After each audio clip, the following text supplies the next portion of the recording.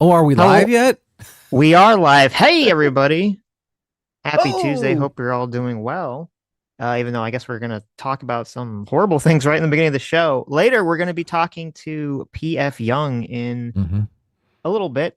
Who doesn't Um, know how to tell time? But that's it was my okay. fault. It was my fault. Okay. There was some time zone mix up, but I should have been more specific. But it's okay. He'll be on in a little bit. So we'll talk about, I guess, the story that everyone's talking about, the current news, the horrible tragedy. Actually, it happened on Sunday because I remember we Hmm. talked about at the end of the show, the horrible tragedy of Rob Reiner was murdered. And we had kind of talked about, we didn't know anything about the facts of the case, whether it was something political, whether it was a crazy person, whatever. And now I believe We know a lot more. yeah, we Yeah. know a lot more. It appears to be that his own son killed both him and his wife, which is obviously a horrific way to go out.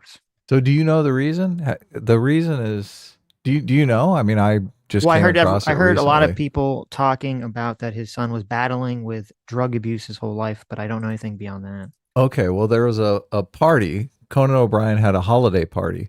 They were all at the holiday party. And I guess they got in a big fight, yelling at each other. The Reiners left, Rob and his wife left, and Nick stayed around. I guess he was going up to people, asking people, "Are you famous?" Which is fucking crazy, right? And everyone is saying he sounded like he was on drugs. And Right. evidently, the fight was over him going into some drug rehab again that he didn't want to go into. Mm-hmm. Yeah, he's been in and out of drug rehabs 18 times in the last 7 Jeez. years. So, Not working very well. Yeah. not working at all. But oh my god, the tragedy. The Mm-hmm. tragedy. Right. Right. Cuz I think Rob Reiner was 77. Mm-hmm. I mean, if he's got good genes, he could live to be 90. So his Yeah. life is completely cut short. He has $500 million. I the he's got two other kids, an oldest, right? And the Mm-hmm. oldest is always the our first child, right? And Right. the last child is, oh, our baby. Mm-hmm. The middle child, it figures, is the drug addict. But Right. yeah, so he's been incarcerated. I think the bail was at $4 million, but has now been removed to nothing. Probably Right. because he's a giant flight risk Mm-hmm. Mm-hmm. since he's been homeless in 3 states. Jeez. Yeah. And in case you didn't know who Rob Reiner is, besides being a famous actor and a famous director, he's directed Spinal Tap, which is a fan favorite, Stand By Me, The Princess Bride, one of the greatest movies ever made. When Harry Met Sally, Misery, A Few Good Men, North, Ghosts of Mississippi. He's like, there was a time period. I know he hasn't really directed anything recently that I think was like good, but that time period in like the late 80s, oh my God, he just had banger after banger. That's crazy. Spinal Tap, Stand By Me, Princess Bride, When Harry Met Sally, and A Few Good Men, like all within the span of 5 years. That's an insane CV right there. He was 78 years old. His wife, I think, was 10 years younger than him. He Hmm. was once married to Penny Marshall, too, who was also a famous director. Laverne of Laverne and Shirley. Hmm. Did you know that? I didn't know that. No. Yeah. Kind of crazy, huh? Hmm. I think I knew it one time, but I didn't remember. From 71 to 81, married to Penny Marshall. Is Penny Hmm. Marshall still around? No. Died in Well. 2018. Hmm.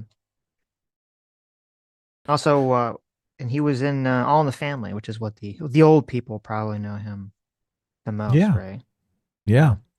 The old timers. I saw that show Yes. a couple times. Yes. Back So, when I was a kid in syndication. right. So Back before we had obviously, all these crazy channels. back when you only had three channels to watch, and That's one of right. them was Archie Bunker. I do remember as a kid flipping like through the 13 channels over and over and over and over again. Wow. Every once in a while doing the UHF channel where you're like, Hmm. it's like a shortwave radio or something Right, where you're right. trying to like, what can I get on here?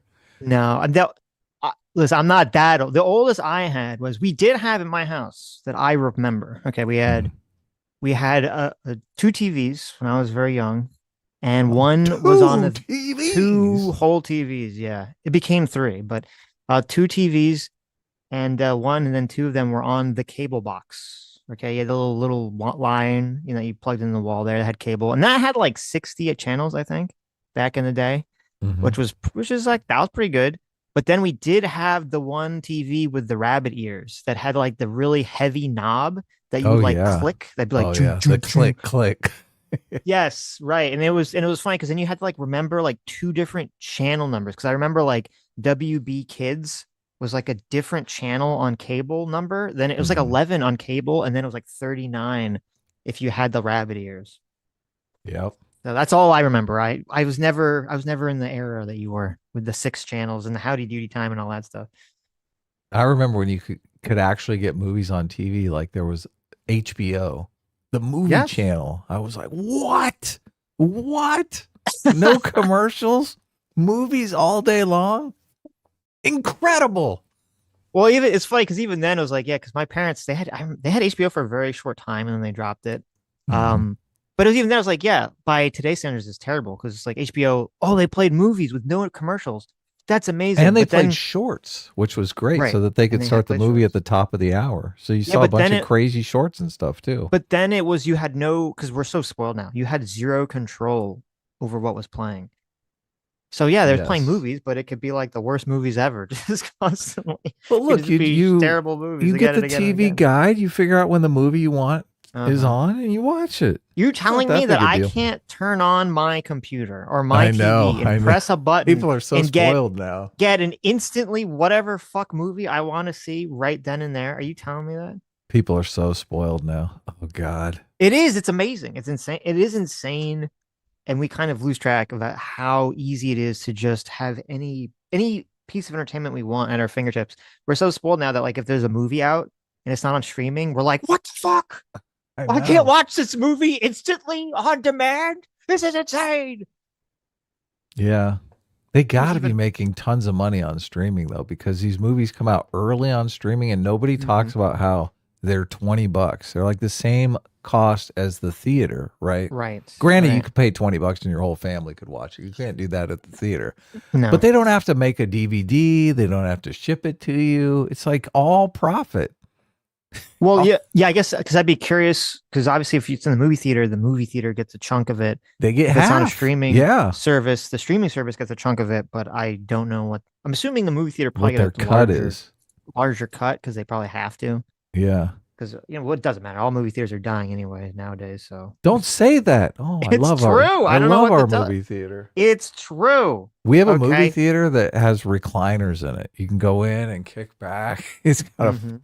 like a massager on the chair. Wow. You have like a little Asian lady that gives happy endings, like when you're Not watching a that, movie. but look, we'll Oh, see how okay. bad it gets around Yeah, here. exactly. They have They to might bring have that people by the in. end of the month. Exactly. The same thing too with like it's interesting. I know we're off some huge tangent, but the same things too with like with music, where it's so crazy because now I Oh, I think of a know. song and I'm like, oh, I can just type it any song into YouTube or Spotify, and I instantly have it available to me. And it's just I Yeah, you don't remember, buy new albums. You put them in your right. playlist. No, but like even back in the day, if there was a song that you had stuck in your head and like you wanted to hear it and you didn't have the physical album, you had to like literally go out and buy the physical album. If you didn't have that, you had to call up a fucking radio station. You'd be like, hey, can you play the song? I've been thinking about it all day. And they'd be like, yeah, buddy, we're coming at you. Oh my! Playing I Benny didn't the do much of that. Jets. But I So it was have like, bought thousands of CDs oh, that are just thousands. Oh my oh God. easily, yeah. I always bought CDs. CDs Hmm. was just a new music. I constantly went through new Did you have music. a So Zune like when they came out? I did. I had a iPod Shuffle for a while, Hmm. but yeah, CDs in the car. Oh, so long Well, ago. anyway, obviously the talking about the nostalgic of everything, which is I see this is unfortunate. You said something to me that I think I didn't think about, but is super important Hmm. or Well, you super should let me say it so everyone will know how intelligent I am. okay, you say it because it has What to did I do with say? nostalgia and thinking of the past. Because because let me just say this before you say this, is that when we think of like Rob Reiner and we think of these things, I think it's better, it's healthier. If this is the mental pathway we go down, we think about the great things he's done. Yes, exactly. The great contribution he's made as an artist. But unfortunately, somebody put themselves in the middle of this situation. And now everybody's talking about someone else, right? Candace Owens? Is that well? Look, Candace Owens is doing it for Charlie Kirk. Obviously, Donald Trump doesn't want to be upstage. She's like, let me get in on this action. Right. Let me see if I can sully someone's legacy. Mm-hmm. So I look, it's super sad because I envision it as there's these two paths, right? Someone I love has passed away. I can talk about how great they were, how much they will be missed. Or I can take the Donald Trump bait and talk about how much I hate Donald Trump. Like, I mean, which way would you like to go, Sitch? Which way do you think is the healthy way for society to go? Well, obviously, You're as far as- Michelle Obama, okay? You've got a choice here. Which path? right. Well, I was saying that's the problem is because, yeah, obviously the better way to do it would be to just be like, yeah, I didn't agree. Listen, I didn't agree with a lot of Rob Reiner's takes politically. Obviously, there was the classic South Park episode making fun of Rob Reiner years ago about that. But he was the director of a lot of fantastic movies, including one of the greatest movies of all time. And when someone dies in some sort of horrifying way, as he did, we think it could be like, okay, let's take a pause here. Let's try to think of him as a human being. It was the same thing when with Charlie Kirk was assassinated, right? Is that we were like, yeah, we need to pause here. We need to cool the temperatures down. Things are getting too crazy. We need to come together as a country, which obviously a lot of people did not do. Some people did, and a lot of people didn't do in that circumstance. Yeah, of course. And we didn't like that when it happened with Charlie Kirk, and now it's kind of the same thing. Yes. Parricide. So political assassination and then parricide. Yes. I mean, he didn't die of natural causes. It'd be one thing if he No. died of natural causes, right? But being Right. murdered by your child, oh my God. Yeah. The pain and the family anguish, right? Because not only is he gone, not only is his wife gone, but the kid is probably going to spend the rest of his life in prison, and he probably should, right? Obviously, Of course. yes, Of he's a course. murderer, an Of course. insane murderer that should be taken off the street so we don't have to deal with him. Yeah. I want to bring up oh, sorry about that. I want to bring up the watch together because Pierce Morgan brought, he kind of was promoting this clip that I had not seen until obviously this all gone, which was Rob Reiner was on Pierce Morgan not very long ago, and he had asked him, it was shortly after Charlie Kirk had been assassinated, and he asked him about it. And I thought Rob Reiner, gave a very good answer about the whole situation. Went much too far without being overtly racist, and that you disagreed with someone who was murdered in horrific circumstances. Well, when you first heard about the murder of Charlie Kirk, what was your immediate gut reaction to it? Well, horror, absolute horror. And I unfortunately saw the video of it, and it's beyond belief what happened to him, and that should never happen to anybody. I don't care what your political beliefs are. That's not acceptable. That's not a solution to solving problems. And I felt like what his wife said at the service, that the memorial they had, was exactly right. The default position in So the he's probably talking about her forgiving the killer. So That is what he's talking about. Yeah, Yeah. I've seen a longer clip of it. But hey, Young, BF Young has entered. Yo, guys. what's up, man? It's cracking. Sorry, usually I tell people I say Eastern time, and then I don't know. I know. Usually I do too. I forgot. I forgot with you. I was like, Takes two to Paul's a fail. smart guy. He understands that all time is East Coast time. There's no other coast besides that. Actually, Mountain Time I think is the ideal time zone, but Oh, that's nobody. That's probably the least used time zone Are you in all Mountain of Time? human Is that what's history. going on? no, I'm Central, Okay. but Mountain Okay. Time is the ideal time zone. No, Okay. terrible. East Coast is What is different? The almost difference absurd between Central sometimes. and Mountain? 1 hour. What do you mean? Is it really? What do you think it is? Oh, is there? So there's 4 time zones across There's the United States? I thought there was Well, in the 3. continental time zone. Okay, Continental interesting. United States. Yes. Yes. Those Yes, are the there are 4 time flyover zones. states. Nobody keeps track. 1, 2 time zones. You That's sound true. like Kyle Kalinske when he was flying over farmland and he was like, "Does anyone know why these are all squares? Well, What is this? There's Look, 4 time zones?" First of all, I'm at the edge of the continent here in Los Angeles, California. Okay, so Uh-huh. it's 11:30 here. You're 3 hours ahead of me, right, Sitch? Yes. So wouldn't that be one time zone in the middle? I'm in one time zone. Then there's another time zone. Then there's another time zone. No. There's an extra time zone in there. Don't even. You're There's 2 digging the time hole zones. deeper. Okay. Okay, don't worry about it. 'Cause you- Okay. yeah, don't worry about it. But anyway, and I guess but we were in the middle of talking about the whole Rob Ryan situation, and then obviously, Donald Trump came out with this tweet, which I will read. He says, "A very sad thing happened last night." Oh, you're not wanting to read it? Don't read the tweet. Okay, I won't Why read you the tweet. I won't read the tweet. Adam doesn't want me to read the tweet. I mean, look, if you want to read the tweet, you can. Well, I don't- Look, it's- it's I don't know sick. who- It's totally incendiary. It's like, oh my God. I was only going to read it because I don't know. There are, we assume like, oh, everyone's seen the tweet, but then that's not the case. A lot of people, they don't. see the Okay, tweet, read the tweet. right? They don't. So they need to know the context of the story. So Donald Trump tweeted out in response to this. He says, "A very sad thing happened last night in Hollywood. Rob Reiner, a tortured and struggling but once very talented movie director and comedy star, has passed away together with his wife, Michelle." Well, look, there you go. And that's all he said. And everyone said that was a Hey, nice jump statement. to the end. Jump And to then- the rest in peace. And then he said, yes, rest in peace. And then there was no problem. No, obviously he continued saying reportedly.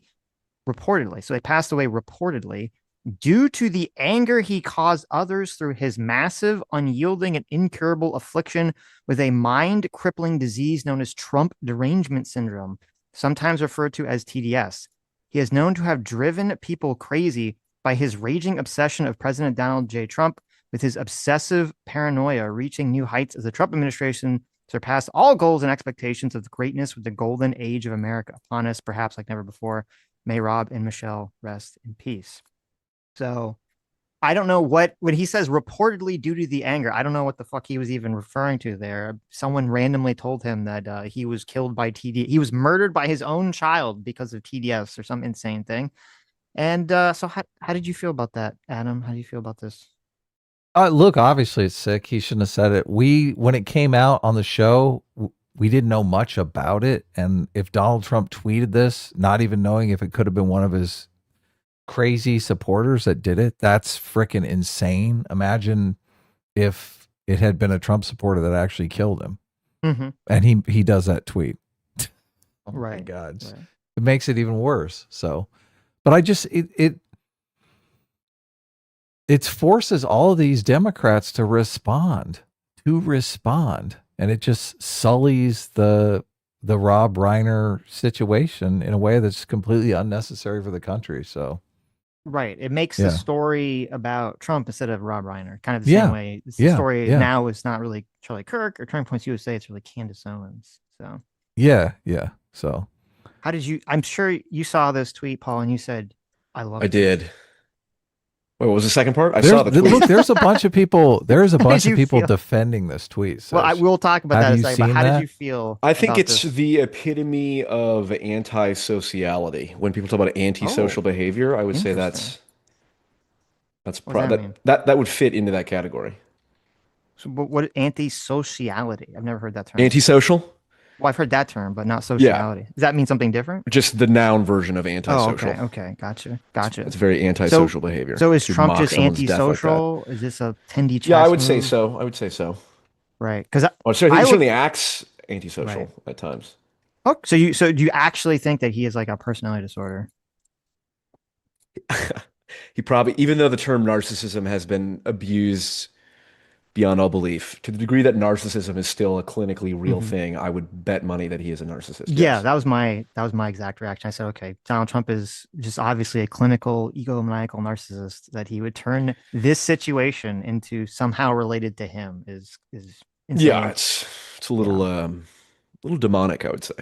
Yeah, well, I think Trump is, strong if I had to guess, I would say Trump is going to hell, but I don't know. Only God knows. which is weird because he said he didn't want to go to hell. He was trying to avoid that, and then he's kind of doing the opposite, huh? So St. Peter will judge. that's true. So there's kind of another bizarre social thing that happened in response to this, which was that, and I listen, I hate to be so cynical, but this is the environment that we live in. Okay. So right after this happened, there was almost every, I think, internet right-wing pundit, except for Styx, who was cheering this on for some reason or laughing about it. But almost every other internet right-wing pundit was saying, this is horrible. This is a horrible tragedy. This is a horrible thing that happened to Rob Reiner. And this is what separates us from the left. You know, they cheered when Charlie Kirk died, but we're going to say that we're better than that. We're better than them. Who We're going would to take make the that? high road. Who would And make that assertion? What dumbass made that assertion? Like every single right-wing pundit, every single one of them. I mean, I saw this coming from a mile from a Yes. mile away. This is so obvious. Yes. No But- one's going to take the fucking high road here. What are you kidding me? Now they Well- have Charlie Kirk as an excuse not to take the high road. Well, hold on. I will say I was pleasantly surprised at first to see that basically almost every person I saw did take the high road. And Yeah. they kind of were they're trying to create like a narrative to say like, okay, we're all jumping on board this. This is the narrative. We're all going to take the 15 high minutes road. later. Right. Now, whether you think that this is because they actually feel that way or because it's a more cynical, like they're just doing it for, you know, the politics of the situation is different. But one of the most interesting ones is Jack Posobiec said, and he was one of the first people to comment this, he said, you won't see people on the right celebrating the horrific murder of Rob Reiner's wife. Compare that to the less reaction of Charlie Kirk. Okay. So that's The what, dumbest tweet he's ever made. right. And Jack so that- Posobiec is Benny Johnson level dumb. yeah. Well, is he? I feel like he's just Candace Owens. I think he's male. Candace Owens is not dumb. Candace Owens is schizophrenic. I don't Okay, think. these are- I these don't are know if Jack important Posobiec- You think Jack differences. Posobiec We've been sounds- arguing over that for days now. No, That's true. Benny Johnson is dumb. I agree with Posobiec, that. I agree with that. Yeah. he's capable of getting to Benny Johnson levels of dumb, Mm-hmm. but he's just clearly, I don't know. He's a He's one-dimensional he's pandering. propagandist He's a hack. ideologue. Yeah. Yeah. Because the second that Trump, so that was Jack Posobiec's first response, and then the second Trump comes out with his tweet, Jack Posobiec immediately does a 180, and he says, "The left wants us all dead. We aren't going back to Yeah. the Paul Ryan." Isn't it apology Posobiec? first Jack utopia." Posobiec? Not only does he say there will not be any celebrating whatsoever, it's Donald Trump who's celebrating immediately. Yes. Right. And he posted multiple posts about how it's okay because the left wants to murder you. He posted multiple tweets about how dare you, you're so lame and cringe for complaining about Trump doing a mean tweet. He's the one who literally was making the comment. You're not gonna see them celebrating it. Then when someone celebrates it, he's like, well, you guys are so cringe and gay for caring. But this Grifters. is the political environment that we're in at the moment. We're surrounded by grifters. Yes. There's only one true, reliable political commentator left. Oh no, here it comes. Who's His that? Get name- ready. Cringe alert. Cringe alert. Woo! His name is Dean Withers, There you go. Oh my goodness. and he's the voice of a generation. Really? No, Okay. I'm not Not a at big all. Dean Withers fan. I thought you were gonna I like this Have some song. more Lean on centrist. me. Can you turn your mic down just a tad? Paul. You don't have that capacity on your end? Paul F. No. Hello, So- testing 1 2 3, testing 1 2 3. Yeah, that seems That's good. better. Nice. Okay. I didn't want I- to talk about, I did want to ask Paul about a bunch of videos he made, which I thought were fantastic. Yeah, I see the Mhm. title of the stream is Confronting PF Jung about his radical fucking Hey, look. I'm the whatever it is. I'm the Who are you clickbait fucking? master. Who are you fucking radically? That's the real question. Listen. Don't bring up Nathan J. Robinson on this stream. That's a separate Oh, thing. okay. Okay. A lot But, of people in chat were saying that you've gone crazy. You've gone off the deep end. So I want to know what Really? that's about. Listen, Yeah. A lot of Listen. people, I think, are accusing Paul of being woke right. Sitch, you don't know this narrative? James Lindsay accused me of being woke right. Oh wow. He Okay. multiple times. He's quote tweeted me multiple times. Mhm. He quote tweeted the thumbnail and title of my video called "Why Being Logically Consistent is Gay and Irrelevant." Paul he did start said- the Ian Carroll fan club, Sitch. Did you know that? I Did didn't I? know that. Is this true? No, How did I start made the that Ian up. Carroll fan club? Yeah. So why do people think you're woke right? Are you a Nazi now? What's happening? Why do people think I'm woke right? Well, let's see. There's many ways to approach this. Some people are ignorant, and some people are pure ideologues, Mhm. and some people are closely, what would you say, closely associated with the powers that be that would gain an advantage of accusing certain people of being woke right when they're not. Is now in the videos that I saw the last couple, I didn't watch your last video, but I watched your previous two videos, and you did Which the previous two? the autism versus schizophrenia and the collapse of the secular religion video. Yes, the post-war consensus. Yes. And I don't remember, Let's it was talk about one that. of those videos that you did the thing that Adam hates. You publicly apologized. Oh okay? my God. Well, You was there public- music in the video? Oh, Did no, he no, have no, background music? There No, was no, no no, no, music no, no. in I the video. publicly, okay, no, I well. publicly apologized for giving the impression that I was normalizing political schizophrenia, which I is thought you publicly vibes-based analysis. apologized for making that idea popular. To the degree that I had any effect on Okay. that. I was gonna say, I know. I was just teasing you. You know, like, so you don't need to apologize for that. Yeah, exactly. So, obviously, this is basic Ian McGilchrist 101. Vibes and intuition are deeply relevant to our ability to understand the world. That was the point I was getting at. Mhm. And I was trying to, push back against the weapons grade autism that was being enriched in the Destiny sphere, Andrew Wilson sphere, places that are highly hyperlogical, hyperpropositional. And my goal was, hey guys, let me use some logic and proposition, logical syllogisms to explain to you that you're actually logic alone is not enough. You need to contextualize things with vibes and intuition. Mhm. The problem is you can go too far and then say, oh, well, all you need is vibes and intuition. And as a dark centrist, balance being the highest value, I would never say that vibes are more important than logic or vice versa. Mhm. They need to be brought into balance. But I did give the impression that vibes is all you need. And for that, I apologize. Sitch is always simping for vibes. I'm always simping for logic and that makes Adam the autist and Sitch the schizo. The schizo. Yeah. First of all, this isn't true. Okay, I'm definitely far more autistic, and Adam's definitely more schizo. Sitch thinks everyone votes Okay. based on vibes. I think people vote based on policy. No, but see, this is why we're the reverse. I am definitely more autistic. You're definitely more vibesy person. But then I view that most other people are vibesy, and you view most other people are autistic. I only use intuition in cases where you literally cannot discern the facts, because we're talking about someone's mind. So I'm basically going off my intuition on whether or not someone's a liar. But I don't use my intuition. I don't use my intuition in cases like whether or not a policy is going to be good for the country. I mean, that'd be stupid. Someone in chat says PF Young caught the Nick Fuentes is cool because he gives engagement disease. That's I think that's synthesizing the accusation. Listen, let me tell you something. When you talk about relevant, ongoing political issues, and your audience is largely made up of people who are interested in relevant, ongoing political issues, it may behoove you to every once in a while discuss ongoing, relevant. Have you made like 25 issues. Nick Fuentes videos now? Is that the? Have I? I don't know. I've only seen 2. Oh, okay. I'm sorry, 3. I see 3 videos.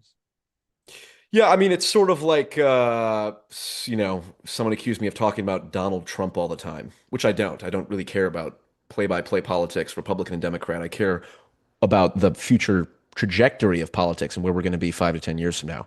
And Nick Fuentes is so obviously at the center of that entire discussion. Mm-hmm. And so it would seem relevant to analyze him. And, it's is he or is he just a fad? No, I think...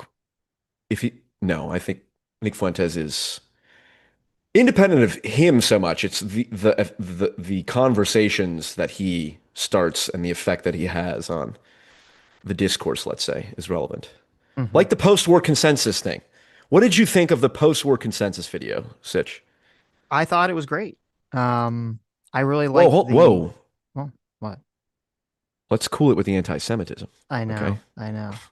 Well, no, I thought the concept of the signal creep is very Well, give us an important. overview for those of us who haven't watched the video. Yeah. The Tell us. idea is, and you'll appreciate this as pre-Daily Wire Jordan Peterson fans, maps of meaning adherence. Mhm. I hated that book, That by the way. that did you were I thought a couple years ago you were the Jordan Peterson Defense Force. What happened? But Maps of Meaning was always a disaster. That book is a total disaster. What inspired you to be the Jordan Peterson Defense Force then? Well, Because obviously he crushed feminists. Yes. he that was the much main more. allure? Oh Yes. my God. Yeah, he was much more articulate in his lectures than he ever was in the Maps. Oh, of sure, Meaning I agree book. with the that. Maps of Yeah, yeah. Meaning book was really a disaster as far as trying to articulate an idea. So, and look, his other books are great; they're very poetic. But as far as No, disseminating he's a much more ideas, compelling I speaker think than he is yeah. writer. I agree. Even his videos where you can tell So you he's reading look, from you a agree script. with me. Well, it's not a disaster because you don't respond to that particular form of communication. I would agree with you. He's not nearly as compelling a writer as he's a speaker, but it's the same ideas outlined in the book and the lectures. But I my think point in is, his whatever. in his other books, though, he is a good writer in the same way that Sure.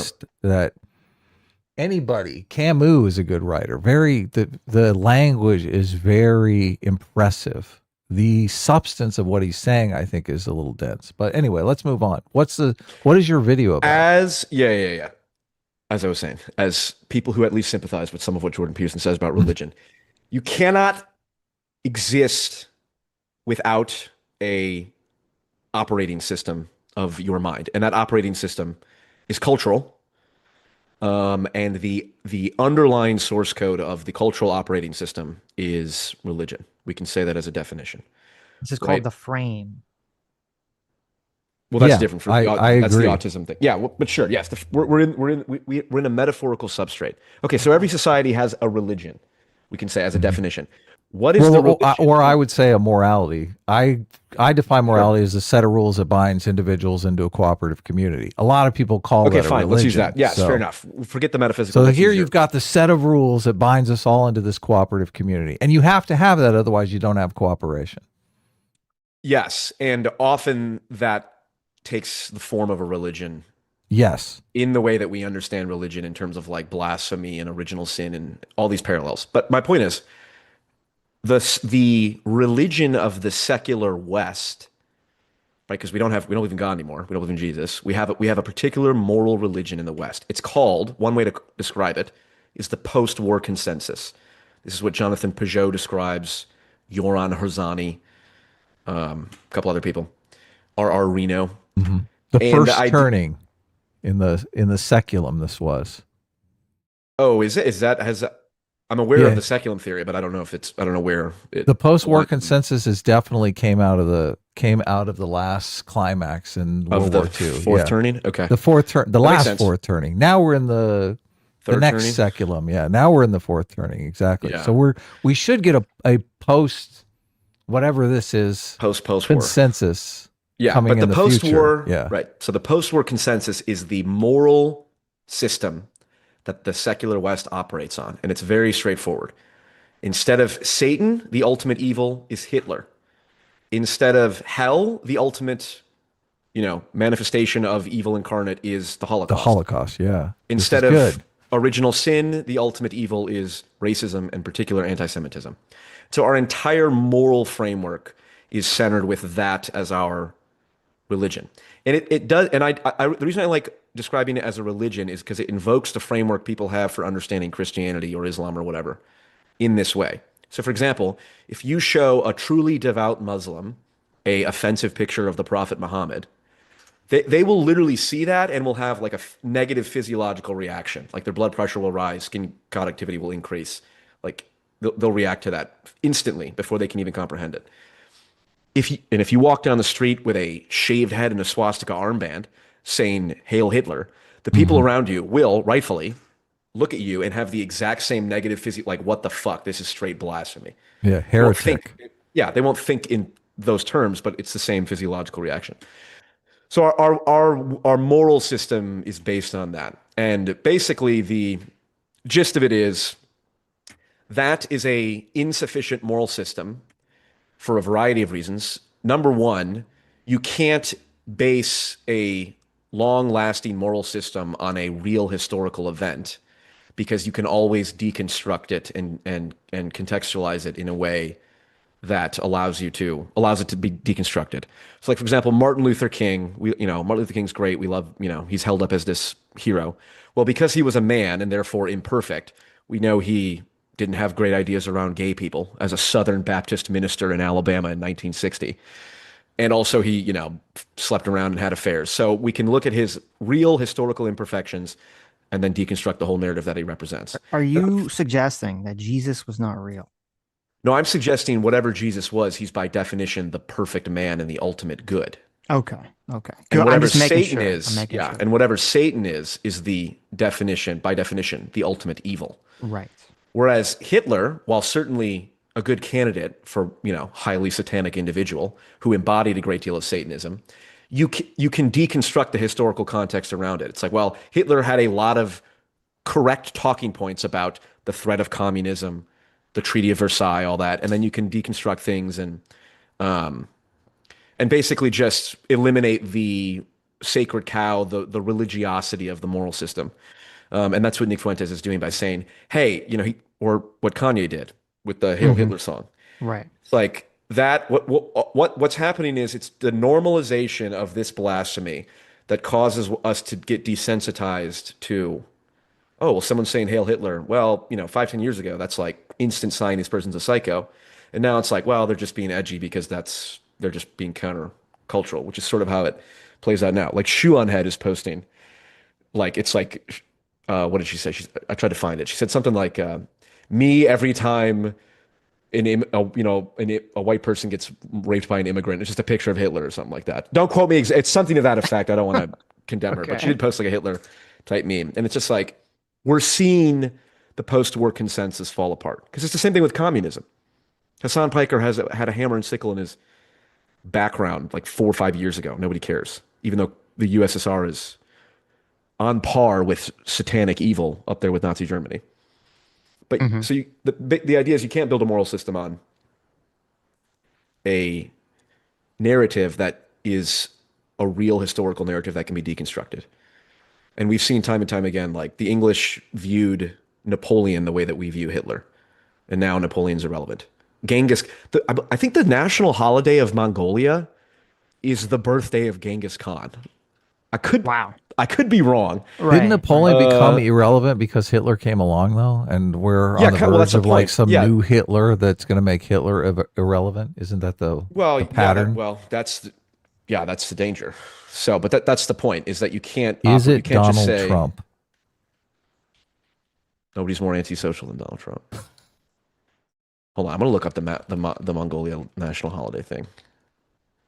But anyway, that more or less covers the post-war consensus. But then the other side of it, yes, Mongolia has a Sitch's national video sounds terrible. What do you like about this video? Mongolia has hold on. Mongolia has a national holiday. Sounds very Genghis Khan. meandering and disjointed. Very well put together. No, it's very autistic. Great PowerPoint diagrams. Called National Pride Day, and it's days to honor Genghis Khan's legacy as the founder of the Mongol Empire. The man who raped and murdered more people than any human being ever. Right. And we celebrate just because there's enough time in between. And that's why, like, when Nick was talking to Piers Morgan and made the joke of like, why too soon? It's like that resonates with, the Gen Z people who are like, yeah, there's an ongoing genocide and ethnic cleansing by Israel, and we have to care more about one that happened 100 years ago. And we're told that. Is Netanyahu going to be the new Hitler? Netanyahu, that would be ironic. That would definitely. History is very ironic. Yeah. Thank you, No one Morpheus. cares about Mongolia's national holiday because Mongolia as a country is like irrelevant. No one cares. Yeah, it's completely irrelevant. Classic like, white supremacy. Sitch. Yes, Love it. they're like, If listen, if Mongolia was some powerful country, I think people would be like, "Oh, these fucking bastards are celebrating this horrible person." They're like, "Eh, whatever. They live in like shacks or Sure. something, don't they? Like, who cares? They can relive the glory days I when don't they know. were horrible rapists. I don't Okay, know much that's about fine. Ulaanbaatar. Yes. But yeah, so that's a post-war consensus idea. And it's clearly fallen apart. And as Nietzsche once remarked, with the death of God, a great deal of violence will emerge, right? Hmm. In the aftermath. Well, in the death of our current post-war, our current religion, there's going to be a great deal of chaos. And so it behooves us to return to a pro-social true religion like Well, that of explain mainline Presbyterian Christianity. explain that because in that I think it was that video, right? You talked about signal creep. Signal creep, Yes. yes. And what is that? Signal creep is when whatever your standard of evil is, your standard of immorality. So Hmm. in our secular West, it's Nazi Germany and Hitler. Since that's the standard of evil, anytime what happens is it naturally grows conceptually of what that includes. So, for example, nationalism, or like we start with anti-Semitism, like criticism of Judaism. So, for example, if you say Christianity is a parasitic mind virus, which many atheists do all the time, no one bats an eye. You say Judaism is a parasitic mind virus, that obviously evokes okay, what the fuck are you, a Nazi? Right. Because that's literally what the Germans were saying. Okay, so and that's fair. Like, okay, yeah, we should probably not call religions parasitic mind viruses. So that's bad because it's close to Nazism. But then you have like nationalism. I believe in a cohesive national identity. Okay, well, you can separate that from Nazi Germany, but that was an essential part of Nazi philosophy. Hmm. So people can very easily say, "Oh, nationalism, that's fascist, that's Nazi." Okay, then you can go a step further. Family values. Family values were very important to the Nazi Germans, or to Nazi Germany, and they had all kinds Hmm. of social programs. So if you're for family values, now that's fascist. And then ultimately you get to the extreme examples like working out. Why are there all these articles that say is working out right wing? Hassan Piker's uh, a fascist, because he works out or whatever. Not Hassan Piker, but Right. other people are fascist for working out Yeah. because would you look at that? Central to Nazi ideology was the idea of like the Ubermensch and personal strength and all that. And so signal creep is the progressive expansion of everything that could be related to Nazism as evil. That's why Charlie Kirk is called a neo-Nazi Right. because Yeah, and he, you know, I think the signal creep idea is very important for to enter the lexicon in this fashion because you have this idea. It's like, okay, so Nazis bad, and then obviously, therefore anti-Semitism, racism bad. You have this, one step away from Nazism is this thing. And then as it progresses into the more and more further away things that you're talking about, like working out or family values, we've all seen that, whenever someone posts a picture of like a white family, there's all these people that are like, oh, this is giving Nazi vibes or some, insane yeah, take because like, oh, you exactly. can't have a fucking white family that looks happy without being Nazi is or there's some video, I always forget her name. There's some crazy blonde woke lady who made a whole video about how beauty standards are fascist and kind of invoking Yeah, all this stuff about like exactly. working out and all this other stuff.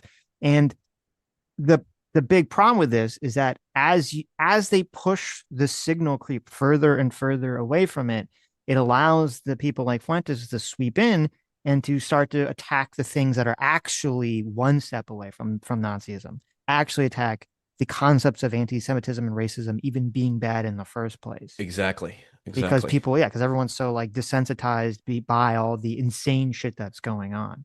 Yep. And you see the same thing happening within a different sect of the post-war consensus, which is instead of Nazism being the ultimate evil, it's communism, which is like Right. the boomer conservative mentality. Well, first it's Marxism at all. If you agree with any of Marx's critiques of capitalism, well, that makes you a communist. But then it goes all the way to any sort of state regulation is communism. If you've ever seen the videos from like 1970 when drunk driving laws got implemented, Hmm. and there's a woman saying like, first you got to wear a seatbelt in the car. You can't drink when you want to. Pretty soon we're going to be a communist country. It's like, Right. Right. again, that's just signal creep with a different standard of evil. And, Yeah. it happens in Christianity too. Hmm. But the difference is Christianity being a meme complex that has stood the test of time has proven itself to be adaptive enough to where the things that it describes as fundamentally evil are a better anchor than anything that we can come up with, any narrative that we can construct in the present. Mm-hmm. Right? So like hedonism or whatever, whatever the canonical sins are in Christianity, it's like we know those are the fundamental evils. Mm-hmm. And of course, like anti-Semitism falls into the category of like not loving your neighbor as yourself, or like not abiding by the parable of the Good Samaritan and all that. Mm-hmm. But the idea that it's like, well, again, it's like, the meme that Candace Owens put forward. Actually, that's a terrible idea. I didn't mention Candace Owens. Okay. The bad thing about Hitler was not that he believed in a cohesive national identity. The bad thing about Hitler was the, mass extermination of Jewish people, right? Which still falls under Christian morality, but Christian morality doesn't say that much about nationalism or family or, working out or anything like that. Well, I'll So come back. return to God. That's what we need. Okay. So I want to come back to the Christianity being the answer here for a second. But first I want to go back I think going back to the signal creep thing, and with like the communist stuff. And this is something that's important. It's something, I've been saying for years, and I think people on the right kind of ignored the same way people on the left ignored about the racist stuff. Is like, yeah, when you had people who grew up in a time period where the Republicans were saying Obamacare was socialism. Yep. And they were going to have death panels and all this other stuff. And then you get, which is obviously retarded. Obamacare was literally a Republican conservative think tank plan. And then you get Richard Wolff, the guy, the big communist guy, who decides to actually use this to his advantage. And he actually adopts the argument that the Republicans had been making for the last 40, 50 years about saying, well, communism or socialism is just when the government does things for you. Because people are like, oh, well, I like when the government does things for me, so I guess I'm a socialist now. And it's just this, and you're right, it's the exact same way that sort of this has allowed Fuentes to come in and sort of destroy a lot of the negative or the blasphemy, I should say, that's associated with Nazism. It's allowed Hassan and all these other people to destroy the blasphemy associated with communism and kind of sucker people down these pathways. And I think the reason that this happens, because I've heard a lot of people, they put out these sort of arguments about how there was all these thought leaders and philosophers and ideologues who made this decision back after World War II. A lot of them were Jews, and they'd say like, oh, we need to prevent this from ever happening again. So we're going to do some sort of very conscious effort to destroy, nationalism and destroy all these things that we think could lead to Hitler again, blah, blah, blah, blah, blah. I don't buy any of that really being the main culprit here, because obviously it's been 60, 70 years. That's kind of a very long time span for any of these things to come into fruition. I think what's really happening is it's just people are fed up with society not working for them, whether it be economic or whether it be psychological or emotional or cultural. And as liberalism fails, as our current society fails in people's minds, of course they're going to be looking and turning to alternatives. And you're always going to be having these crazy extremists that are always pulling things in this direction. And before you even get there, I guess going back to the signal creep idea for a second, because I've kind of lost my train of thought, is that the problem is people always push the signal creep in that direction in order to attack the other side. So like the left was using signal creep intentionally to attack the right and say more and more ideas that you want to push are not acceptable in our current society. You can't be in favor of closing the borders or limiting immigration because that makes you racist. That's the left pushing the signal creep. Or posting a picture of a white family. Right. Which is just insanely pushing. Exactly. Like they're doing this intentionally just to promote whatever just because they want political power. Yes, because as the signal expands, you lose out on what the signal was originally intended for. Right, and that's the flip side. That's why that's what Nick Fuentes is doing to do this. Right, is that as the left pushes the signal for their own nefarious purposes for political power, they're actually weakening their own weapon. And then the right did the exact same thing with communism for the last couple of years. So right, yeah, and that's why I'm worried about What happens if Nick Fuentes goes full antisocial? Do And you unlike many of the fools on the woke right, which would include James Lindsay and Douglas Murray, I'm actually doing, I think, a more effective job at actually dealing with this rise than they are, because no one who would be susceptible to listening to Nick Fuentes cares at all what James Lindsay or Douglas Murray has to say, and rightfully well, so. is the issue that you have to convince the groypers not to gripe anymore, or is the issue that you have to convince the mainstream to throw these people out? Good No, question. that's a great way to put it. The way I see it is like with Nick Fuentes, or just like you say, like you said, the rise of anti-Semitism in general. There's this is the metaphor. It's like there's a meteor of negative psychological energy headed towards the Earth. Okay, it's a mimetic meteor, and it's filled with anti-Semitism, and it's filled with anti-Semitism. It's also filled with valid criticism of Israel. It's one giant emotional ball of destruction heading towards the Earth, and if it hits us, we're fucked. Society goes off the rails. Okay, there's two ways to Mhm. deal with it. You can either nuke it, or you can put boosters on it and nudge it off course. Different issues are different sized meteors. So, for example, there might be some little mimetic movement of people trying to normalize relations between adults and children. Like in NAMBLA, you know what NAMBLA was from like the 80s or something? Yeah. Yeah, yeah. So, like, there's always been that creepy little mimetic movement designed to do that. Okay, that's something that you can just straight up nuke. You go, actually, how about this? Anyone who even discusses the idea of men and or adults and children having relations, we're just going to say, fuck you, you're marginalized, go to hell, you're a creep, and that's all we're going to do. I think that's an effective strategy to nuke that. The anti-Semitic meteor, or the whatever you want to call it, the anti-post-war consensus meteor, because it's largely and very much lumped in with valid criticism of Israel, it's much larger, and you can't just nuke it. You have to nudge it. And so with Nick Fuentes, people are like, "Oh, well, we need to nuke it. We need to call this Jew hatred and hateful and nonsense and all that." And it's like that will do nothing. You're just trying to destroy it head on. That's not going to do it. You have to nudge it, and the way you nudge it is by acknowledging the valid, true points that are contained within it, like valid criticism of Israel, valid criticism of the relationship between Judaism and Israel, and American Jews' relationship to Israel, some American Jews' relationship to Israel. It's like you have to acknowledge those, and if you don't, you're basically just operating in a framework of lies in an attempt to nuke it and use force and shame, and that's not going to work. Right. So I understand. I think I've heard this a lot. And I think this is sort of the way a lot of people have been making the arguments for Fuentes, against the Pierce Morgan-esque attacks and all these other things. Um, and I think part of it is that I think you do need to do kind of like a dual approach, because the Pierce Morgan stuff and all that, and, the James Lindsay stuff and all the stuff that's just kind of like to say like, hey, look, he's a big fucking racist.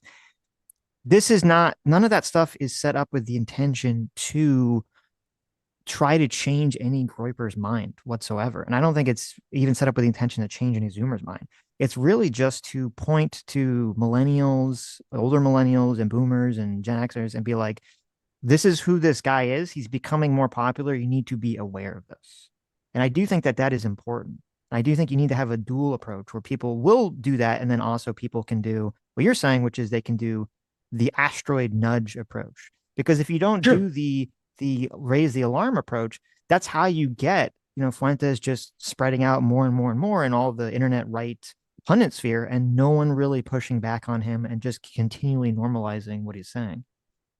I agree. I don't think Tucker Carlson or Piers Morgan did a good job interviewing him.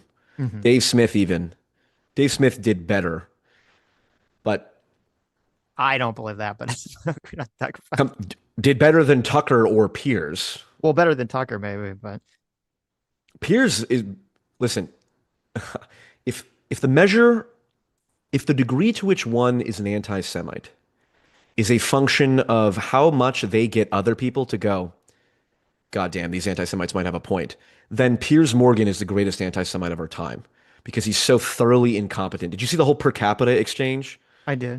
That's okay, it's like I don't need to explain why that made Piers look so utterly incompetent that it made Nick Fuentes look good Oh yeah, simply by default. right. I agree that that was obviously Pierce's worst part of the conversation. There's a lot of other parts that I don't think he was very persuasive in, but we're looking at this from our terminally online autistic perspective. And I don't, as I said, I don't think that was for us. It wasn't for us. It was for the boomers. It was for the people that don't really know what the fuck's going on. And they look at this and they say, oh, like I've heard, I heard this controversy. This kid was interviewed by Tucker. I mean, it was crazy. I talked to my girlfriend's mother about this, and she didn't know anything about Nick Fuentes, and she was some big Tucker fan. She sees him on Tucker, and she's like, "Oh, he seems like some nice guy." And I'm like, "No, he's not a fucking nice guy. He's crazy." And then she goes Yeah. and she sees like more clips, and she sees the Pierce Morgan stuff, and she's like, "Oh my god, he's like totally like horribly racist." So, Yep. like, yeah, I agree. To us, Pierce Morgan completely not great, but I think to the boomers, which is important, I think they look at that and they said it was, "Oh my god, this is crazy." Yeah, the problem is in either case, you're giving the audience false information. So in Tucker's case, you're making it seem like Nick Fuentes has not said as demented things as he has said in the past. So it gives a false impression. With Right. Piers Morgan, you make it seem like Nick Fuentes, or the attempt is, well, Nick Fuentes is just a deranged, iconoclast or whatever. And the only reason people like him is because he's provocative and all that. And it's Oh, like, that's interesting. that's not the I case though. Like he is mhm. riding a wave of somewhat Right. valid sentiment. I I don't think that wasn't my impression at least because in the Piers Morgan interview the first thing he plays is he plays the Coleman Hughes Club. And it seemed like his motivation, the theme of the interview was supposed to be you say one thing on my show and in other shows, then you say another thing on your show. Not necessarily to say like, well, you don't have any good criticisms about society. It was just to show, it was just to point out like you are being two-faced in the way that you talk about what you believe. Yeah, the problem with that whole two-faced, I agree. There's two versions of Nick Fuentes, but I don't think the proper dichotomy is um like podcast Nick versus Rumble Nick, which is what Mm-hmm. Coleman Hughes was saying. Although I understand that. I think the proper dichotomy is um the Nick that actually wants material political outcomes, and then the shock jock ironic Nick. And that's different because like Nick will sincere like for example, I did a video and I shared a clip where Nick was saying like I'll work with the left. 100% I'll work with the shutdown the track APAC people and we can compromise with the nationalist Republicans and progressive Democrats working together to get the Epstein files released, working together to decouple from Israel. That would create a populist part, and he just and the way I mean, to me, it was clear he was honestly saying that he wasn't being meta ironic, which Piers Morgan's incapable of detecting. But so it's like, okay, well, which is it, Nick? Are you the person who wants to actually achieve material political outcomes by unifying with the left? And he said, like, we need to give up the abuse and cruelty. Or are you the person whose goal is to simply say fuck you to the establishment? Hitler was cool, and I don't actually care about unifying with the left. To me, those are the two contradicting perspectives Mm-hmm. of Nick Fuentes. Well, And mm-hmm. I prefer, and I think it would actually be positive if the incentives were set up for him to move more in that direction of like, look, I actually, I was a fucking 19-year-old kid. I was surrounded by a bunch of degenerates, and we were fucking around, and he said himself like, I have no incentive to ever apologize because they'll never let up, which that's true. Some people will never, no matter what Nick Fuentes says or apologize, he will always be the enemy no matter what. So in some sense, he's correct that don't apologize to your enemy; they'll just take advantage of it. But what he's missing is that, well, there's a lot of people who would be interested in like, I am interested in decoupling the U.S. and Israel. I'm interested in getting the Epstein files released. I am interested in a populist, conservative, progressive alliance to advance a lot of economic policies, like around AI and immigration and stuff. But I'm not going to do it if you're going to sit here and say Hitler was cool and mock the Holocaust and all that. So he's refusing to, you know, Mm-hmm. um, he has someone said in a stream, he has ex-girlfriend politics. Okay, which is basically just he is personal driven. Like he wasn't talking to Piers Morgan with the intention of reaching anyone. He was talking to Piers Morgan as this is my enemy, and I'm going to act in a way that fights back against my enemy, rather So than, well, how can I mhm. speak in a way that actually achieves, like, for example, a unifying outcome? On the duality question, sort of the shock jock versus political activism. Um, I mean, he and a lot of other people are in this like weird situation that if you gain popularity, you create your movement by being racist or by saying racist things. And then you're like, okay, well, I need to become more mainstream now. This is what's going to be very difficult because, yeah, sure, you can start tempering what you're saying, but then you're going to start losing your source of power, your diehard fans. And Correct. so But you do have to kind but of you do gain new this. power in the process. Well, maybe, right? It's kind of, it's kind of a little dangerous. And now maybe Nick is the person who is sort of non-emotional enough or Machiavellian enough that he's like hyper consciously aware of this and is doing all this sort of A/B testing to try to figure out like, okay, can I become more tame in what I'm saying to suck in, more moderate people, and it's okay that I lose the extremists, like, or I think more likely is that most people are not that Machiavellian. It's just they're kind of a combination of various emotions and desires, and Yeah. these things just kind of come out at various times depending on how they feel He's at following that the time. incentives. He's following the audience incentives. And look, Sure, it's like sure. everyone understands the idea that, like, you have an outsider politician who comes in with all these ideals. They go to Washington, they realize how it is, and they convince themselves to change their, like, well, I do need to work with the establishment, actually. There are valid reasons that things are the way they are, da da da da. And then everyone says, fuck you, you're a traitor. But in the process, that person gains actual material political power. And they do honestly convince themselves that maybe they were a little bit ignorant on the outside. Well, yeah, but I I think think the that I same think thing's happening with, that's I think it's possible, and I would hope, even though I'm perfectly willing I'm open to the possibility that he's actually a mhm. sociopath, sure, but I believe it's possible and perhaps likely that that's what is happening with Nick Fuentes, where he's like, damn, I actually have a huge platform now. Maybe the whole, you know, all the most horrible stuff I said when I was 19 was actually horrible. And now I'm in a Mhm. position to actually get the more important things that I want done, like decoupling the US-Israel relationship. Right. So I'm going to actually change my mind on, like, all the anti-Semitism. Now, of course, that could Um, all be a ruse, and he's a sociopath and Machiavellian, and I would be a fool to pretend that that's not the case or possible. so well, I mean, there's a lot.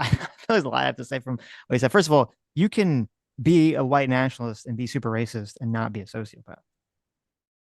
So I don't think you should Yeah, but you trap can't be as yourselves intelligent, conceptually. charismatic, and consciously aware of what you're doing as a political actor in the way that Nick is without, Do you think if only he's high, if sociopaths he's, can be sorry, go like ahead. that, to be charismatic to that way? No, I think if, like, I mean, we'd have to look at specific clips, but like Coleman Hughes' whole thing was you have Rumble Nick and Podcast Nick. Hmm. And his assumption was like Rumble Nick is the sincere Nick.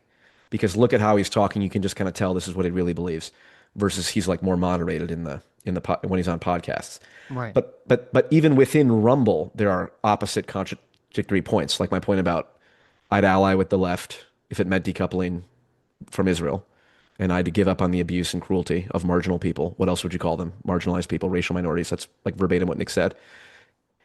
So that's also part of Rumble Nick, and yet it's contradictory within the two. It's not really So though. If if Nick if is his saying we if his need to belief give up some of system, the abuse and cruelty on the right, mhm.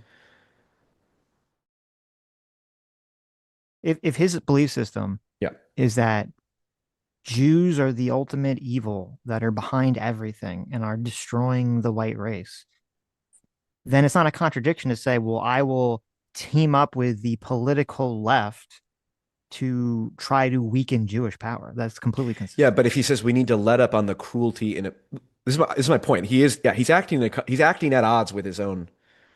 Oh, I guess you're saying it's not at odds. I You're mean, saying when he's you acting say, at odds with his vibe, but I'm saying maybe, but he's not acting at odds with his ideology. well, this is the problem with people who are so irony poisoned. I don't, who's to say what his ideology actually is? I Because consistently it's like, I don't hate Jews. uh-huh. And this, I mean, this is the whole, like, he said, in Israel, they have my politics. Like, I believe in an ethno state. It's like, Yes. and he's like, well, I respect the Jew. Like, it's just how it is that the Jews advocate for their interests and whites advocate for their interest. I think he believes that. I strongly reject this idea. I mean, I can agree, like, there's some element of shock jockness going on, but I strongly reject the idea of, like, this irony idea with him. There's no irony. He's been saying the same thing for like 8 years. And a lot of the things on all these clips that Piers Morgan and other people are bringing up, they're not even from 8 years or 9 years ago. They're from this year. They're from last year. When he says Hitler, when he says... Wait, hold on. He just posted, people don't follow me or listen to me because of the economic issues. They do it because I'm telling them the truth about the Jews. Correct. Okay. Again, it's like, this is the point. It's like, again, riding the wave of when someone says, tell the truth about the Jews. Here, it was a very simple litmus test of like, can people talk honestly about this? When Ben Shapiro says, verbatim, the single biggest guarantor of my loyalty to the United States is the existence of the state of Israel, end quote. Is it not fair to say that sounds like dual loyalty? Well, I'd have to actually hear what the fuck the context was. I mean, just in a vacuum, that sounds crazy, but I don't know what the fuck he meant by that. Can we play the clip on stream? Sure. Where do you have? Should you send me a link? Oh, listen, it's my #1 bookmark clip. Okay. Send him a link to the Watch Together. Can we bring it up in the Watch Together? Or is it on YouTube? Ben Shapiro. Loyalty. We can play it on Twitter or YouTube. It depends. If it's Twitter, we got to do a 1, 2, 3, but we can do it. It's on YouTube. Okay. Well, send me, and I do want to bring it up, but just I'll send so him the Watch Together link. Yeah, just so we can move a little forward. Yeah. So just for the sake of conversation, I'll grant you, yes, it's an insane thing to say. 100% does sound like dual loyalty. Yes. Yeah, so, right. What is the okay? But now you're saying that. Okay, now you're saying it seems like Ben Shapiro, a Jew, has dual loyalty. That, on the face of it, is like the archetype of this person's an anti-Semite, even though that statement in and of itself is true. But let's watch the clip because I don't want to push anything that isn't people can't see for their own eyes. I have the YouTube link. Should I just send it to you, or yeah, send it to me if you can. I'll put it in chat right now. Oh, okay. Well, I guess I could put the if I put I don't want to put that there. I need to send you a link to the Watch Together. Do you ever? Okay, we're gonna get to the bottom of the Jewish question, everyone. Don't worry. We're gonna figure out. All right, we're gonna get to the bottom of the Jews. Okay, is the whole thing, or is there a specific part of it? Yeah. I mean, just play the first. It's 2 minutes, but I think he says it in the first 1 minute. Wonder if one day you'll have to flee the United States. I mean, I think that every Jew throughout world history who has a brain and knows history has always wondered if a country that is not a Jewish state is going to eternally provide them security guarantees and full citizenship, of course. I mean, that's I think to think that's why the existence of the state of Israel is the single greatest guarantor of my loyalty to the United States, frankly. Right? Because Israel exists, that means the United States is going to be a more welcoming place for me because Israel is there as a backstop in case anything should go wrong. But I feel you try to dodge the question. What is he? I'm not even trying to understand what he means by that statement. He's saying, which everything he's saying is perfectly logical, by the way, and perfectly valid from the perspective of a Jewish American, which is, if you look at the history, the diaspora Jews have been killed and abused in many countries. And so the existence of a Jewish state is the single biggest guarantor of my loyalty to the United States because Israel exists as a backstop. I know that's what he said. I'm having trouble understanding the concepts, I guess. Maybe I'm retarded. Maybe my Jewishness is not.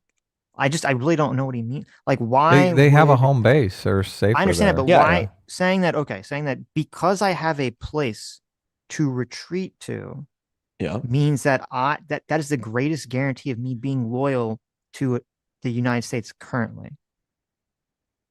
What is the logical argument being made there? I listened to him say the single biggest guarantor of my loyalty to the country I currently live in, and also in one of the largest media, organization leaders of the conservative side of it, is the existence of a foreign country. Yes. That is, again, it's like on the face of it, that's okay. You're saying it's like, imagine you're married. You say, look, the single biggest guarantor of my loyalty to my wife is the existence of my side piece. That in case anything goes wrong with my wife, I have a backup plan. It's like, okay, No, well, then right. that just Like, becomes a self-fulfilling prophecy. I understand the words he's saying, and I understand why it is offensive to people. It's offensive to me when I hear those words.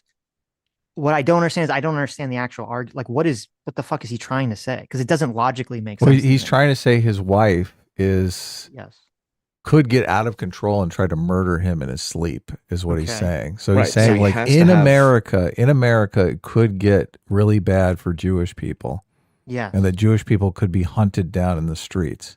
Yes. And in that situation, he would like to have a home base that he can return to if things get out of control, in the same way that things got out of control in Nazi Germany, but they didn't really have a place to go. Where my confusion lies is that the statement to me seems contradictory. If there was nowhere to run to, if you had no side piece, you would have greater loyalty. You think you would have greater loyalty because you'd have a greater investment in your own country to make sure it never gets that bad. Where if there is someplace, if there's a side piece, that's why like this. Actually, I'm glad you brought the side piece example because I think that's very pertinent. If you have a side piece, I feel like people are more likely to ditch the relationship. They're not going to be more loyal. Exactly. Like, well, I can always just go fuck off somewhere else. So that's why I'm saying when he says the opposite of that, I don't understand what the fuck the argument is. That's fair. You'd have to ask him. It's also it's also partly, I think, a post hoc rationalization because he is religiously Jewish and his faith dictates that he care more about Israel than the United States. Well, if you're in a democracy with a small minority of people, things could go. I mean, you're in a more precarious situation than if you're in the majority, obviously. Yeah, that's obvious. Yeah, that's why religious minorities. This goes into why were the Jews kicked out of all these countries? It's like because any religious or ethnic minority is going to suffer in comparison to the majority. Yeah, and because the majority wanted to kick them out, right? And they didn't have the numbers, right? So so this is a classic. Oh well, they've been kicked out of all these countries. It must be fundamentally because of that. It's like, no, it's more nuanced than that because just as many instances where Jews were welcomed into many countries because they were a diaspora population and had connections all across the country. Henry Kissinger, according to one Jewish historian who did a documentary on him, specifically points out that the reason Henry Kissinger was a successful foreign policy guy is because unlike all the WASPs in America, Henry Kissinger was a Jew who had connections throughout the diaspora that he could leverage. It was directly attributed to that. So there's people want to hear the rest of the video. Again, everything is wrapped up in conspiracy. Yeah, go ahead. We want to see his response. Okay. He called him out. Maybe he'll. So I'll ask it bluntly. Why won't you make Aliyah to the state of Israel?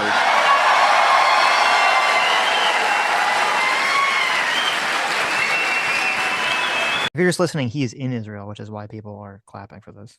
Right. Speaking to an Israeli audience. What did the guy say? Why won't you make Aliyah, a what? To become Israeli, to come. Yeah. Oh, why won't? Oh, so they want him to become Israeli. Yes. They're like, we love you, Ben. Become Israeli. Ditch America. Which actually, kind of funny enough, kind of counters the whole conspiracy because when you need your agents, right? Doesn't Israel need its agents in other countries? Oh, it does. Yeah. Yeah. Look at all these dumbasses. I know. They're counter messaging. They got their inside man and they're like, no, come here. Come home. Because you can take the night to think about it, by the way. Because the fundamental principles of the United States are good, eternally good, and worth upholding. And my fight to do that as a Jew is deeply important, not just to people who are not Jewish, but particularly to Jews. So in other words, my Jewish mission does not conflict with my presence in the United States or my citizenship in the United States or my loyalty to the United States. Shouldn't Jews live in the state of Israel? That's why I wish like all Jews need to move to Israel. Right. But see, that's why I'm assuming this guy should have somewhere. Nick Fuentes on. But notice, I want to know. notice what he just said. He said it doesn't conflict. he's saying, because he's saying that his loyalty is unquestioning and that there's eternal, the eternalness of the United States is based on all this other stuff. So right. So he says, on the one hand, the single biggest guarantor of my loyalty to the United States is the existence of a foreign country. But then he says it doesn't conflict with my loyalty to the United States. So then you say, oh, well, what the fuck does that mean? Right. Well, he just said it doesn't. Right. But then it's like, okay, well, then we have to use context clues. It's like Nick Fuentes. He says one thing that is clearly anti-Semitic, but then he says, well, I'm not anti-Semitic. So it's like, well, let's put it in context. Let's put Ben Shapiro in context. Yes. As a Orthodox religious Jew, what do I honestly believe about, at the end of the day, which country would Ben Shapiro prioritize more? Israel, which his religion compels him to support, or the United States? Right. And it seems fairly obvious. And this is my point. I'm not saying that Ben Shapiro shouldn't believe this or it doesn't make sense that he doesn't believe this, but the claim, it seems Ben Shapiro has dual loyalty, is a perfectly reasonable claim. And this is, so when people talk about the Jewish question, it's like, okay, again, you have to acknowledge truth in any perspective. And there are kernels of truth. And for people to say, to even suggest that Ben Shapiro has dual loyalty is a disgusting anti-Semitic claim, which is what he quote tweeted Nick Fuentes like 8 years ago. It's like, okay, well, you're just wrong. And people see these clips and they obviously go, that's odd. And then they see him shaking hands with Netanyahu, who almost everyone hates, even the people who are pro-Israel. And it's like, you're just not gonna stop the tidal wave of anti-Israel and get anti-Israel, which also has a plenty mixed in anti-Semitic sentiment, by pretending that this is not publicly out there and looks like what it is on the face of it, which is dual loyalty. Right. Now, there is an important concept here, and I don't know if they answer this, and maybe we don't actually know. Maybe we couldn't know the answer to this till it happens, but people are going to have affinity for other people and other countries that they align themselves with. Of course. And so, like, there's a big thing with, when the white South African farmers were being attacked and killed, there's all sorts of white people in America that were like, oh my God, we have to help them, even though they weren't even really, I understand Elon Musk because he's South African, but there are white people who just did it purely from kind of a white perspective, which I don't have a problem with. Obviously, you should protect people that are being harmed elsewhere in the country. So there's an affinity aspect, which I think is fine, but then there's the other aspect, which is what the thought process is with Ben here, the dual loyalty aspect, which is the important thing, is if there was a choice, if there was the 2-button meme choice where you have to make a decision, one of the things that's going to benefit America but harm Israel, and one that's going to harm Israel but benefit America, which button is Ben going to choose? Is he going to That's the Ian Carroll hypothetical. Right. Is he going to sell out to some, capacity, his own country, to help Israel? And I don't know the answer to the question. I wouldn't. Yeah, I suspect he would, based on I think for the reasons I don't think it'd be like, I'm going to destroy America, like have it get nukes to save Israel. But I'm sure there could be like little minor things, in terms of funding is an issue like that. But I just, to me, I guess, and I don't even remember how we kind of got off on this whole the whole point, the whole context, the whole point was basically the I forget exactly what phrase you used, but it was like, essentially Nick Fuentes is an anti-Semite because he's talking about the Jewish question. He's talking about the Jews. And it's like, okay, again, immediate vibes based. Well, anyone who talks about the Jews, you should have your sensors on and be like, what the fuck is this guy on? And that is how I feel when I see it. But then it's like, okay, well, you just have to address truth where it is. It's like, you can call someone hateful and all that. Yeah, but you can say it's anti-Semitic to say that accusing an American Jew of having dual loyalty is anti-Semitic. It's like, it just isn't if it's a fact. I think this is where the woke right accusation gets levied at you. Oh, no, you don't say. Yes. The definition of woke right. Yeah, because I know how James Lindsay and Douglas Murray use the term woke right. Well, I was anyone who criticizes. Yeah. No. It has nothing to do with Israel. It's that there's the whole point and the whole project of individualism and liberalism and the sacred cow that we have after World War II and all this other stuff is to treat people as individuals and to not start assigning collective guilt to the situation. So even if you have someone like Ben Shapiro, who say hypothetically would sell out America to some extent to benefit Israel. And he would obviously do it because he's Jewish and feels that that identity is more important to him than his American identity. Mm-hmm. You would still say, well, that's Ben Shapiro is doing that action. Correct. This Right. does You not wouldn't say- reflect on the ethnic population of Jews, many of whom are some of the best critics of Israel and have the exact opposite perspective. Brett Weinstein being the only last good remnant of the IDW, who says this explicitly. I'm not Israeli. I'm an American, and I operate on American values, not these Old Testament values of, wipe out your enemy, which certainly the current government in Israel absolutely operates on. Right. So this is my point, is like, how do you dismantle the wave, or how do you nudge the meteor? You start by saying, yes, Ben Shapiro has dual loyalty, no doubt. Anyone who tells you otherwise is gaslighting you. Don't trust them. Fine. We're on the same page here. Now, here's a clip of Brett Weinstein saying to Tucker Carlson, I'm not Israeli, I'm an American, and I'm America first resolutely. And like, you get people to, oh, wait a minute. Okay, so this guy's not just a, pearl clutching creep who, oh my God, it sounds anti-Semitic, it must be evil. You diffuse the anti-Semitism by first getting people to go, okay, cool, this guy's willing to say what's true, even if can be perceived as anti-Semitic. And then you have the credibility to go, and here's the evidence that it's not all Jews. It's actually anti-Christian to suggest that someone's genetics predispose them to, evil or something like that. And by the way, over the next year, you're going to see the rise of the neo-pagan right absolutely coming for Nick Fuentes' lunch, because they view Christianity as a tool of Jewish control. Of course. And Nick Fuentes there's no way to escape that. And so within 1 or 2 years, that you will see these arguments on the right. Right. So, but there's the two elements of this. I mean, the first is that, I guess my point I was trying to make is, I understand what you're saying about you need to be able to criticize people like Ben Shapiro or other people that you disagree with and not shy away from it just because you don't want to get labeled an ism incorrectly. Correct. And that's sort of the issue here, is that when Nick Fuentes says that all Jews are the problem or Jews are the problem, it is not incorrect to label him as racist or anti-Semitic. He is those things, right? Because it sounded like, and this is where this is like where I was saying you kind of get the woke right accusations thrown at you, because it sounded like you're still kind of operating in this fog of war of like, well, maybe with Nick, we can never know if that's really what's going on. When it's very clearly what's going on. Sure. Well, he himself on Piers Morgan said, I'm racist. So that kind of puts that to bed. He also has said, he said, I don't care. He's like, I don't care about being called an anti-Semite. It doesn't mean anything. Then he gets offended when people call him anti-Semitic. And then there's clips of him saying, he's like, anti-Semitism used to be high IQ. We were the ones ahead of the curve. So it's like, okay, now you're identifying with the label anti-Semitic. The problem is none of these terms, I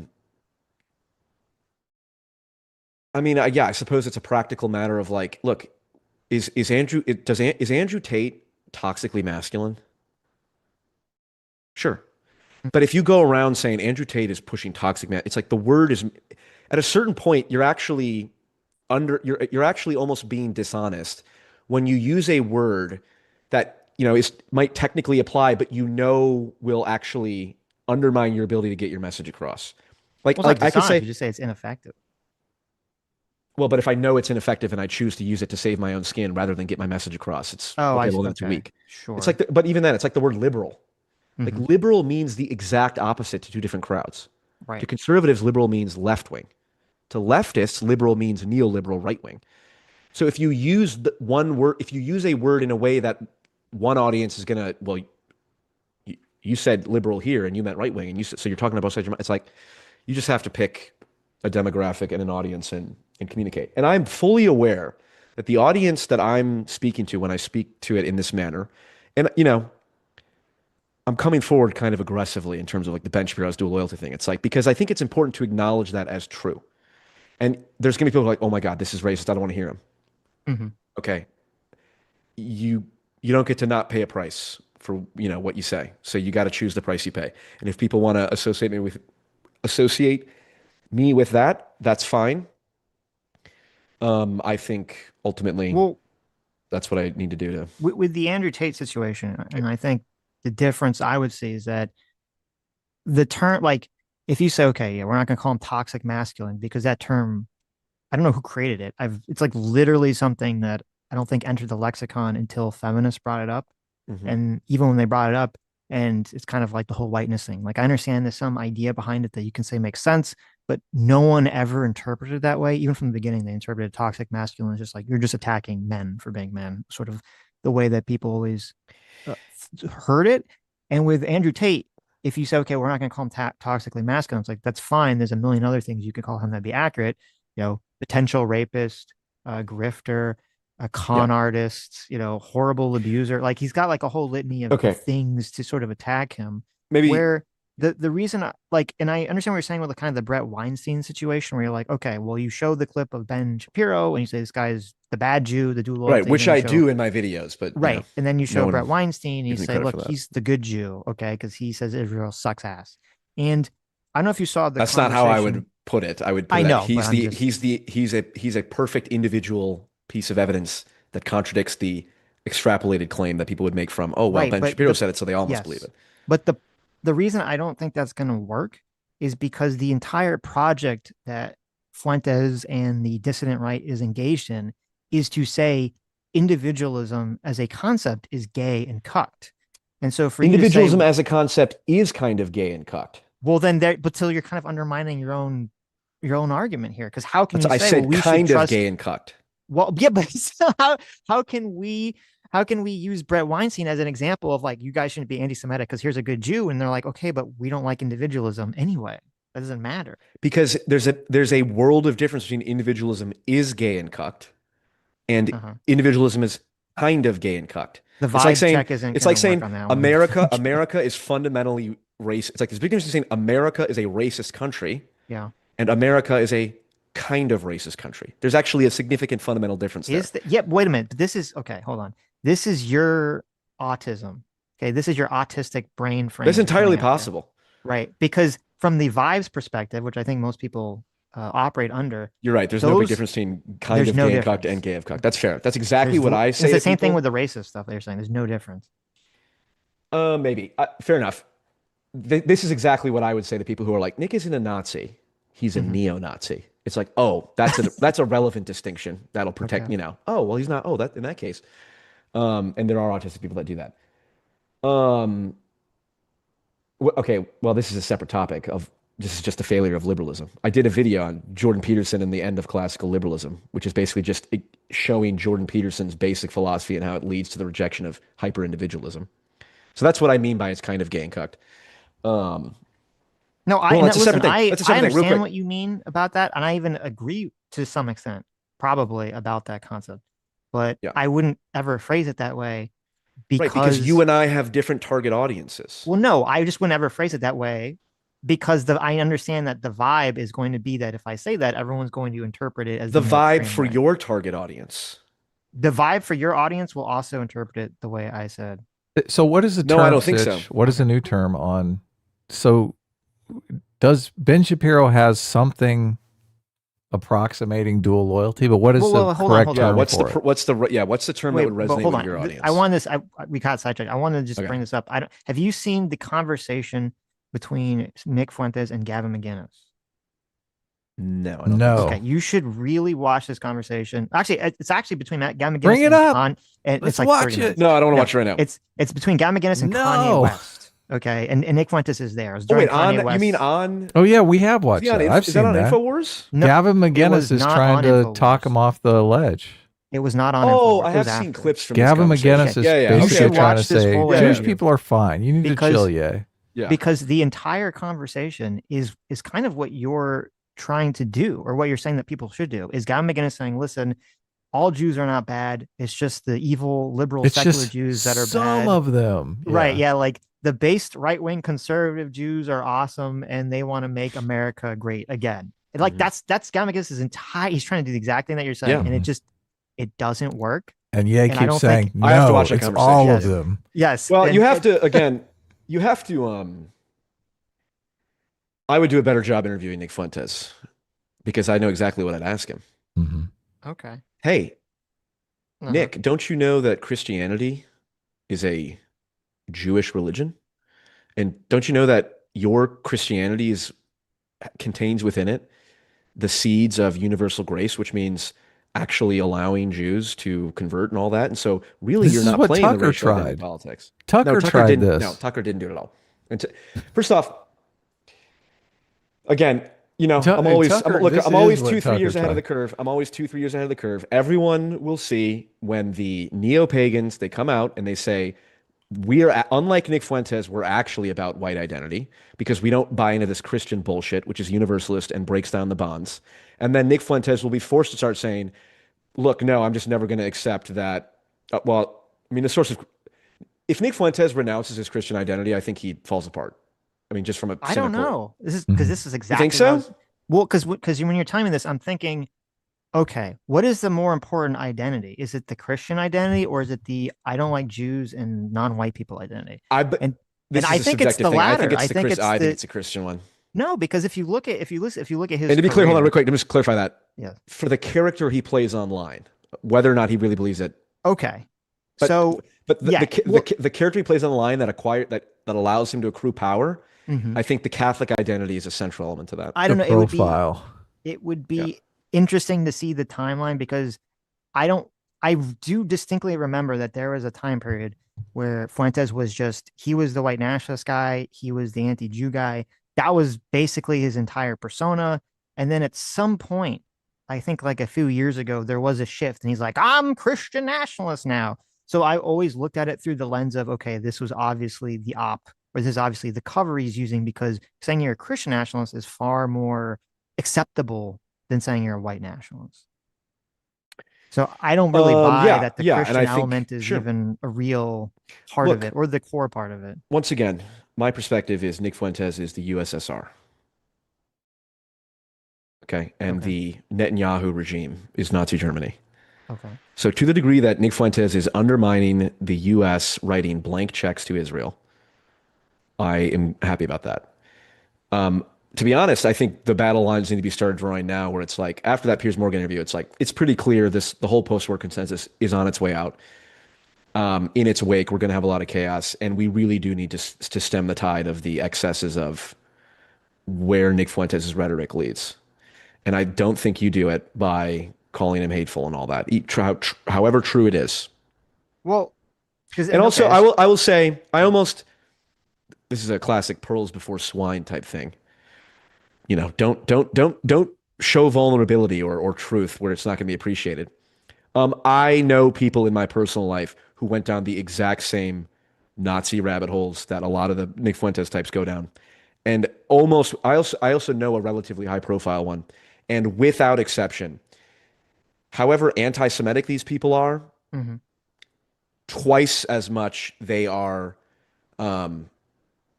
just people who never got out of over childhood trauma. That is a direct cause of their anti-Semitism. Sure. Like that just is an iron law of the psychology of it. I kind of don't give a fuck for people who criticize me because they're ignorant and don't know that that's the reality. And I just have to go. I think that's fine. Yeah, I think that's true for most people. I think there's always these people that are pushing these very, very extreme views on the both left and right.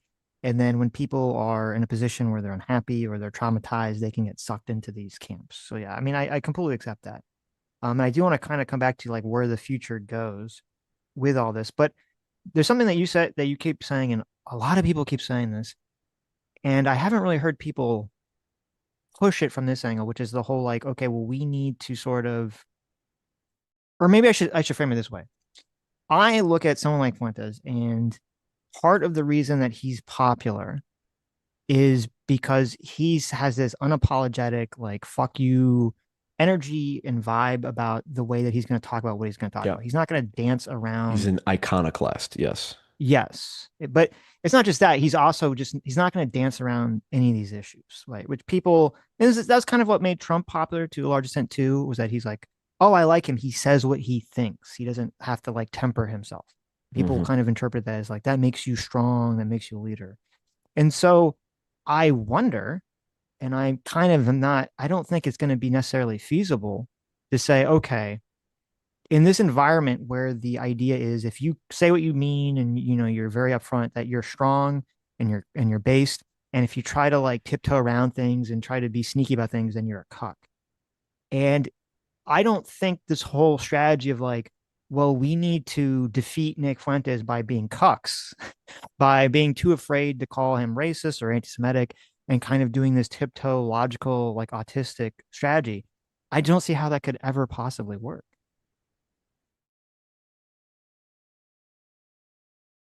I don't really. I guess. What do you mean? I don't. I'm saying that I think it's sort of, again, and I'm really glad. This is why I really like your other video a lot too. The autistic Schizophrenia versus one? Yeah. schizophrenic one. Oh, I'm not immune from being on that spectrum. Well, we're all on probably the not spectrum. schizophrenic. Everyone's on the spectrum. True. Okay. Well So said. you have to figure out where you are. And I think for most of my life, I was in the autistic spectrum. And I mean, I still too. am, but I think I have a little bit of an awareness about it. Me too. Therapy got me to realize I needed to be more schizophrenic. Okay. That's good.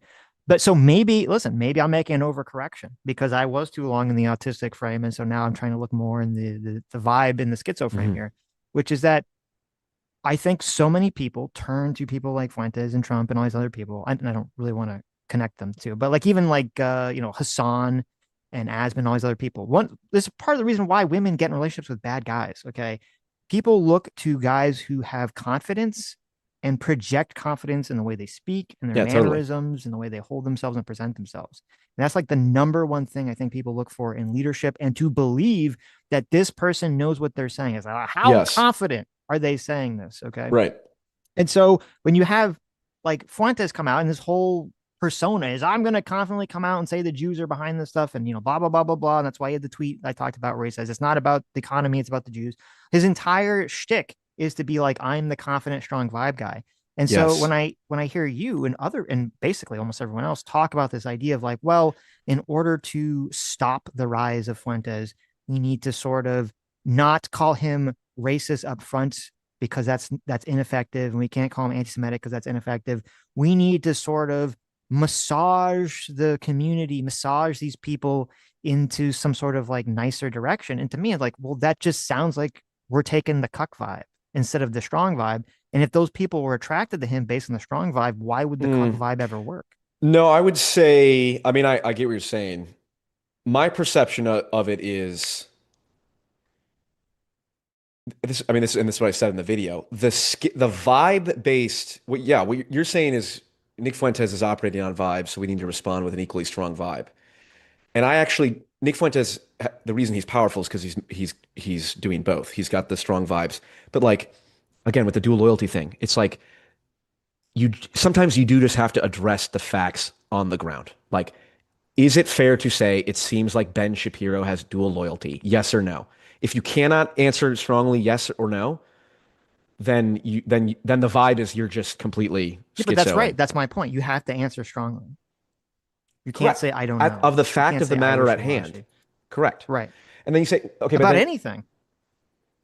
Sure. But then it becomes like, well, is he racist? It's like, that's not a fact. Again, it's such a vibe, because whether or not Ben Shapiro has dual loyalty is a much more like, we can object, it's not completely 2 + 2 = 4, but it's much more in the realm of we can confidently say yes or no versus one that's a little bit more like, I mean, it's literally like, is Donald Trump a racist?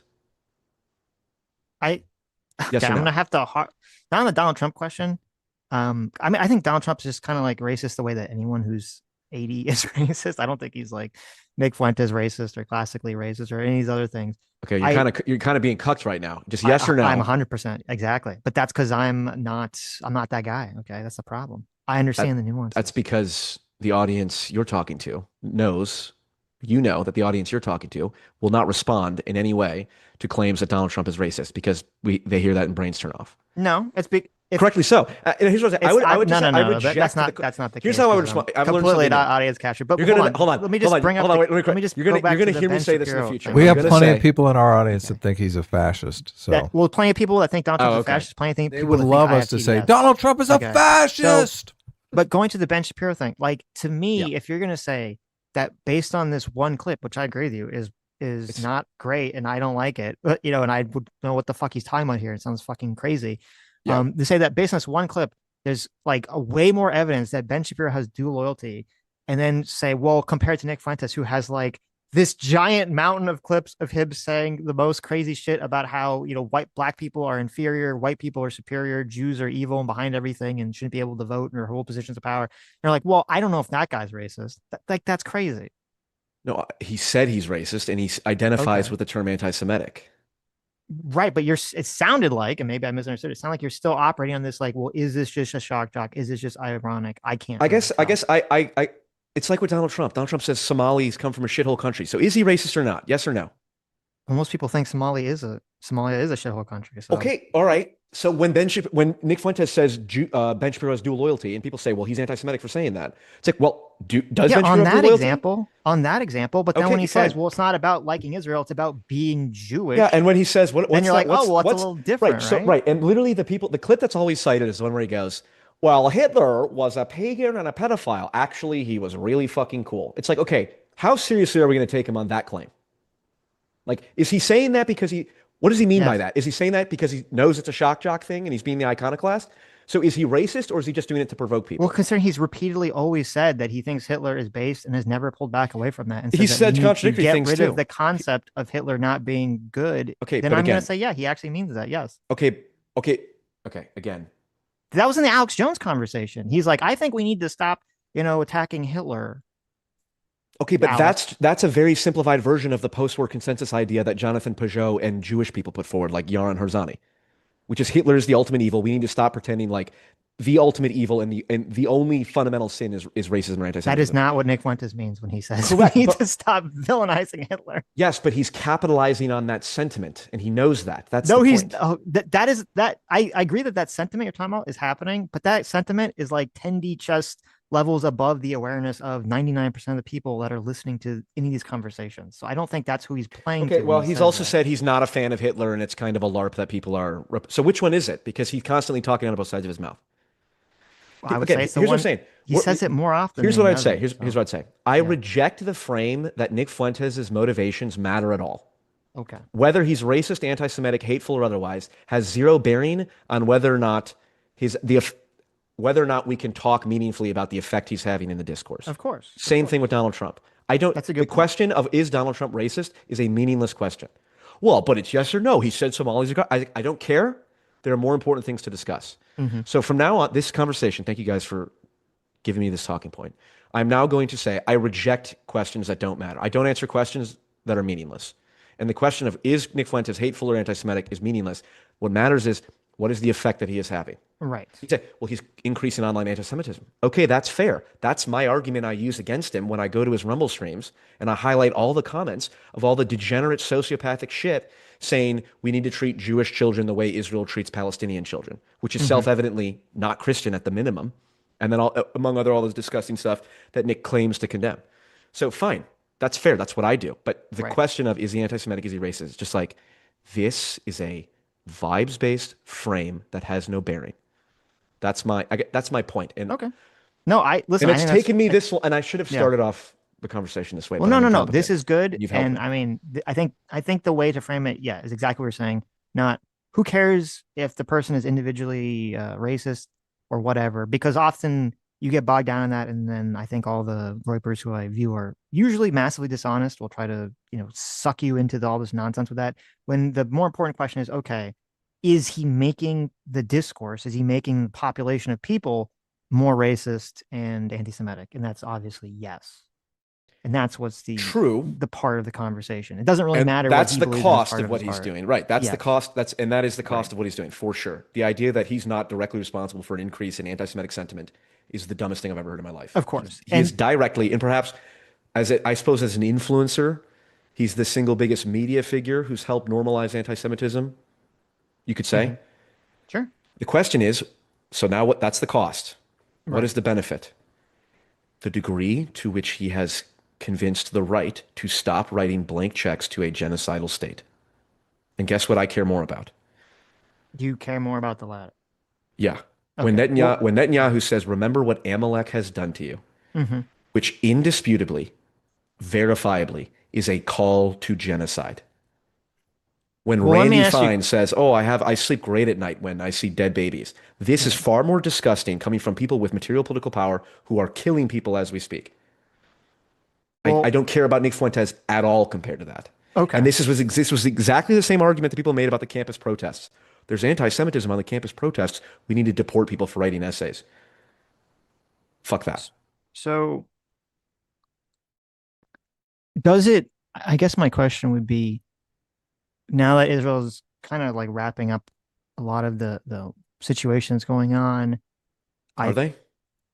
I thought they were. What's going to happen to the Gazans? They're going to occupy the area, and they're going to, I assume, slowly absorb it either into Israel or have it be run by some sort of magical third party that was put out through Trump's plan. Okay, as far as I know, first off, that ceasefire is being violated. So there does not look like to be any more progress towards a solution than we had a year ago. Okay.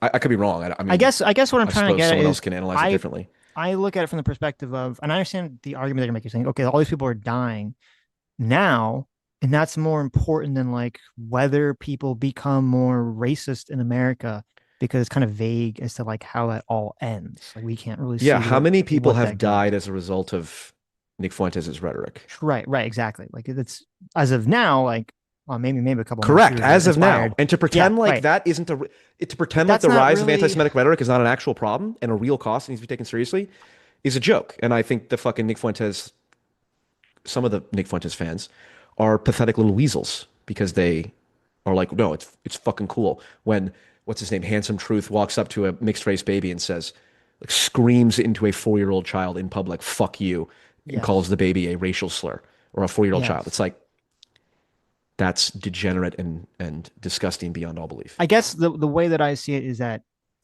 I think it's actually the exact same, because what you're talking about is like, is having people be less supportive of Israel now more beneficial than whatever the cost of the racism down the road. But the problem is, yeah, there's a lot of young people that are very anti-Israel, and there's a lot of people in America that are, questioning Israel's support. But the current government is still supporting Israel. I don't foresee that changing anytime soon. Even if a Democrat wins in 2028, there'll probably be some difference of it, kind of the way there was with Obama, but I really don't perceive it as being anything substantive. So I don't like any sort of impact that this has on America's policy towards Israel. It's hard for me to see this manifesting until the people that are young now are all in power 20 years down the road. And that's when also you would see, well, if all these people are fucking racist or secret racists or groypers, that's also when it's going to manifest. Sure, that's fair. I would I'm not say really seeing it like the pro-con side of the conversation the way that you are. Well, okay, fair enough. I guess there's no way to empirically prove this, but in the Right. same way that like I can't show you studies that Nick Fuentes has directly caused an increase in the normalization of anti-Semitism, I'm confident in saying that's true based on vibes and intuition. But like I do think it's a valid epistemological claim based on common sense. Mm-hmm. The fact that so many politicians are rejecting AIPAC money and criticizing Israel in a way that they never have before, to say that Nick Fuentes has not also influenced that, I think is wrong. I think he clearly has. And again, even within we can say, well, why do you care about Israel? There's genocides all over the place. Fair enough. Even within the confines of how do we stop it? Which is a greater contributor to anti-Semitism?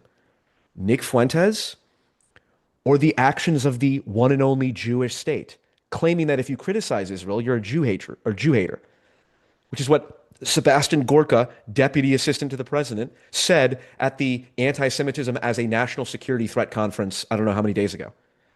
That is causing people to go, wait a minute.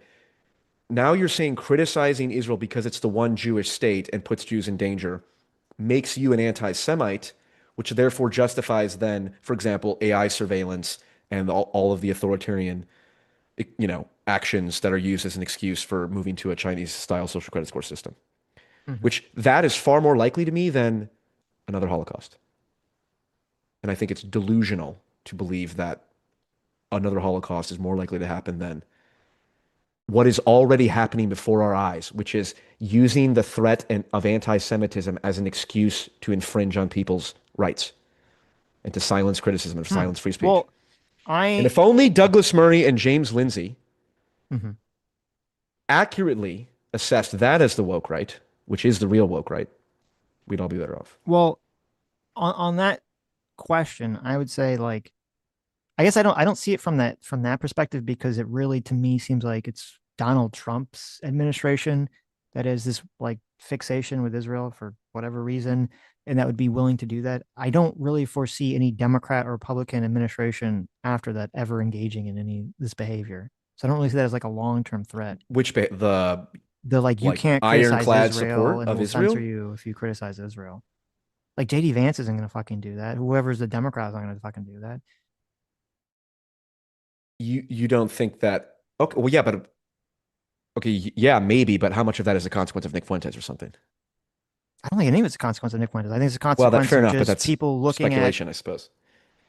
because here's where I see the differences is because I guess you're kind of framing this like, okay, Nick Fuentes is really driving this distaste of Israel and he's the main proponent of it. And like if we could snap our fingers and look into an alternate universe where there was a universe without Nick Fuentes, I think people would still be just as sour in Israel as they are. I just don't think they'd be as sour on the Jews specifically. Like the just the constant bang of the drum from all sources, not Nick Fuentes, but even from the left about Israel bad, Israel bad, Israel bad for the last 2 years has been overwhelming. Um, Maybe. I mean, Nick Fuentes had a pinned tweet for a while, like 2 years ago, saying um something to the effect of like I've been talking about Israel years before Charlie Kirk and these people have, and now everyone realizes I was right. Yeah, but see that I feel like that makes my point is that the whole Israel situation. It's not that Nick is pushing people to wake up about Israel. It's the fact that Nick has always been anti-Israel is allowing people to get sucked into being more pro-Nick. You're saying the anti-Israel stuff allows people to get sucked into the pro-Nick stuff? You sound like you were saying that Nick, the pro was Nick is making people less supportive of Israel, and I'm saying I don't think that's Correct. the case. I think the fact that people were already becoming more anti-Israel is what's making them start to follow Nick. Yeah. Well, I mean, I'm saying the causality backwards. Sure. I don't see those as contradictory per se. I think Well, Nick then it wouldn't be a is- pro. it's- Then it wouldn't be a pro for Nick because he's not actually making people anti-Israel. Yeah, but he clearly is. He's like the single loudest anti-Israel voice on the right, which is influencing right wing. Jewish, but I mean, it is an interesting question. Without the anti-Semitism angle, would there be large proponents of the right that are anti-Israel? Again, it depends. I would like to hope so.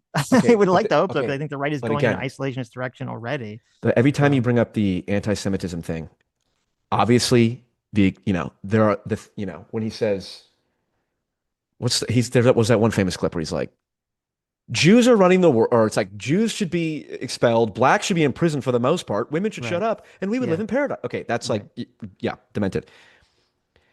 But again, it's like, well, Nick Fuentes is increasing anti-Semitism. It's like, okay. Yeah.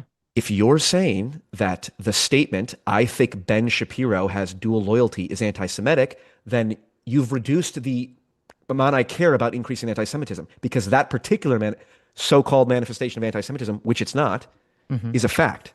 And so my issue is, people say we have to care. Nick Fuentes is directly increasing anti-Jewish sentiment and anti-Semitism. It's like, I'll care about that if you show me that you're clearly willing to distinguish between actual anti-Semitism, which is like it's in their genetics, they're devious, blah, blah, blah, all this different stuff, versus that there are American Jews who are more loyal to Israel than the United States, and that's a problem, which it is.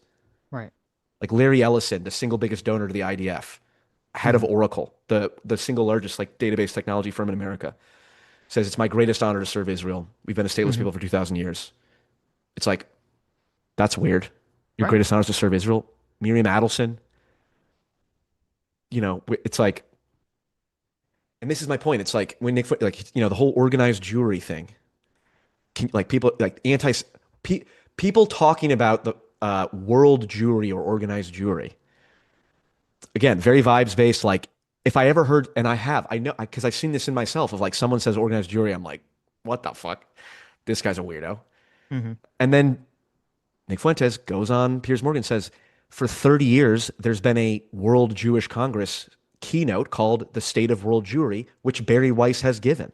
And it's suddenly like, that's like objective proof that my initial vibes are not guiding me in the right direction, because clearly if Jews are using the word world Jewry, then my heuristic of people who use the word Jewry equals anti-Semitic is wrong. And Well, same with people who say Ben Shapiro has dual loyalty is anti-Semitic is wrong as well. I agreed with everything you were. First of all, I agreed with everything you were saying except for that very last part. Which last point? The Barry Weiss jury speech part. I agree with everything you were saying up until that part. I don't. I guess I was a little confused as to what it had to do with what I said, but I do agree with what you're saying. Well, like about the importance of making the distinction. So okay, yeah, maybe that's not as good of an example. But my point about distinguishing between what's actually anti-Semitic and not. Yes, and that is very important. And it's the same thing with like we need to distinguish what is actually racist and not, and what is actually sexist and not. And we all know how those have all been destroyed by signal creep, as we talked about. Exactly. Right. Which is why you can understand, like, if someone said, like, Donald Trump has increased racism in the United States, people go, I don't care, not because I don't care about racism, but because everyone who says this is constantly calling things racist that aren't actually racist. Right. And I would say it's the exact same thing with anti-Semitism. Yeah, no, I agree with that. Nick is increasing anti-Jew sentiment. It's like, there's a lot of people who don't care about that because, yeah, we've established that. Right, and again, maybe... it's not, and again, yeah, I know the people who have the actual real anti-Jew sentiment that is psychopathic and degenerate to the nth degree. And it's usually the pagans who hate Christianity. And so that's real. And to pretend like Nick Fuentes is not paving the way for that is wrong. Right. So when I talk about the strong versus cucked vibe, and maybe I should say strong versus like weak vibe, is that I'm not saying that the strong vibe is necessarily planting your foot and saying Nick Fuentes is a racist and he's an anti-Semite and therefore he bad. I'm not necessarily saying that. I'm just saying that I think there needs to be something of equal vibe feeling to match this. And maybe it has nothing to do with calling him a racist or sexist, because maybe those terms have been so poisoned that for so many people it doesn't matter and it has the exact same effect you're talking about.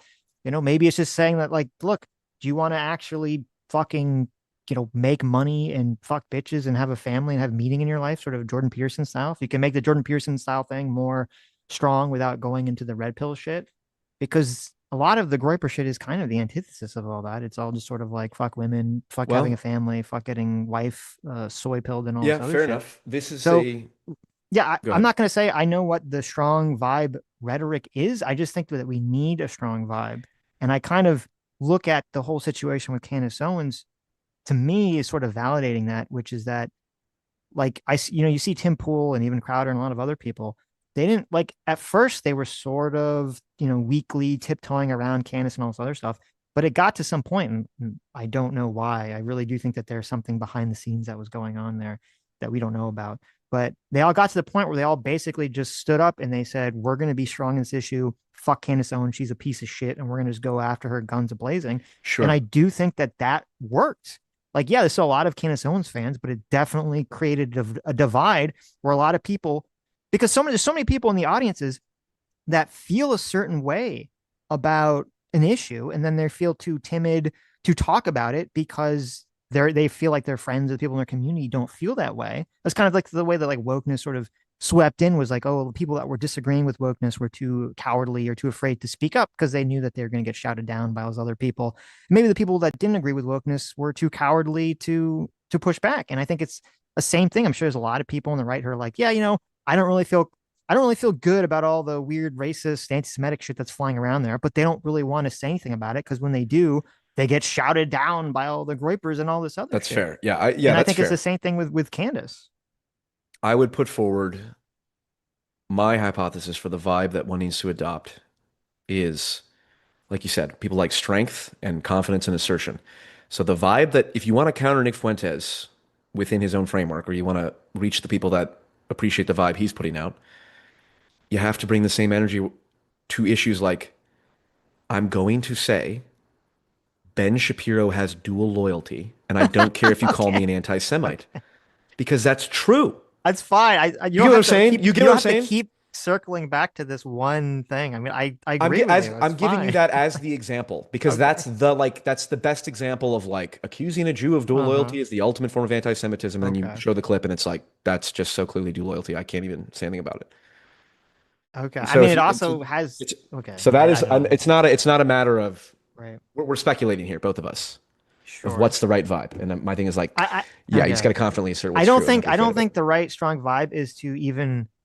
I think the problem is the right strong vibe is you don't agree to any part of the frame, even if it's true. That's what like the strong vibe is not necessarily the right vibe, like the logically fact-based right thing. It rarely ever is. Well, this is because the reality is highly Yeah. nuanced and complicated, and the strong vibe is always very simple and straightforward, which life generally God. never operates that way. It's so funny. I wrote a Substack piece. I don't know when you have to go. go, but we have a bunch of super chats that are asking you questions and whatnot, Paul. So we got to get to those. Well, Yeah, all right. Well, you want to answer some? okay. Well, did you want to tell me about the Substack or? Yeah, real quick. It's basically the whole idea of like perception is reality. Mm-hmm. And this is the vibe. It's like you need a strong, it's like you can only deviate so much from reality. There's some leeway into how much reality is malleable. You ever seen those clips of the it's a group of people chanting something kind of vague. And then whatever subtitle you read, it sounds like they're saying that. Mm-hmm. Yeah. The famous one is like Green Needle and Brainstorm. Sure. It's like, oh my God, perception is reality. You just have to force a certain phrase and then people will hear it. It's like you can only do that so much. There's only so much because if you use a phrase that is so at odds with the actual sound that like the syllables don't even sound the same. It has to of course. Right. So there's a range of potential vibes that actually could work. And what I'm saying is forcefully saying it's true, but it doesn't matter. That's a really tough vibe to I'm just saying my only point to say that before most super chats was that I was saying that I think the strong vibe that would counter the Groyper shit, the racism and the anti-Semitism shit, I don't think it even requires the acknowledgement of Ben Shapiro. I think it's going, whatever it's going to be, I think it's going to be a complete dismissal of all this shit and just wave it all away as cringe and be completely just a focus on something else entirely. And say the fact that you even care, I'm not even going to address race. I don't care about racism. I'm not even going to address it. It's gay and cringe to think about any of this shit. That's fair. And you know what? I think we do need people that do that. Mm-hmm. I'm not trying to rush you guys. I mean, I just don't know how long. I don't know how long. I'll stick around for a little bit. Paul, so listen. I am as a schizo. I live off the discussion, good faith discussion with people who disagree. It helps sharpen my thinking. What's your definition of good faith? Actually seeking to understand rather than make a point to people who are listening versus the person you're talking to. I agree. Sure with that. You don't agree with that? Yeah, what's wrong with that, Adam? I'm not sure what he meant. Oh. I've been searching for truth. If I'm talking I honestly make a point to somebody. Yeah, like if I'm talking to Sitch, I honestly believe that Sitch is interested in getting to the truth and understanding where I'm coming from. Right. Rather than make a point his audience. P.F. Young, Nazi. I think exactly. Look, I think there's a like point Andrew Wilson in a and debate. Destiny are not good faith in a lot of situations. Okay, that's interesting. I think there's a point when people realize that they're losing the debate on the facts, and then they switch to character assassination. They try to call you stupid or dishonest or so. I think bad faith is really. I think bad faith is really someone switching over to that reputation destruction mode instead of really trying to discern what is real. Mm-hmm. Yeah, I think like did you see Destiny switch. Debated Dinesh D'Souza? No, I watched it. Don't watch it. Or watch the first 47 seconds of it or whatever. He posted a clip, and it's just like my brain cannot handle this shit. It's just Destiny. It's just like this is the most useless. No one is learning anything from this conversation at all.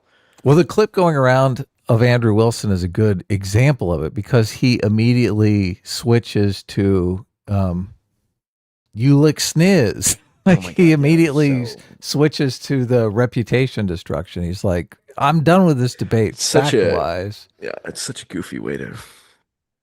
You're a lesbo. Yeah. So J-Mac, I saw your fall for $100. Thank you so much, J-Mac. Says Fuentes hurts your stated goal because he gives fuel to the claims that all criticism of Israel are anti-Semitic. You should hate that he's popular because it makes your cause harder to achieve because he's toxic. He is a poison pill to any moderate support you hope to gain. I agree with that 1,000%. Yes. I would say that is a fact of the matter question. And if that were true, he would not have the appeal that he does with so many normies. Because if it's so obviously like on the face of it, repulsive, like for example, there's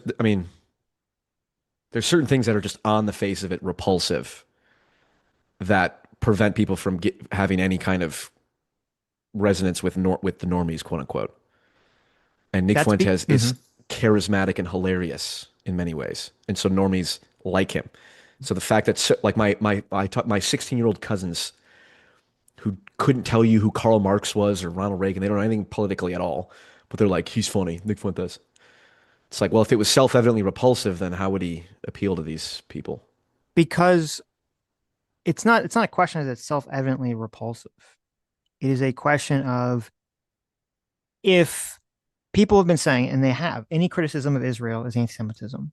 And, there've been a lot of trying to push back towards that. And then you have a person who becomes very popular and they're like, yes, I am anti-Semitic. Okay, you were correct. It's kind of like, and I was going to ask you this question, is like where the future is going to go, because I'm like you, I'm not super, I mean, it's possible, but I'm less concerned about the future where America becomes, Nazi Germany 2.0. I'm more concerned that as the Groyper shit becomes more popular and it actually does become some sort of power based on the right, it's going to completely justify the woke worldview, which is that all the white people are racist, or all people on the right are racist. And that's going to allow that ideology to become even stronger, because now people are going to point to and say, look, this is fact. We were wrong to ever say that this wasn't the case. And so I think the thing with Fuentes is like, yeah, he can be appealing to the normies because, he's funny and whatever. But this is why I do think the thing with Piers Morgan is important, because the normies don't see those clips of Nick Fuentes saying all the black people should be put in jail and all the Jews should be kicked out of businesses in the country. They just see whatever some funny clip is, and they just say like, oh, he's just being edgy, he's just being post-ironic, blah, blah, blah, blah, blah. I mean, the one of the blacks should be locked up for the most part, women should shut up, and we would be in paradise. It's like, that's the normie clip that makes the rounds. And it's like me at Thanksgiving, me now that I'm the racist uncle at Thanksgiving. I mean, this is like, that's the stuff that's going out there. And look what you're saying. Look, this is Tucker Carlson's argument against Nick Fuentes. Right. Like, and it is true that Israel is propped up by the existence of anti-Semitism. Like, this is like, I think Theodore Herzl said, or someone, Zionism cannot exist without anti-Semitism. I mean, a form of that, like anti-Semitism, because it will always exist, therefore always justifies Zionism. But Zionism is built off anti-Semitism, basically, like as a reaction to that. So you can make the case that increasing the amount of blatant anti-Semitism actually works towards Israel's advantage. And the whole saying, it's not the Jews, it's the Zionists, that's exactly what Ben Shapiro says when people are criticizing Israel. He's like, people are criticizing Israel, and they say it's Zionists, but really they mean Jews. That's what Nick Fuentes says. I'm not criticizing Zionists, I mean Jews. So yeah, there's overlap there. Right. But so there's one of two things going on, which is either A, if it's true that all the normie kids listen to Fuentes say that shit and they're just like, based, right? It's funny, it's based. Either A, like the overwhelming majority of people, young people in the country, are just racist and we're totally fucked. And we are actually going to have some sort of weird Nazi Germany 2.0. Or I think more likely, it's just sort of like the way that, back when I was younger, the go-to insult was to call people gay. And you'd be like, oh, well, why are you doing that? That's really offensive to gay people. And they'd be like, well, I don't actually hate gay people. Like, that was just like the term that people use to throw around. And I think this is part of why I do think it's important to push back on the whole concept of like, well, Nick's just being funny, ironic. It's like, no, it's not true. This is not ironic. It's not funny. That's actually what he believes. Because at least, and maybe I'm just being optimistic here, but at least would hold out hope that the majority of people, if they do hear those Nick clips and they do think they're funny, they don't actually think that he believes those things on some deep level. They think he's just being edgy and transgressive, and that's what makes it, fun to listen to. Yeah, which is, I think that analogy of the gay thing does make sense. It's like people will use the term gay or the F slur, but they don't mean like, I don't hate people who are homosexual. I'm just using that right. But then term because it's edgy. Right. But the problem is like, if like with the gay thing's kind of like widespread, but like if theoretically there was like one guy who's really the proponent of saying it was okay to call people gay, and everyone's like, oh, you can call people gay because you're not actually homophobic. And then it turns out that guy, he is homophobic, fucking hates the gays with the burning passion and wants them all rounded up in camps. Once that becomes like once the flip occurs and everyone realizes that, then everyone like walks away from the gay shit because they immediately lose sort of the rhetorical vibe that they could have used to argue their position. And I feel like the same thing could happen with Fuentes is as it becomes more like, no, this guy just fucking hates black people and Jews, then that he actually destroys sort of a lot of the movement and does kind of give credence to the fact that like, oh, you can't criticize Israel without being anti-Semitic. Yeah, I mean that is a possible effect. I think it's just a fact of the matter question of how that's actually playing out. Yeah, of course. Nico published a video recently where he was hanging out with Nick Fuentes and they were walking around the streets of New York, and Nick was getting recognized everywhere. Like people would just recognize him on the street. So the idea that he's not popular, some people are saying in chat that he's not popular. I don't think you can really do that. Like walk around the streets of New York and have I think people... you have a lot of low IQ people in your chat, by the way. It's entirely possible. Subscribe to Paul, all you dummies. J-Mac for $100. Thank you so much. I saw your father for $100 says, Young, if you haven't seen it, I suggest you watch the South Park episode Chef Goes Nanners. It's fairly poignant and may help you understand why Fuentes should be dropped like a box of rocks, and those with some goal overlap should learn how to gain support without him. I'll check it out. Is that okay? Is that the episode where like Chef joins the Man Boy Love Association? Does he really? Oh no. Yes. Nambla. J-Mac for $20. Thank you so much. Says, Young, if you think that's normie, film yourself going to a popular place. He'll pick a right-wing town and play Fuentes' best hits on a loudspeaker. Call it a hunch. I don't think many normies are going to say, man, that's funny. I've just gotten ridiculous amounts. My normie friends who are completely, as apolitical as people can get nowadays in terms of like, they wouldn't know who Karl Marx is. They don't know any of this stuff. Send me clips of Nick. Have you seen this guy? And it's some funny video of him. I mean, Nick Fuentes is objectively hilarious. That's just true. It's like saying people say Donald Trump's not funny. Yes, he is. I don't care how evil he is or you think he is and how disgusting a lot of his shit is, which a lot of the shit, the mass deportation stuff and the cruelty about it, that is gross. To say he's not funny is like, you're just, I can count you out of the conversation. And if anyone says Nick Fuentes is not hilarious, it's like, okay, you just sure. But the difference between saying like, well, and also, I mean, again, I think there's a generational gap. I don't know who you're talking to, but there's obviously a generational gap.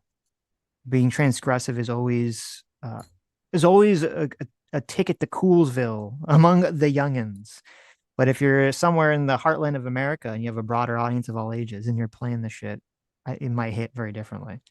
That's fair. That's fair. But this is my point about, I don't care about the now so much. I care about 10 years from now.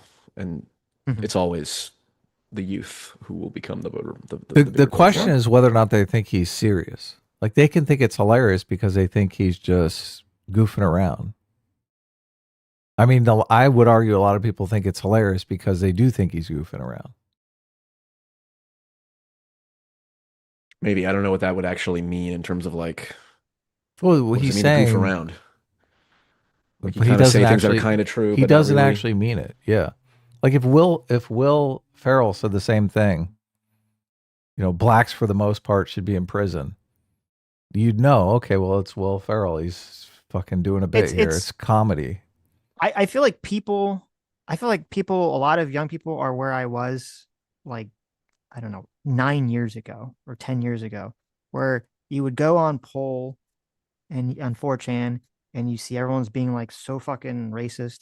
And it was kind of like this mentality of, okay, I believe that most of these people are not actually racist. They're just doing it because it's funny. Right? It was funny to say fucking hilarious. Right. Fucking hilarious. To do all the 4chan and poll memes and all this other shit. And I think that a lot of people are still that, like you're talking about, that hear the Nick stuff. I mean, maybe you should ask them, like, well, do you actually hate black people? Do you actually hate Jews? You think they should be locked up? And that'd be a very interesting question to ask a lot of these like more normie fans. It's not as funny. I suspect most of those people are just operating under the like, it's just funny to be offensive mindset. Yeah, I would agree. So then if they found out that Nick Fuentes really meant it, they would not like Nick Fuentes anymore, right? Probably. Yes, that'd be my hope anyway. Right. Which I think is one of the mechanisms that would underpin the whole idea of like, I'm not as worried about the rise of anti-Semitism as I am the excuse to cover for like killing people, which is what, you know, accusations of anti-Semitism are used for. Because I Like, don't, I don't. I think it is counterintuitive that like, wait, hold on, now I have to hate my Jewish neighbors or something like that. Like, no, fuck that. Right. It's like it's like homophobia.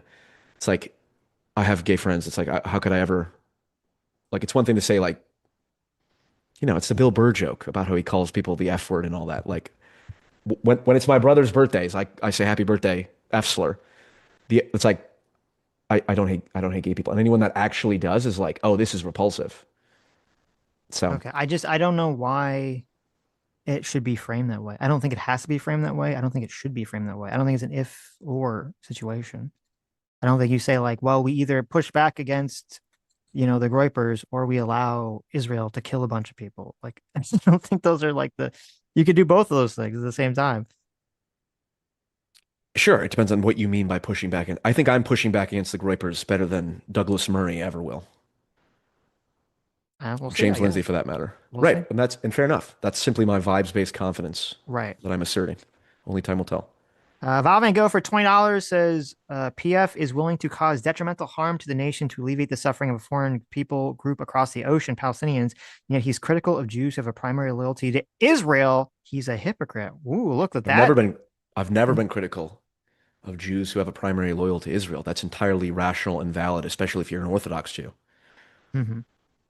What I'm saying is the statement that means you have dual loyalty is factual, not anti-Semitic. So, as a kind of an interesting intellectual judo there, I know, and Val Van Gogh's probably saying it's somewhat tongue in cheek, but is there any validity to the fact that if you're willing, or anyone is willing, to sacrifice America's well-being to alleviate the suffering of the Palestinians, do you have dual loyalty to the Palestinian people? Yeah, we should deport all. I would those people. actually, you know what? Hold on. That's absolutely true for many of the leftists who actually wave Palestinian flags and say both the U.S. and Israel are settler colonial states and should be abolished. Yeah. So that's 100% true. There are people like that. Okay. So you don't think you fall into that at all? No. Okay. I think not supporting genocide or ethnic cleansing does not mean I'm dual loyal to the Palestinian people.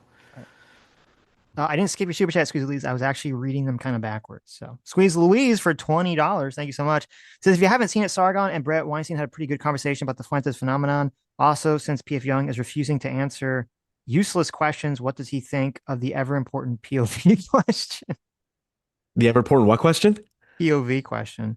POV question? Someone's bringing it back. Look at Squeeze Louise. I don't know this Sitch and Adam lore. What is this? So we used to do something very stupid, which was that we would ask our guests, regardless of who they were, if or when they consume pornography, do they envision themselves like as the person in it, like doing the sexual act, or do they kind of like look at it like they're a third party watching someone else from the cuck chair? Well, this was before the whole cuck chair meme became like so dominant. Right. I see. Peeking through the window. Right. You don't know these people. It's not I your watch porn. girlfriend. It's degenerate and bad for you. So I can't answer that. That's the real cuck answer to the question. Perfect answer. I don't think there's anything more cucked than getting off watching other people have. I think that's the definition of cuck. Good answer. Okay. It's called. Never mind. I'm not even going to say it. It was. So J-Max says it wasn't stupid. It was informative. It was interesting because the reason the question kind of came to be, I don't remember what spawned it, but it was kind of interesting when we poll, is it was like 75% of people envision themselves in the action, and 25. So a huge chunk vision themselves as not. It's just like watching it. And it's kind of just an interesting thing about how people perceive the world so differently. Because like I would have never conceived of not having the POV in sort of that situation. So it was kind of shocking to me that there's a bunch of people that look at it differently. Meme spread for 10 months says Mountain Time here. PF is right. It's the best time zone. Correct.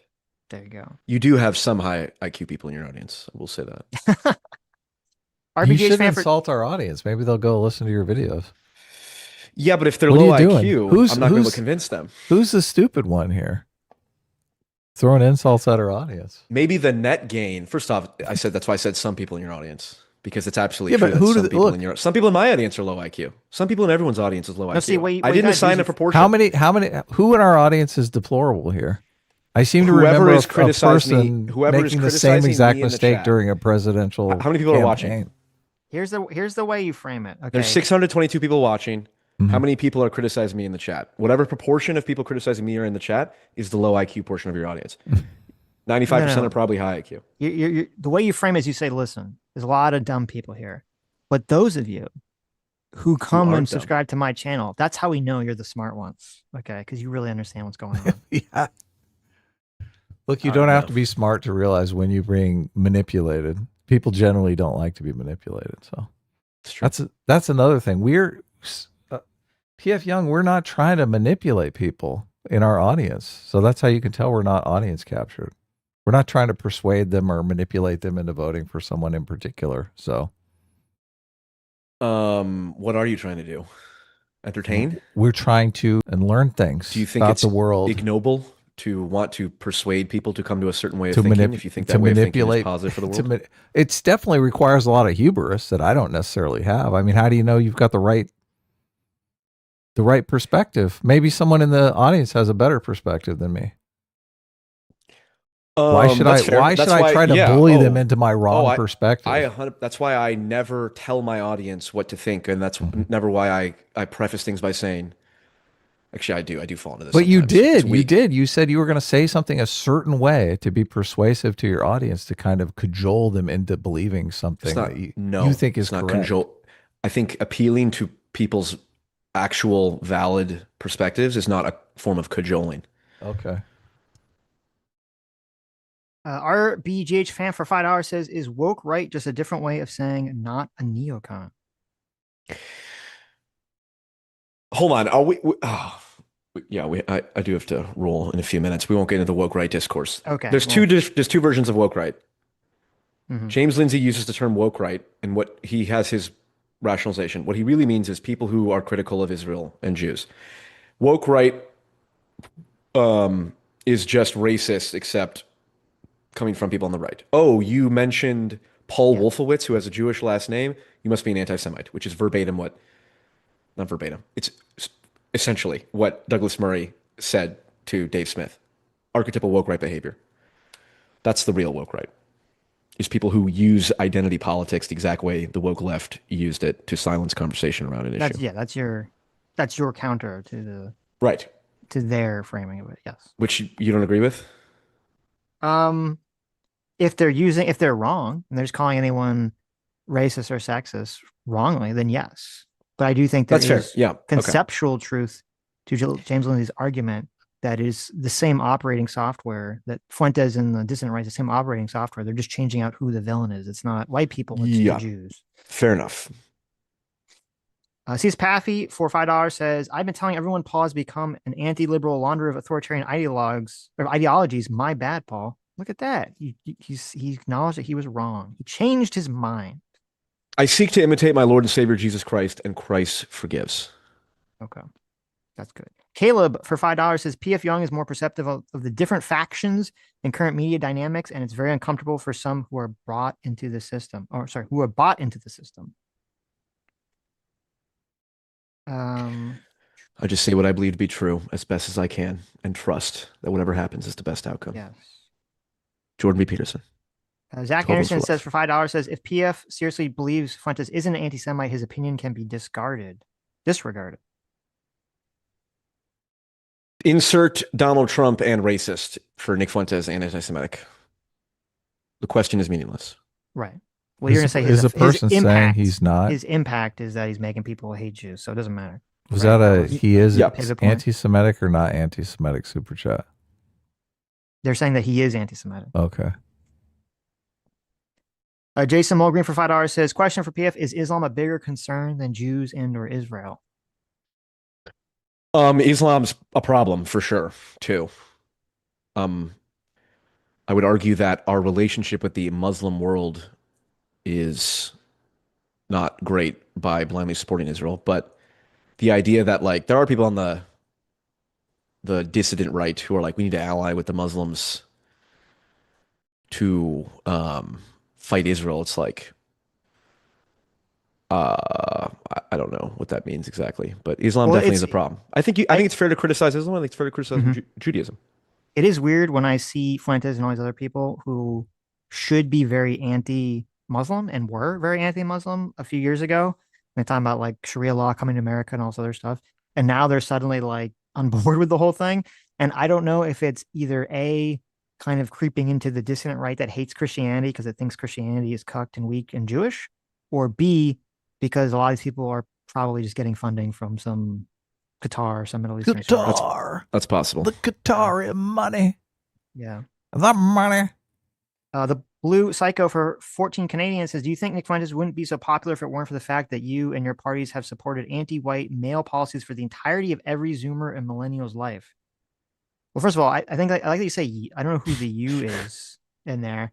I'm going to assume, like, it's really annoying when people like Blue Psycho, who I think claim they've been some huge fan of the show, can say that about me and Adam when we've probably spent 95% of our career on YouTube talking about how horrible it is that there's all these anti-white policies that are going on all the time and anti-white racism that's going on. And then you're like, you, Sitch and Adam, are pushing anti-white male policies. It's like, okay, but I don't know what the fuck you're talking about. You're just delusional at this Well, point. he's saying people on the left. I mean, yeah, but come on. Why? But see, that's the whole problem, is that you're throwing us into that when we're explicitly pushing back against that, which is just completely factually wrong and makes you completely just engaged in the NPC tribal mindset.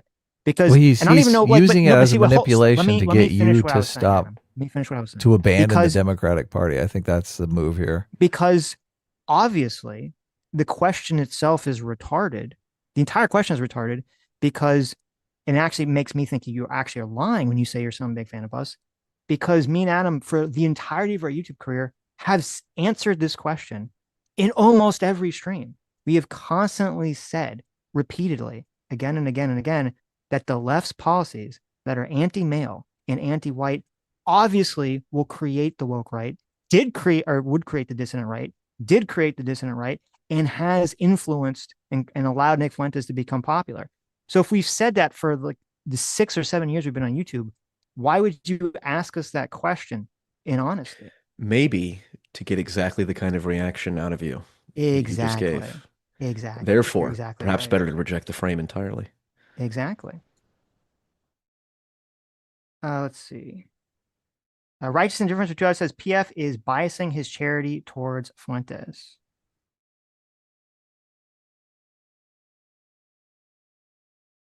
Okay. It's like Okay. for $10 says, I have identified it. PF Young operates under Adam's theory of mind reading. He acknowledges that Nick says anti-Semitic things, but Nick says, I'm not anti-Semite. Automatic perfect defense. No, I just reject whether or not it matters if the statement Nick is an anti-Semite is true or not. Okay. Panda Tree for $5 says we are mostly just memers. So he's on the meme train. Memes, baby. Fire Everything for 40 months says you guys should have Fuentes on. You guys talk about him a lot. Have a better debate than Pierce Morgan. You guys would be perfect for it. Just keep cool heads if he tries to be edgy. It'd be hard. I'd have to really conceptualize what would be the point of the conversation. Yeah, I thought you guys were doing this for entertainment. Well, I do try to, I do have manipulate an people. Idea. No, not manipulate. I do try to persuade people. It's kind of funny because we had this conversation a long, long time ago about like the left. I think left inherently views persuasion as manipulation, in which we both rejected the framing. More proof that I'm on the left. Right. Yeah. So I just Destiny did irreparable damage to Adam. Right. They accused him of being right wing. Right. So I don't know. Really. I mean, I don't care if people think I'm right wing. So just as a matter of truth, though, I don't. What if someone said I don't? What if someone said I don't care if people think I'm anti-Semitic? As a matter of truth, I'm not anti-Semitic. I mean, there probably are people that do think both Sitch and I are anti-Semitic just because they think we're right wing. So I don't care. I really don't give a fuck, to be honest with you. That's fair. I think that's the right attitude. I just look, it's interesting because I do think on YouTube, the game on YouTube is really, people want to find content creators that do want to manipulate people into the position that they have. So they're looking for someone who is a good manipulator. And they're saying, this person agrees with me. Let's go out into the world and together we will manipulate people into our opinion. And our tribe will grow big and strong. We will take over the internet. And there's The word, I mean, the go word ahead. manipulate implies deception. Well, I do think a lot of these people lie and do. I mean, That's fine, deception but is if part of you- their game plan. Okay, but if you want to honestly communicate what you really think about the world in a way that is convincing, without relying on deception, is that manipulation?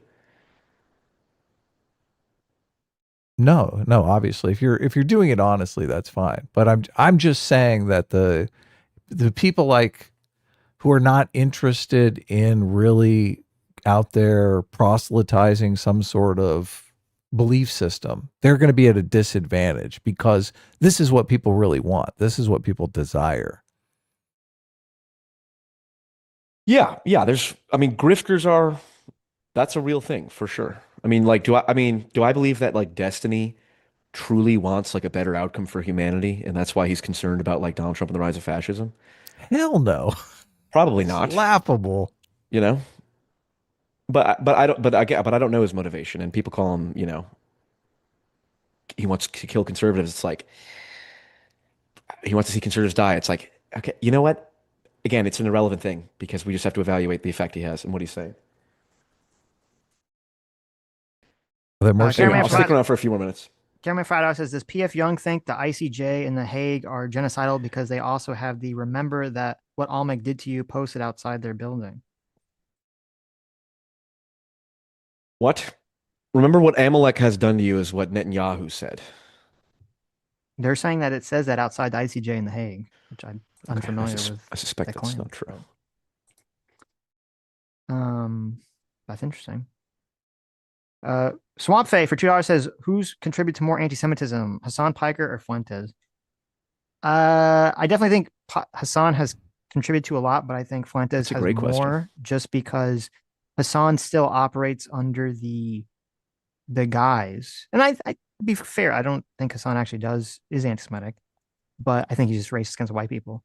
I think that the guise of like just framing it as like, oh, it's just Israel does prevent people from being anti-Semitic to some degree. Obviously, people can still become anti-Semitic. Where if you're just like, no, it's just the Jews, and there's no sort of gatekeeping going on whatsoever. RBGH fan for $10 says Nick Fuentes isn't nearly as important as people in the U.S. government like Mike Huckabee having meetings with treasonous people like the Israeli spy Jonathan Pollard, who served 30 years for espionage. Wow. Why do you do that? I never liked Mike Huckabee, so. Oh, Mike Huckabee is a Christian Zionist. Oh, once again, to your point that it's not the Jews, because that takes away agency from people like Ted Cruz and Mike Huckabee, right, who are definitely not Jewish, but very much Christian Zionist, and are fools and equally at blame for the actions of Israel. Well, is being a Christian Zionist bad? Is that a bad thing? I would say so. Yeah. Really? It's nonsense theology. What about an atheist Zionist? Yeah, I mean, what do you mean? It depends what you mean by Zionist. If you thinks Israel has a right to exist, does Palestine have a right to exist? No. There we go. I think Zionism just means strong support of Israel at this point. That's what the word actually means in effect. It's like the word fascist. Fascist doesn't refer. Well, there's a giant difference between Palestine and Israel, though. Israel is not a failed state. Palestine is a failed state. I think failed states are obviously a problem for the world. So I don't think failed states deserve to exist. That's fair. I would say the fact that Israel has allowed its far right Jewish supremacist element to ascend to as much power would indicate it is a failed state. But we'll see. What? You think Israel's a failed state? Okay. No, I think it's a terrorist state. It's acting like a terrorist state. right Well, now. look, Whether it's a failed state, it's like, what do you mean? A failed state is going to be somebody's problem, right? If we had a failed Same state, with a terrorist state. Mexico was a failed state, we'd have a problem, right? Obviously. Yeah. So who would have to deal with the problem of the failed state? Probably the closest person to the failed state, right? Yeah. Yeah. Okay. Well, fair enough. This then just gets into a historical litigation of, well, to what degree did Israel facilitate the failed statehood of Palestine? When did they fail? I would say when they decided not to embrace peace. When they didn't take any of the two-state solution offers. Right. When they elected and Israel, when they elected a criminal gang to be their government. The truth is buried at the bottom of a bottomless pit. Okay. Solo for $5 says that, Paul, you were playing a dangerous game. You should look up Franz von Papen. Franz von Papen? Yes. I hardly know him. There you go. Some chancellor of Germany. Former chancellor of the German Reich. Before the Nazis took over. So. Interesting. Caleb for $5 says, if we can learn anything from how liberals dealt with Trump, dismissal and scolding will only fuel a disillusioned audience and embolden their avatar. Any more from me if they're directly addressed to me, and because then I'll roll.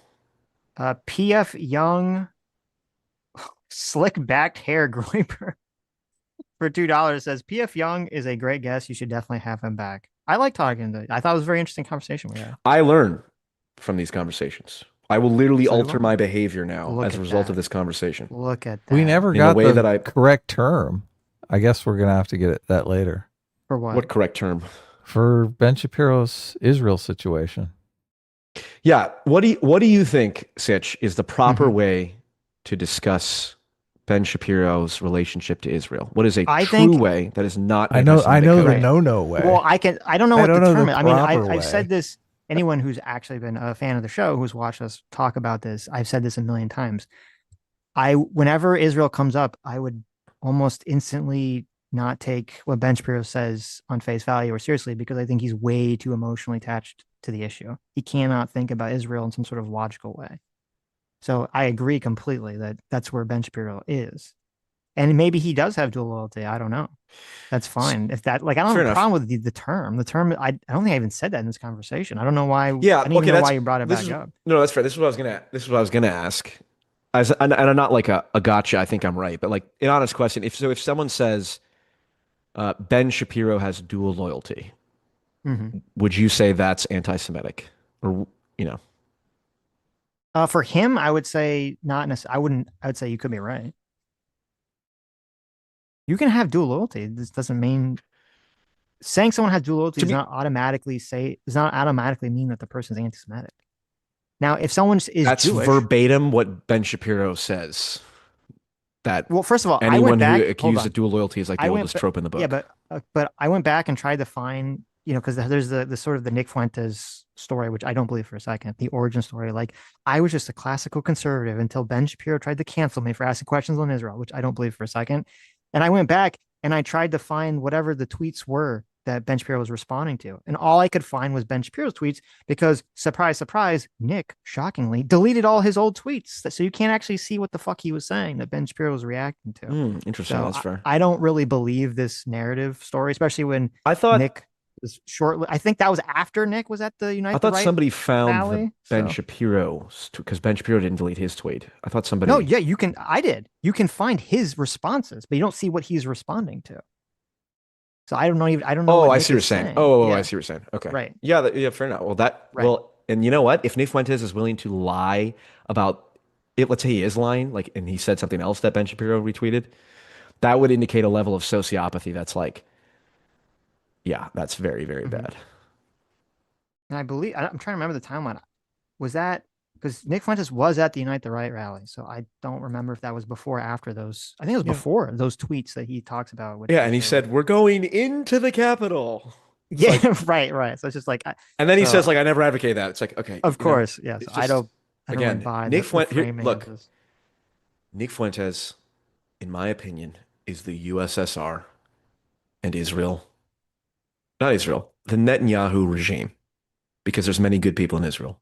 And I do believe in, the right of Israel to exist. I believe Black Lives Matter, trans women are women, and Israel has a right to exist. I will say all those things. Okay. I actually do believe Israel has a right to exist. I don't know about trans women or women though, but Black lives do matter. But yeah. Zero Fuck says he has an archive of I all know, of I Nick's saw tweets. Yeah. Well, he said he had an archive of one of them. Oh, okay. So the archive is, for one of them, Look at is Nick this. went to saying, I've never read an article skeptical of Israel on the Daily Wire, never read an author on the Daily Wire skeptical of Israel. And then Ben Shapiro responded, accusing any American Jew who's pro-Israel of being American firster is a pure form of anti-Semitism. I'm going to clip where I asked you if you think saying that Ben Shapiro is dual loyalty, if that's anti-Semitic, and say no. And then I'm gonna make it seem like Ben Shapiro's quote tweeting that clip of you saying that. Thank you. Thank you. Okay. I do think you're a little too fixated on Israel, but I'm not even 1/10 fixated on Israel to the degree that a majority of my politicians are. You care more about I live in Palestine Texas. than healthcare. I live in Texas. My senator is Ted Cruz. Right. It's laughable to tell me I'm obsessed with Israel when Ted Cruz gets on two knees and does exactly what you think he does to the state of Israel. Right. So miss me with that. What does that have to do with you, though? Just because you live in Texas? It's why he's emotionally reactive, is that he's swimming in this, He's upset that these waters. it's also just a 2 Cruise + 2 = 4 argument. Like, wait, can I or can I not say objectively true things without being criticized or censored or considered a national security threat? You can say whatever the fuck you want about Islam and Qatar, and nobody's putting you on, well, nobody in America is putting you on a watch list. You might get put on some Muslim Brotherhood watch list, but no one in America is saying Islamophobia is a national security threat. We're going to build AI surveillance systems that scan that. Really? I hear half the videos I click on, I hear about the genocide in Gaza. You're telling me you can't say that or something? Nate, hold on. Is there anyone in power whatsoever that talking is about the saying genocide in Gaza? No. That's saying what they say about anti-Semitism, which is saying the equivalent, which is Islamophobia is a national security threat. We need a designated task force, and we're going to use technology and AI surveillance to scan activity to address the national security threat that is Islamophobia. That is exactly what is being said about anti-Semitism. They're saying that about racism. That's the problem. They weren't saying it about Islamophobia, which I would map into racism. No, they're not saying about racism. They're saying about anti-Semitism. They did say that anti-Semitism. about racism. Who said that about racism? The left said that there was that whole thing was when Biden president about how like racism is a national threat to security and racist, terrorism is the highest terrorism we have to look out for. That was the whole point. Oh, like white supremacist violence? Yeah. Sure. Okay, fair enough. Hence the woke right bullshit. That's what I'm saying. It's right.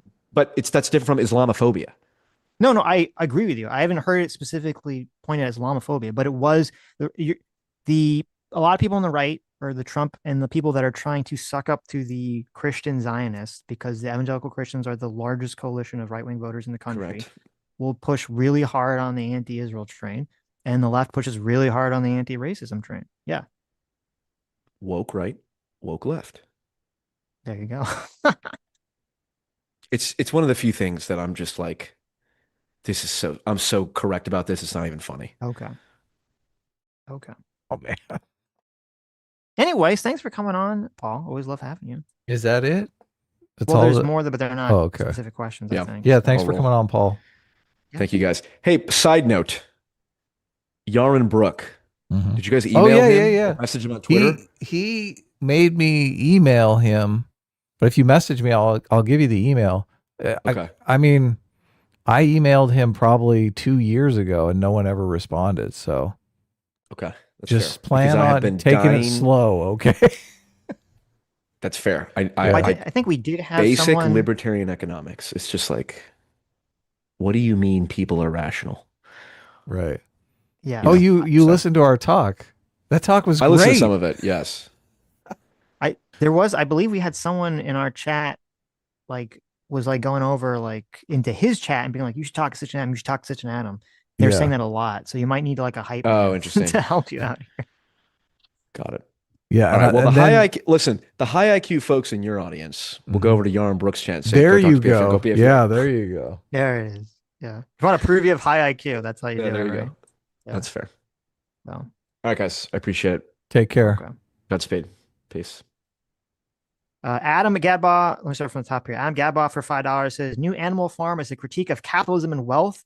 The 1984 Animal Farm. You also check out the trailer. I did see that. I thought that was completely insane. Well, first of all, when I saw that they're making a new animated Animal Farm, my eyes kind of rolled out of my head and I was like, why?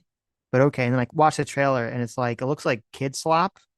And at first I'm like, well, at least it'll be like an anti-communist message for kids. That's good. And then it was like, no, it looks like it's going to be anti-capitalist messaging. So I was like, oh God. That's so What's bizarre. happening? Yeah. So it's a direct opposite of the intended message. Well, I mean, we're assuming, to be fair, this is all based on the trailer. I don't know if there's anything definitive, but the trailer definitely makes it look like it's going to be some sort of anti-corporation, anti-capitalist message. Which, to be fair, I'm not against. I'm just against in terms of taking the most historically classic piece of anti-communist literature ever and turning into a critique on capitalism is peak 1984, peak Orwellian, as they say. Yeah. Jack, a spades for 44 months. Thanks so much. Says Adam's a big fan of CDs. Well, maybe he can see D's nuts. Oh, look at that. You got me with the D's nuts joke. There you go. I love those D's nuts jokes. There. Those are great. Fiery thing says in the chat, I think you guys just don't understand each other. I thought me and Young understand each other perfectly, even if we have a difference of opinion on things. If that's what you're talking about. What's the word? I don't have a problem with dual loyalty. I don't know. I don't have a problem with dual loyalty if it's true. It's like calling someone racist. I don't have a problem if it's true. Well, I said we had a conversation about Ben, and I said I completely understand dual loyalty, and it seems rational to me for all the reasons I laid out. And you're like, nah, you can't say that. That's super anti-Semitic. Oh, I don't know. I don't remember. Maybe. Yeah. So I'm like, well, what's the word? What's the word? Like, it's reasonable. As I said, you get into it's like racism. You get into that problem of like, well, if a term either becomes so incendiary or so useless, like, woke right, yeah, maybe you need some other term from that. Yeah, look, and I am open to that, obviously. Like, I don't begrudge you the notion that it is. I guess the thing I would say to criticize the term dual loyalty is, at least from my awareness, I think I've only ever heard it levied at like Israel and Jewish people. I think that's part of why, even if it's true, which in some circumstances with certain individuals like Ben Shapiro or someone else, I think that's part of why it gets people's hackles up. I don't mind leveling at Canadians. Right, but I'm saying like anyone with dual citizenship. I understand, but I'm saying like I don't believe it's ever really widely used in any context outside of Israel. So that's why people can perceive it as like being automatically anti-Semitic. Right. Jack, or the one, Fat Brown Buffalo for $5 says, thoughts on the back and forth between actual Justice Warrior and Josiah on X. I think it's pretty bad faith on Josiah's part and other Destiny supporters. It's interesting that you brought that up because I agree with you 100%. What is, give us the details. I want to hear the dirt. I'll read it. Cause actually I was thinking about, before we knew whether PF Young was going to come on, kind of going over it in the context of the conversation. Cause I did think it was Josiah being bad faith. Oh, that can't be true. What are you talking about? I know for you, that's impossible. Like manna from heaven. So you're like, give it to me, Sitch. Let's see if I can find it here. This is all those guys do. All they do is traffic and reputation destruction. Yes. It's all they care about. So it's actually, it's kind of a fairly long back and forth chain, but so Sean was actually just responding to Trump's Rob Reiner post, which as I said, I was surprised. I was happy to see a lot of people on the right criticizing it. Sean said, I genuinely hate this post.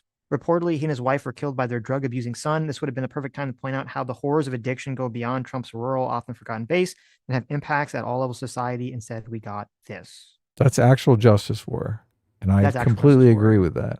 Yes. So, yeah. So you look at that and I I liked it. I don't see anything wrong with that tweet whatsoever.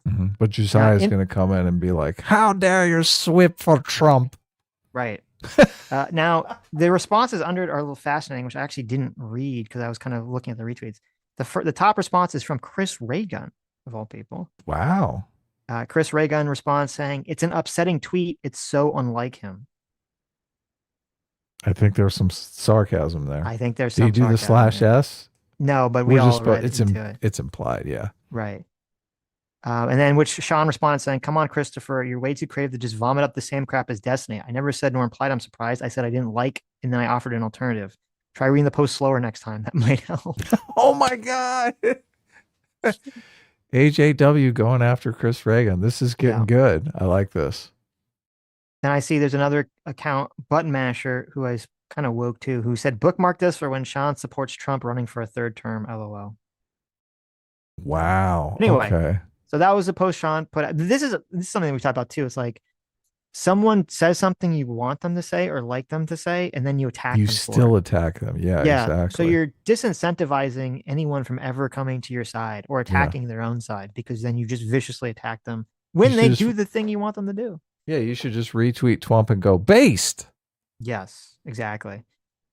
So anyway, so Sean said that, and then Destiny retweeted that and said, "I just don't understand where these people have been at for the last 10 years. Trump has never shown decorum or literally fucking anything. The idea is that they're surprised now that he's not? Question mark. Have you seen any media at all in the last decade?" Coming in there with the "I told you so." That's going to be a popular theme in these, I think. It is. Yeah, it is. Because they don't want to acknowledge, because that's what you do. It's like, if someone says something you agree with, but you don't want to agree with them, you say, "I told you so, idiot." Yeah. It's like exactly. Classic. Well, what did you expect? We've been telling you this for years. It's been decades. Right. And it's interesting. This is the classic Twitter meme. That, if I could pull it up here, if I can find the exact wording of it. It's like this is this app in a nutshell. Oh, it says Twitter is the only place where well-articulated sentences can still get misinterpreted. You can say, "I like pancakes," and somebody will say, "So you hate waffles?" No, bitch, that's a whole new sentence. What the fuck are you talking about? This is exactly what happened in this situation, because Sean didn't say anything. I read it. He didn't say anything about being surprised that Trump said this whatsoever. He just said that he didn't like it, that Trump should have done it. And Destiny and Chris Reagan's first attack is to say, "Why are you surprised by this, Sean? Are you a retard?" See, all of these people are doing the thing. They're doing the thing. All of these people are guilty because they care more about attacking Trump than saying nice things about a guy who got killed by his son. And to me, that is just as fucking disgusting. They're like, "Oh, this is an opportunity to beat up on someone." Right. Exactly. It's like, what the fuck? Exactly. I mean, ultimately, it's Trump's fault for wading into this situation. But I mean, you could see this coming from a mile away. Well, I would say you should build bridges with the people that, or at least have, be happy that there are people who are going to call this you don't out, like, that agree with you and say, "Okay, this is a terrible tweet." Yeah, this is not the time. Right. These were all the people too that were dancing on Charlie Kirk's grave, obviously. So right. So then Sean responded saying, "Show me where I said I was surprised. I said I don't like it and offered a better alternative. I don't like how cowardly you use the bad orange man as a built-in excuse for celebrating the murder of your perceived enemies, but it doesn't surprise me when you do it either." To which Josiah then enters the conversation saying, "This would hit a lot harder if," I was like, "This would hit harder. Excuse me. Oof. If the bad orange man, whom you support with feigned reluctance, didn't mock and celebrate violence against his critics and wasn't the president. Holding a streamer to a higher standard than the most powerful man alive is classic actual justice warrior tier stupidity." So again, we have someone saying something he didn't actually say in the post, which is interesting. That's never a good sign of like that you're arguing in good faith or correct. If you have to do one of two things, if you have to immediately whataboutism and then also insert a bunch of things that no one actually talked about. Well, and it's just, the mosquitoes here buzzing around. Oh, is someone beating up on somebody here? Let me come and feast. Exactly. Well, that's always how it works, right? So they all got to jump in. So then Sean responded to that saying, "This is the dumbest Destiny-brained take ever. When did I hold Steven to a higher standard? Never. I point out the obvious. A person can only control their own behavior. Destiny says he gets a free pass because Orange Man bad. That's a cowardly excuse to avoid accountability." Which is true. Yeah. And that was definitely. actually Destiny's response to the whole conversation. That was his argument constantly. Yeah. Well, as soon as Donald Trump fixes his act, they'll all stop being a piece of shit. Right. That was literally the whole conversation. That was about his argument. Yeah. The whole firefighter and all that other stuff. So Yeah. I can't help myself. We covered Anna calling him out on Piers Morgan with that. Yes. Where she said, look, I like to think I control my actions. Which, wouldn't that be a great way to be? It would be. Meme. I read that one. RBJ fam for $5 says, as someone who has accused Sitch of TDS many times, Trump just ruined the term in one single post. Well, sometimes that's how it be. Did he really? We was talking about the Rob yeah. Reiner post. Yeah. Oh. It was a very insane post. It makes it very difficult to argue against the Trump is a narcissist, egomaniacal narcissist, obviously. That seems obvious. I don't think anyone contests that. Not even Trump supporters. Do they contest that? It's weird because there's a certain group of population I've talked to who are like, "Oh, I like Trump, but I never said that he was moral." And I've always thought that he was just kind of like the guy who gets shit done by breaking stuff. And then I've also talked to people, and a lot of people are like, "Trump is an American hero. He's a super moral person," right?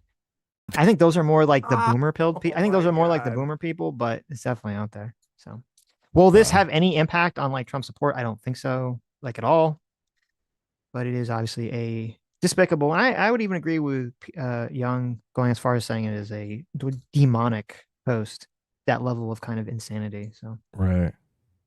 Though I do think Jack Posavic's post is almost even more demonic. That he originally was like, "Oh, you're not going to see anyone on the right." Doing what the left did with Charlie Kirk. And then as soon as the president does it, he immediately 180s and just jumps on board, which shows that he's just a horrible fucking immoral grifter at that point. That makes me think he's just delusional. I don't know how you could think that. I just expected an onslaught of people denigrating Rob Reiner. A lot of commentators will say something as if it's true in order to create a narrative that people follow. Right. And that's what I think a lot of people were doing. Trying to get people that ain't going to work.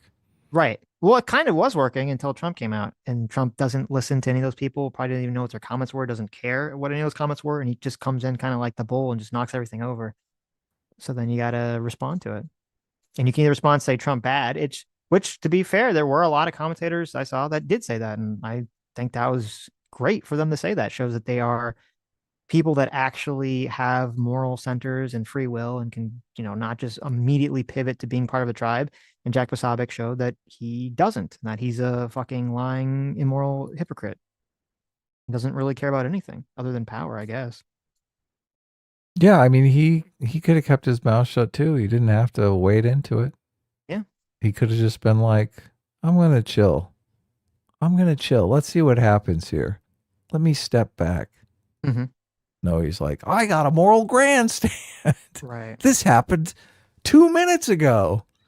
You're saying that the smart people would have just been quiet because they wouldn't really know. Well, as I said, it's not a question of no. They're trying to shape the conversation. So. Right. Yeah. Righteous Indifference for $2 says new NPC test dropped. True.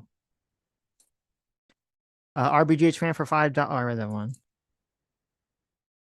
Let's see. I read that Brian one. Bishop for 27 months. Did you read that one? No. Adam's light graphic design is fire today. Glad I could catch it live for once.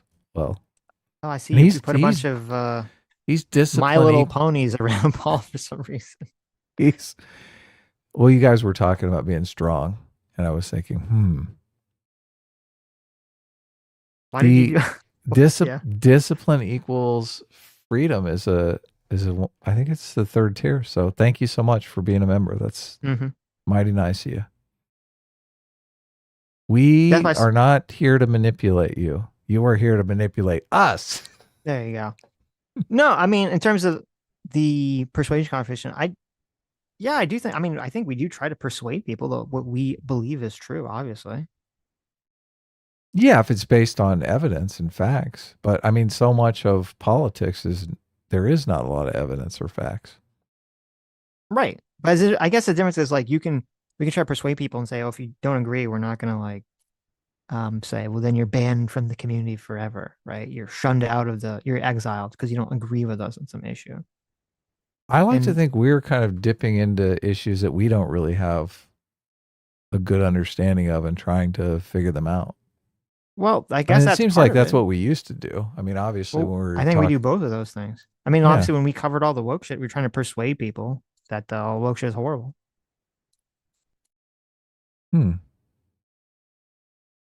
Really? Yeah. I never really conceptualized it that way. Okay. I just conceptualized I mean, I don't it as know. me saying, yeah, I think this is horrible for these reasons. Right. And I maybe don't know you if we disagree, but if you disagree, that's fine. Give me your reasons why you disagree. you get into a cycle where like once you start making content about something, like we make all this content about how woke shit is bad, and we attract an audience of people that think woke shit is bad. I guess you can make the argument, well, we don't really need to convince the audience that woke shit is bad. It's more just like alerting to them the specifics of why it's bad, how it's bad, what the ideology is, and things of that nature. Yeah, so that they can take arguments to their friends and try and Right. persuade them. Look, I understand a lot of people try to want to persuade other people. Mhm. I spent a lot of time in my life doing that I feel it was all wasted time because people are not easily persuaded, if ever, and usually not through anything you say. It's through some sort of personal reflection, which you'll never have a part of. Best to just have fun and try to figure things out Interesting. yourself. Yeah.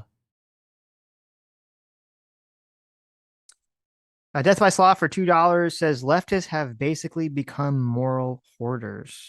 That's an interesting conceptualization of that. They want to Moral hoard all the hoarders. morality for themselves. I think I might agree with that.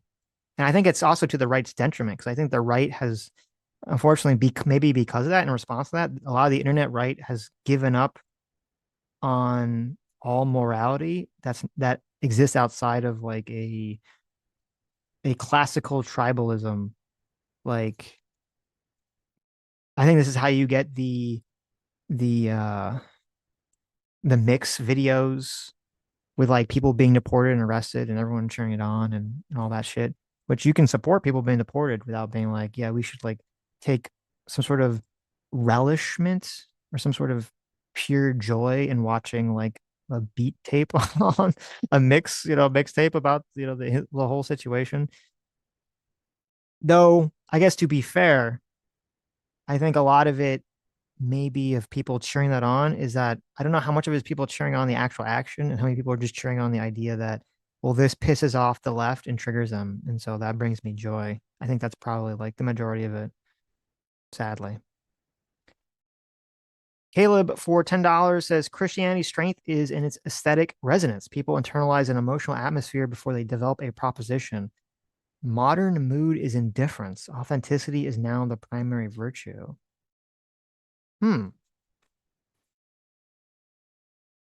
Yeah. That seems accurate. I do think I think that's very well said, Caleb, and I think I agree with that completely. That is interesting. So much of the next mood is on the next mood is in response to the previous mood. Because I definitely know that for like I think for your generation, Adam, and for my generation, a lot of the aesthetic was trying to hit that indifference. Like that was what was cool, was to be indifferent. Of course, yeah. It's not still cool. It is. But I think there's also like the whole you are cringe, but at least you are free mentality. Right. Mm-hmm. So I guess I don't know. It is. I think that's a lot of why like the whole concept of like being triggered maybe still is just the same thing. Maybe it hasn't changed because the whole like being triggered thing is you've lost your indifference. Right. I'm not remotely triggered by Trump's insane tweet, which I do think a lot of people are just triggered by it. Mm-hmm. Do you think Josiah and Destiny and those people are triggered by it, or do you think they just realize there's political gain to be had by making fun of Trump? I think they're not triggered by the tweet. I think they're triggered by, they're probably triggered by the perception that they like, this weird projection they have of like showing other people's reaction to the tweet. Because I agree. Like I saw that tweet and I just kind of shook my head when I saw it. I'm like, oh. Yeah, because I kind of expect it's not surprising. Like it's hard to be triggered by something that's not remotely surprising. Yeah, because you're just like you're like, okay, we've all become desensitized to Trump, Trump bad tweet, right? And Trump having a crazy, egomaniacal response to some situation that's wildly inappropriate at this point. So they're just kind of like, oh, okay, not surprised. Harrison Dill for $2 says Donald Trump has Democrat derangement syndrome. That is true. That's 100% true. Fuentes or RBGH fam for $5 says Fuentes appeared to be playing the character Boomer Morgan wanted him to be, but I do understand the concern people like Coleman Hughes have. Well, I think it comes down to kind of that part of what came up in the Young conversations. Why I like talking to him a lot is, yeah, there are a lot of young people that I think do like Fuentes and they do think he's funny, and they don't think it's sincere. They think it's just edgy poll memes or edgy internet jokes. They're just being transgressive. They don't think it's sincere. They probably don't actually watch Nick's show every fucking day or really much at all. And I think it is important for those people to understand, no, this is real. This is something that he really believes and is advocating for and pushing for. It's not just calling people gay like in the 90s and 2000s. Jason Mulgreen for $5 says Nick is unironically a nationalist socialist. True. Jason Mulgreen for another $5 says Ben means he has Israel to fall back on if the Jew hate shit hits the fan, which I totally understand. Yeah, no, like I mean, so I understand do that's what I agree. understand. As I said, I understand the concept that he's saying. I don't understand the argument that he's making.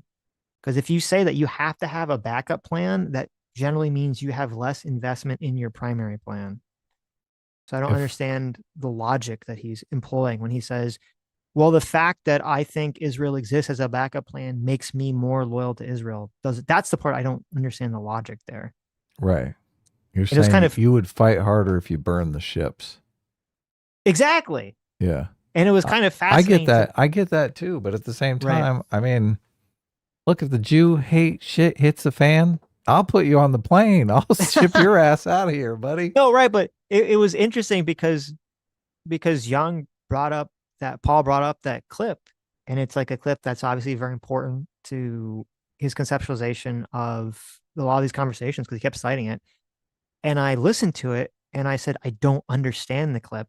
And when I explained why I didn't understand, he didn't understand it either. And that's why I'm just curious as to like, what the fuck is Ben Shapiro talking about? I'm assuming he must have responded to that clip at some point. Like, what does that even mean on a conceptual level? Because it doesn't make sense to me. It's he's just trying to dodge the question. It doesn't. Maybe. Yeah. That would make sense to me. It does it's not just make like logical right? sense. Yeah, it does not make logical sense. Yeah, like There's it's just no gibberish. Reason. Sure, yeah. Right. That would make sense to me. If you said, well, it just doesn't make sense. I was like, oh, okay. I believe that. But yeah.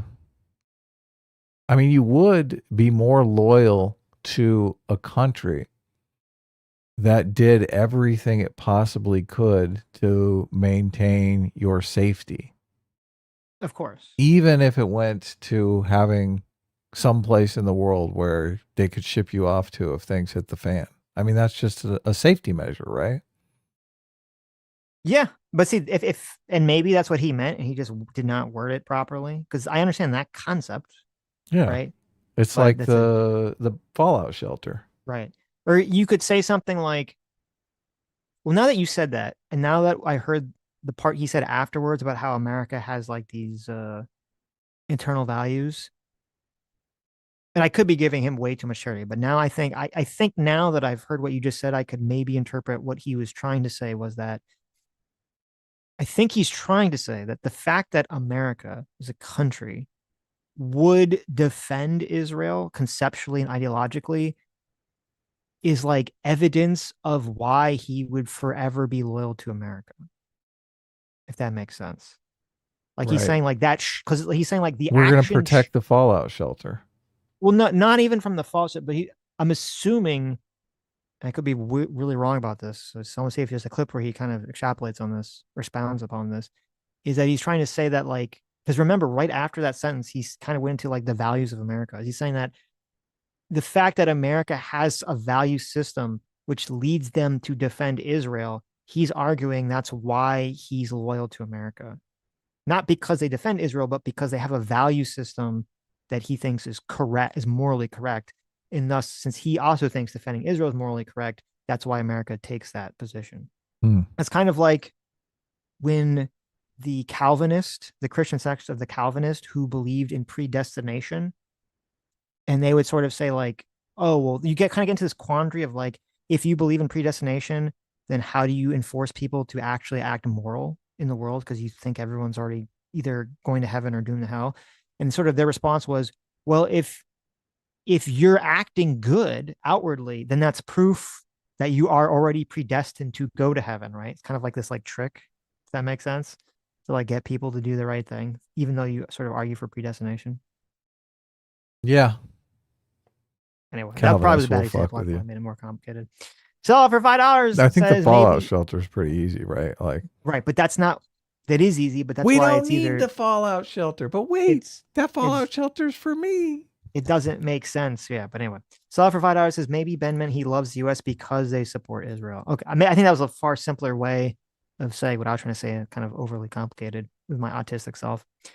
J-Mac, our second thought, thanks so much for $20. Says, by the way, my brother is considering submitting legislation in Tennessee to introduce a form of age-appropriate human trafficking training in K through 12. Thought it was an interesting proposition. What do you guys think?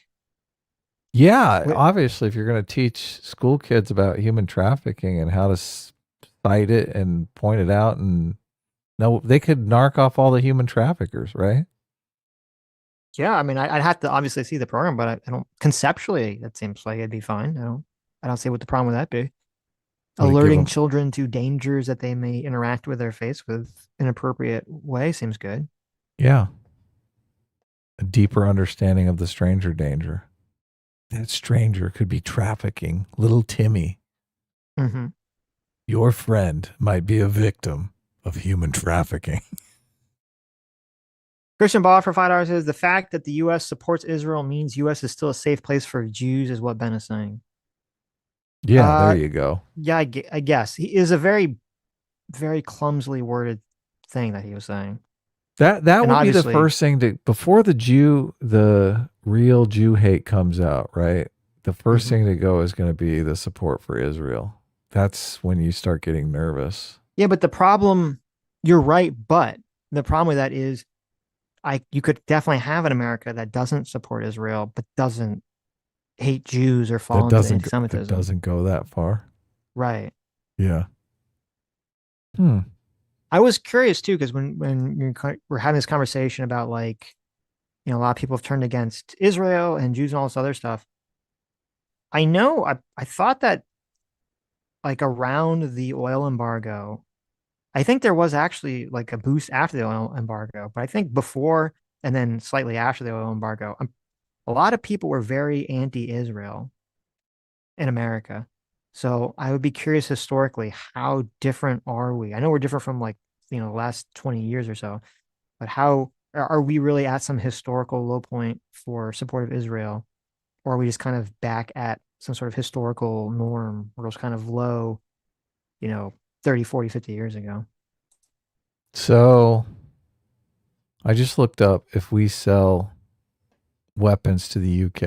And it's yes, U.S. sells a significant amount of weapons. We sell F-35s. We sell them anti-submarine warfare aircraft. We sell them all kinds of shit. Apache helicopters. So I don't know what the support is for Israel, but I'm under the impression the money that we give them is really just a coupon to buy weapons. We give them a discount on weapons. That's our support for Israel. Mm-hmm. If we give weapons to the UK, what's the difference in giving weapons to Israel? Why don't people lose their mind about all these weapons we're selling to the UK? Well, they do, but they lose their mind. Well, there's two issues. Number one, the genocide. Most people, even the people that don't like Ukraine, except for the real retards. No, UK, England. Oh, UK. I'm sorry. England, yeah. Well, because I guess because that's a good point, but I guess it's because we sell weapons to fucking all of our allies. Why do people are losing their mind? Well, hold on. Israel? I guess there's a slight difference. When we sell weapons to the UK, they're just buying them outright, correct? Well, I don't know. I haven't looked into it. Maybe we give them a discount too. Who knows? They're an ally. They would probably have some sort of fucking wheeling and dealing treaty with them where they're like, they get a discount too. Look at this. Buy our weapons. Because the whole thing, because the thing with Israel is, as you're saying, we basically are not really, when it comes to military aid, we're not really giving Israel money. We're giving ourselves money. And then we're giving our contractors money, our military contractors. We're basically taking, now you can still be against this for obvious reasons, but we're taking U.S. taxpayer money, and then we're giving that money to American weapons manufacturers. So we're taking American taxpayer monies, we're paying American companies, and then we're giving the product, the weapon, to Israel. So we're still giving them a tangible benefit that is worth money, right? We're still giving them value. Yes. But it's a little different than saying here, we're just going to give you a bunch of money and you go buy whatever the fuck you want with it. But they could just buy their own weapons, right? Which I think Ben Shapiro is in favor of. Ben Shapiro's been saying for years, just so we can buy our own weapons. We don't need to make waves with the American people who are like, why are you giving all this money to Israel? Just right. But then you kind of get in the problem of, well, it's funny that you say he says we, but it's kind of funny. But you get to the issue of, is he just saying that because it's politically feasible at the moment, or is he saying that because there's also kind of the flip argument, which is the fallout, the fall argument, but there's also the flip argument, which is the super pro-Israel people want Israel to not receive any aid from America so that Israel isn't pressured by America whatsoever, and that Israel can do whatever the fuck it wants. Right. We give them aid so that we can say, so we have leverage when they say, oh, we want to invade Iran. And we can go, no, don't do that, okay?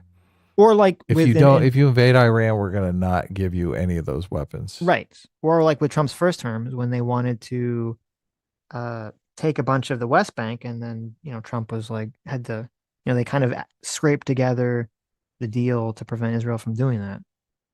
But look, if England did the same thing, if England decided they were going to invade France, and we'd be like, probably don't do that. We're going to stop selling you F-35s if you do, right? We would do the same kind of thing. I think so much of it is because it's Israel. And everyone's like, Jews. I've always wanted to do this, and I really should take the time to do it, is that I've heard a lot of people in chat have said this, and it sounds true, is that if you look historically, there was a pretty big, Israel was pushed pretty strongly by the left. And it makes sense because when Israel was founded, it was very lefty. There was a lot of little communist groups running around Israel. The kibbutzes. The little kibbutzes, yeah. Yeah, and those are basically a hippie commune. Exactly. But when Israel chose to side with America and not the USSR in the Cold War, the USSR did a lot of propagandizing to suddenly change from getting the left to support Israel to getting the left to attack Israel. And I would be very curious to see sort of the history of that playing out in the academic rhetoric and how that all played out with them switching from supporting Israel to being like, Israel's the evil colonizer state and all this other stuff. Because I do think, at least from the left's perspective, that has been the main driver for getting the left to be anti-Israel, is all that stuff. And then from the right's perspective, it's just because, it's anti-Semitism, obviously. So and there's the narrative. People are super attached to this narrative that Jews are controlling the world. So right. And then someone will say, but Sitch, but Adam. It's not about that. It's just because they're killing Palestinians. And then my response is, that's not really what we're talking about. Mm. What we're talking about is there's people killing people every day, all day, constantly.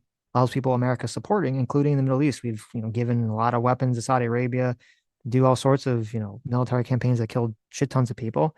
And yeah, there'll be people that'll complain about it. You'll hear the lefties complain about it, but it's nowhere near ever like grabbed into the hooks of the consciousness of the American people the way that the anti-Israel stuff has. And since that seems to be the case, that I think you would have to be naive to think that there isn't some other thing going on beneath the surface that's sort of pushing this stuff. Nick can say women need to shut the fuck up and black people, for the most part, should be in prison, but I can't say, look, if it's a failed state, you should carpet bomb the shit out of it. I don't get it. Like, they're like, no, go the Palestine. What are you doing, Adam? Oh my God. The children. It's like, what world are we living in? What world are we living in? It's like, I can't fathom that, but look, that's what you get. That's exactly what you get. They go from tell women need to shut the fuck up to, oh my God, the genocide. Brian for $5 says, I think he's saying because Israel is friendly with America is a guarantee that America remains friendly to Jews. Thomas Coward for $10 says, what Ben said is similar to what most Jews in politics say. Jorn Brooks, Danny Finkelstein says much. I think the reason why this upsets people because it's multiculturalism for thee, but not for me.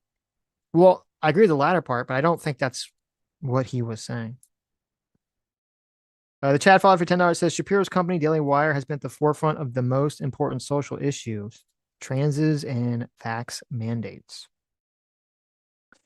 Righteous Indifference for $2 says, PF is biasing his charity towards Fuentes. Oh, I read that one. Read that.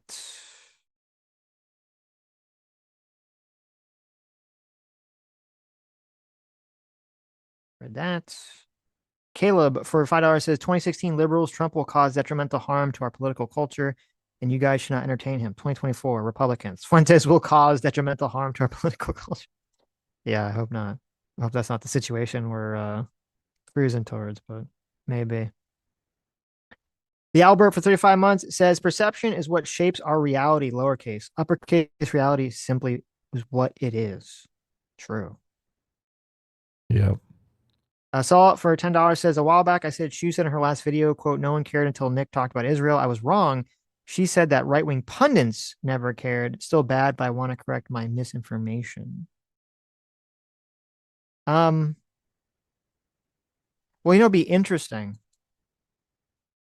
is there could be some truth to the concept, and I don't know if this is what she meant, but I think it's kind of what Jung was getting at. There could be some truth to the concept that, like, because Fuentes was so anti-Israel and people saw that Fuentes was able to generate, people on the right, internet pundit space, saw that he was able to generate a big audience from that, it would make it more like that water has already been tested. And so people would feel more confident to be anti-Israel on the right as well.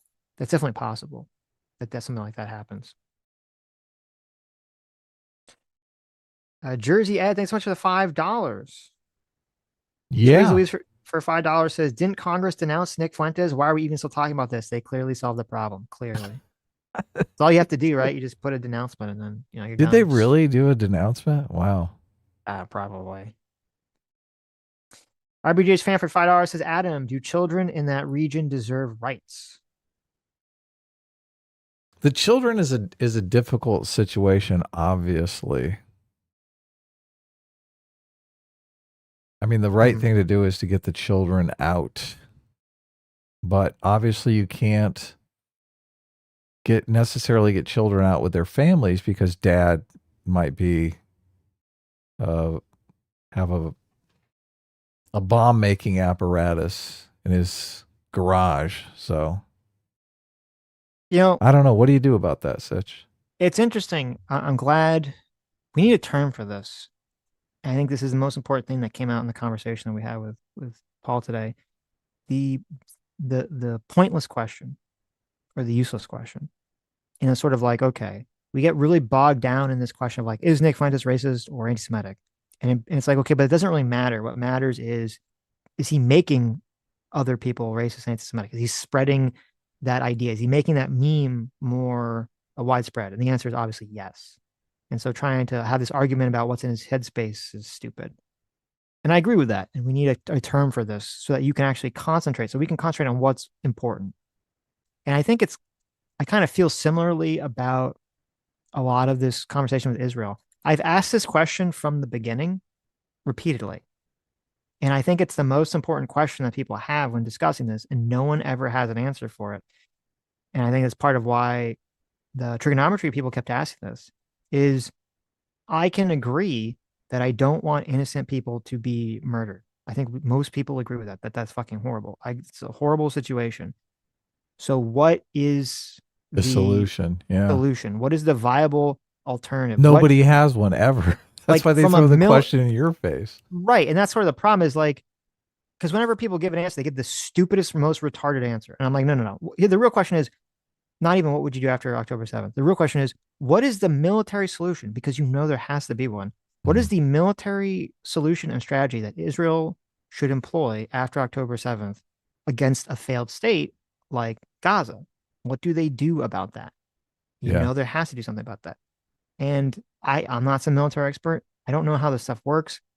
From my limited understanding, you only have 3 options, which is A, kill fucking everyone, B, do what they're doing, or C, you instead of bombing everything from the sky and trying to kind of work through it that way, you just have a massive standing army come in and take over every area piece by piece by piece by piece. Yeah, which I think is what they're doing. Well, they're doing that after bombing everything, right? Yeah. Well, because all the houses were booby trapped.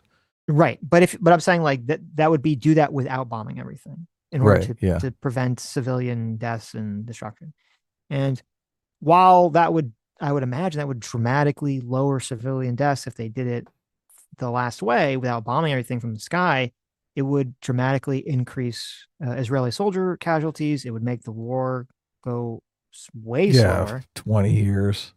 Right. It would be some very, very long process. And I don't believe that Israel even has a large enough army to even do that action. It's like the kind of action that would require some sort of like massive joint coalition of all these countries to do. Yeah, you need 2 million soldiers. Yeah, you need some astronomical number of people to do all this. And no one has the willpower or the desire to do that action. And so you get into this kind of fucked up situation where it's like, okay, if that's the action that is like the most morally correct thing to do, because it'll lead to the least, amount of innocent casualties, and no one is willing to do it, then what do you do? Well, I thought on the children, I think orphaning all the children is probably the best solution. Because then you can take the children out once they have no immediate family. Okay. Well, you're at least saving the children. Then it's better than killing the whole family, right? I guess. I don't like that. Not a great phrasing. The solution is to orphan all the children. That's not really good. No, I don't know how I feel about that. But I just everyone's calling it the genocide. Right. I mean, it's definitely a war. I don't know. Righteous Indifference for $5 says actual Justice Warren being criticized for just on the Nick thing. We'll go back to Nick. Is calling Nick a liar effective? I'm not sure it is. Even if he actually is a liar. No, actually, the more effective thing might be to call him a cuck. Mm-hmm. Why is he going in all these other places and cucking out? Instead of saying he's lying, he's being a coward. Wow. He's hiding his power level. He's cucking out. I don't know. Maybe that's more effective. Yeah. He's being inauthentic, right? Well, you were talking about challenging the arguments, and it really doesn't matter about, like, it really doesn't matter if Nick is lying, because the question really is he persuading other people, right? Mm-hmm. So that question is really not relevant. And I'm not sure saying that he's lying is an effective attack. Right. So that's my question. Righteous Indifference for $5 says actress were being criticized for hating Trump's post by Destiny and Chris Reagan, who both took glee in Charlie Kirk's murder, explains it all. Did they really? Wow. Wow. Okay. I mean, I know Destiny did. I didn't know what Chris Reagan's response was, but I don't remember. I think we talked about it. J-Mac, thanks so much. For another $20 says, silly Sitch, it's not about building bridges. It's about getting dunks, foo. That's true. I forgot. That's the obvious. You're correct. What silly me. And J-Mac for $10 says, Trump's response to Ruth Bader Ginsburg's death was surprising. His Rob Reiner tweet, not so much. Yeah. Yeah, people have made that comparison, but obviously in the Ginsburg situation, he immediately knew it was going to benefit him. So there was no incentive for him to be incendiary in that situation, because obviously that could hurt his chances with whatever Supreme Court pick he wanted. Mm-hmm. In this situation, there's nothing to be gained for him. So yeah, there's no political. It's not really politically like some obvious political benefit. So, well, and if he weighs in, he completely destroys the conversation around someone he didn't like and wants to stick it to anyway. So I mean, this is what is so sad about the situation, because I mean, does Michelle Obama I'm gonna really die. I have to go to the bathroom real quick. Okay. Keep going. Does Michelle Obama really have to wade in? Is she forced to wade in just because Trump said something? I mean, I think she's wading in because she can't help herself. Her hatred for Trump is far larger than her love of Rob Reiner, the guy that she was supposed to have dinner with Barack Obama in a week or so, according to the news reporting. So for people to come out and make it about Trump, I just, you're taking the bait. You're totally giving in. So Sulla for $5 says, maybe Ben meant he loves the U.S. because they support Israel. Yes, maybe he did mean that. Although I do think he meant more that it was a protection, that it was the bomb shelter. Oh, and I think we already read this super chat, so I think we might be all the way to the end. So evidently Sitch was holding it. I guess I could, well, no, there might be another super chat, so I'll just hang in there. Anyway, excellent discussion with PF Jung. I think he's going to stop trying to manipulate his audience. He's going to stop trying to pick up the Groyper fan club. He's going to stop worrying about Palestine. Mm-hmm. It's going to be great. Have we done Streamlabs yet? No. Oh, okay. Death by Sloth for $2 says, people use a pendulum to represent cultural shift, but I think of a tree which has rotten branches pruned, and the worse the rot, the closer the trunk it gets. I fear for a normal gaze because the TQ got grafted to that branch. What's TQ? Queer theory? Maybe. Yeah. Maybe. I guess it really, again, it all really depends. And I'm curious to ask Paul this question: is where's the future go with all this Groyper shit? Is this actually going to become some sort of political feasible movement? Is there going to be some sort of far right backlash where everyone becomes anti-gay again, anti-woman again, anti-non-whites again? It's hard for me to see that, but that doesn't mean it's not going to happen. The post-war consensus, I think we're going to have some sort of post-crisis consensus that does come out of the situation here. Mm-hmm. I don't know what that consensus is going to be. I don't know. I I hope it doesn't take a massive crisis like we have to get into some sort of world war with China or something like that for some sort of consensus to emerge. Because so far we've kind of been teetering in this position, I think, since 2008, and nothing has really manifested. Yeah. 2008 was the third turning. Yeah. Cerebral Fiction for Jar says a Jew without dual loyalty is analogous to being a self-hating white. I don't see a problem with ethnic loyalty, but Ben is being a total hypocrite for being a Jewish ethno-nationalist while demeaning white ethno-nationalists. Well, I guess if you're a white ethno-nationalist, that makes sense. Since I'm not a white ethno-nationalist and I am in the Brett Weinstein camp, I've only been to Israel once. I've walked around and I was like, oh, okay. I don't really feel some sort of magical connection to Israeli people. If I had to leave America, live somewhere else, assuming it was like there wasn't some sort of like, oh, they're going to kill all the Jews everywhere. But like if I had to, live abroad, I don't think I would ever choose to live in Israel. I would choose like most other European countries first, or Australia or Canada or Japan.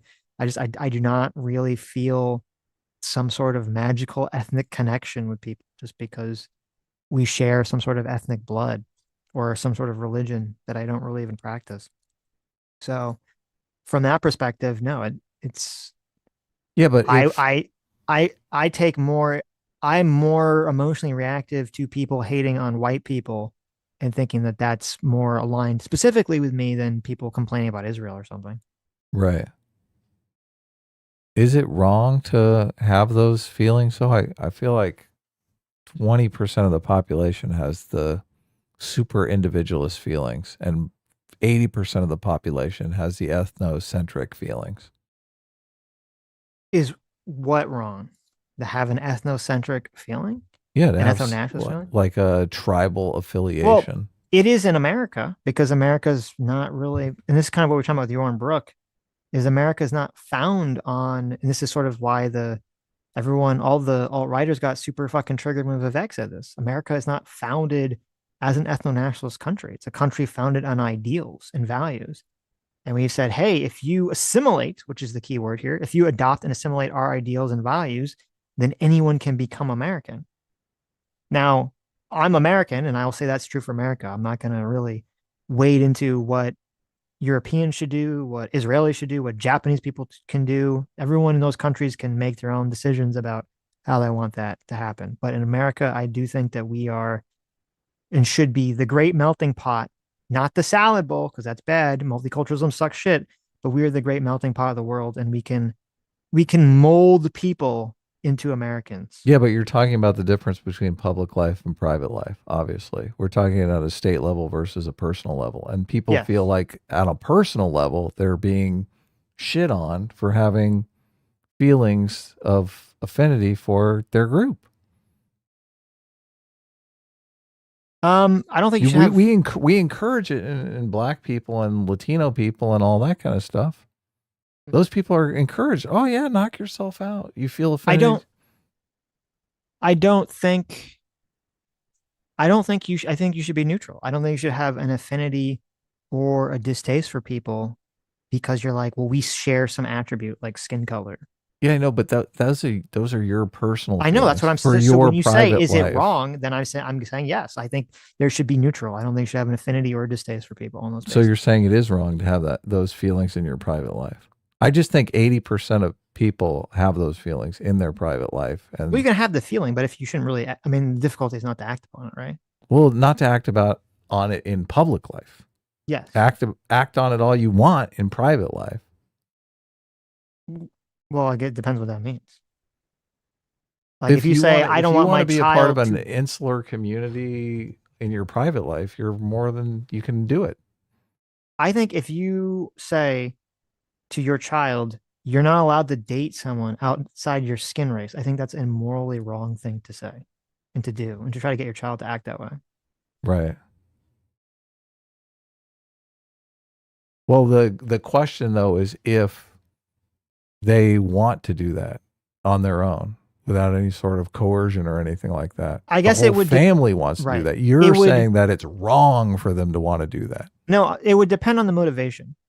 Because if someone just says, listen, I'm just attracted to X ethnicity, and they don't have like a thought process. Like some people like just are attracted to Asians. I don't know. They're like, I think Japanese women are the hottest, right?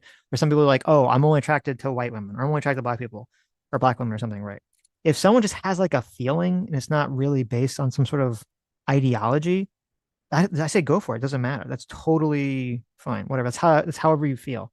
But if someone doesn't have the feeling or they don't have that feeling, it's not really based on that. It's really based on an ideology of like, no, like I think white people are better or superior, or we need to propagate the white race specifically versus other races. So therefore I'm going to make sure that I have white babies. Then I'm like, okay, well, I think you can do it and shouldn't be illegal, but I think it is morally wrong at that point. Because you're just basically giving into that sort of base level of tribalism, of groupthink. I mean, I do. Lots of parents are like, no, you're only going to marry. I mean, I'm sure lots of parents they only want their kids to marry within their religion, within their race. I mean, that's probably pretty standard.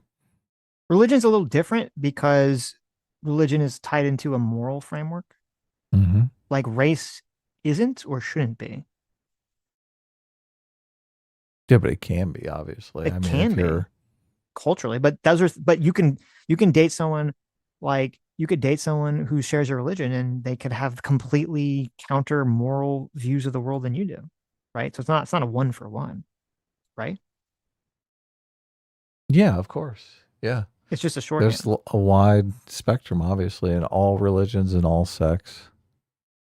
I just think that when you start saying you can't do that, it's morally wrong to be insular in any way, shape, or form. You're just completely fighting against human nature, and it's also unfair when morality is about fighting. So much of our moral system is about fighting against human nature. So what? To an extent, yes, of course. It's not this is the whole completely point of elastic. Yeah, but the whole kind of framework, the whole structure of America, in a large part, was to change. Like the natural mode of being for humans is to be racist, is to be sexist, is to be, whatever is the natural frame for all human beings is to be ultra tribal to a super high degree, where you say we have to stay within our tribe. Yeah, we have to give beneficial things to our tribe. All tribalness. Wait, hold on. We have to be super tribal, and we have to attack the outsiders and fuck the outsiders because the outsiders are dangerous and they're going to fuck with us, right? That is the natural state of human beings. No, I completely agree.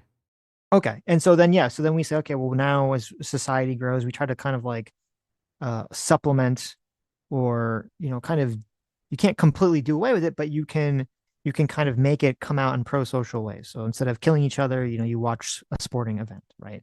That's part of, I think, what the Olympics was even supposed to be about too, is having like the friendly competition that is kind of symbolic instead of having the military competition on the field. And I think that was part of what the American project was and is, though I think it's been weakened dramatically, primarily by the left, is that the in-group can be American. It can be an identity anyone adopts. If you actually assimilate, if you actually accept the ideals of being American, you can adopt this ideology. You can adopt this identity against another outgroup, and the outgroup is not Americans. Right. Yeah. No, there's a wide diversity in American life that is a positive thing. It totally is, yes. And the magic is, at a state level, we say we're not going to discriminate against these different tribes. The law is going to look at all of these people as the same. Everyone is equal under the eyes of the law.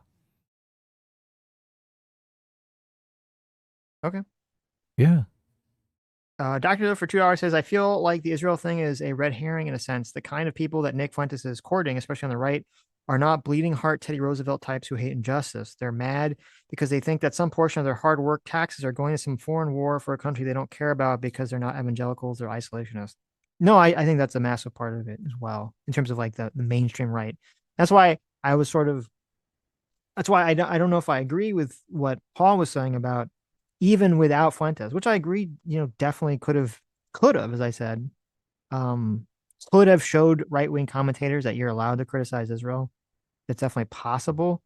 I'm not so sure that he's what caused the right to pull away from Israel. I do agree with you, Dr. Diller. I think it was the general sense of isolationism that his fomented that's really pushing that train.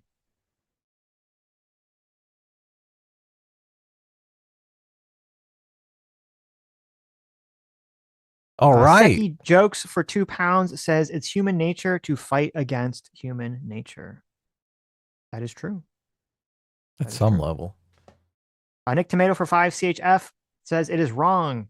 Adam brother, I'm attracted physically to tall black chicks or Salma Hayek. I'm white. My mother is a redhead. There you go. Well, if you can find a tall black chick that's attracted back to you, you're in there. Right. Like even if you take the inverse, if someone is white and they're like, oh, I'm attracted to tall black chicks, and it's like, why? And you're like, I don't know, I just am. It's like, okay, that fair enough. Who cares? People have a lot of like weird attractions they probably don't really know. There could be some reason, or maybe it's just random chance. Who knows? But if someone who's white is like, oh, I'm attracted to black chicks because I think white people are horrible and racist, I'm going to breed out white people. Well, then I'd say no, that's an immoral thing. That's a wrong thing to do. Yeah, obviously. Well, how is the inverse of that correct? How's the reverse of that like morally correct? What would the inverse of that be? If someone is white and they say, well, I want to only have sex and babies with black people because I want to get rid of white people. How's the reverse of that saying, well, I only want to have sex with white people and have white babies to preserve white people? Well, if you're doing it based on the ideology. Well, that's what I'm talking about. Yeah. So I said the action itself isn't necessarily bad. It depends what the purpose is behind it. Yeah. So, I mean, we should ban the NAACP. That organization should be made illegal. Well, they shouldn't exist. Any race-based organization should be illegal. Should we go that far? Maybe. I mean, it's hard to make it. There's a difference between illegal and wrong, right? You remember the story that you want to have a broader. You want to have a broader allowing of people to do things that you think are wrong, but not necessarily illegal. Well, look, I separated it in private life and public life. Those organizations are private organizations. Yeah, but we're talking about morality. We're talking about legality. Yeah. I never said it should be illegal for someone. It should be legal for a person to say, well, I'm racist and I only want to have white babies. That should be legal. Part of the separation of the public realm and the private realm is the moral set, right? Because other places, they are the same, and that's part of the moral thing. The state and the moral system are one. I think the part of the magic of the United States is the moral system is the state is one system where we allow more religious diversity, more ethnic diversity, all of that stuff.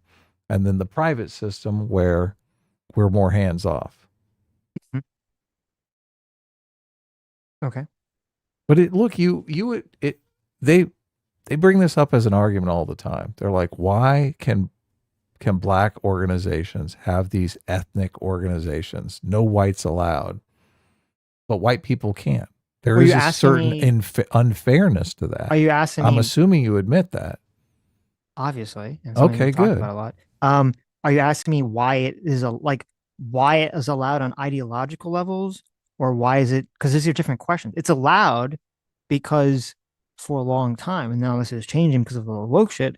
It was allowed because the idea was like, well, black people are in the minority and they still need help because there's still, levels of bigotry, and thus it is not scary if they unify because we don't see them basically gaining political power in a way to take away the rights from white people. At least that was the old way of thinking. So people kind of allowed it, even though from an ideological perspective, you're right, it would be unfair, hypocritical within the bounds of not being racist, essentially. Yeah, I get that. But so then that idea, I'd say that argument doesn't really hold.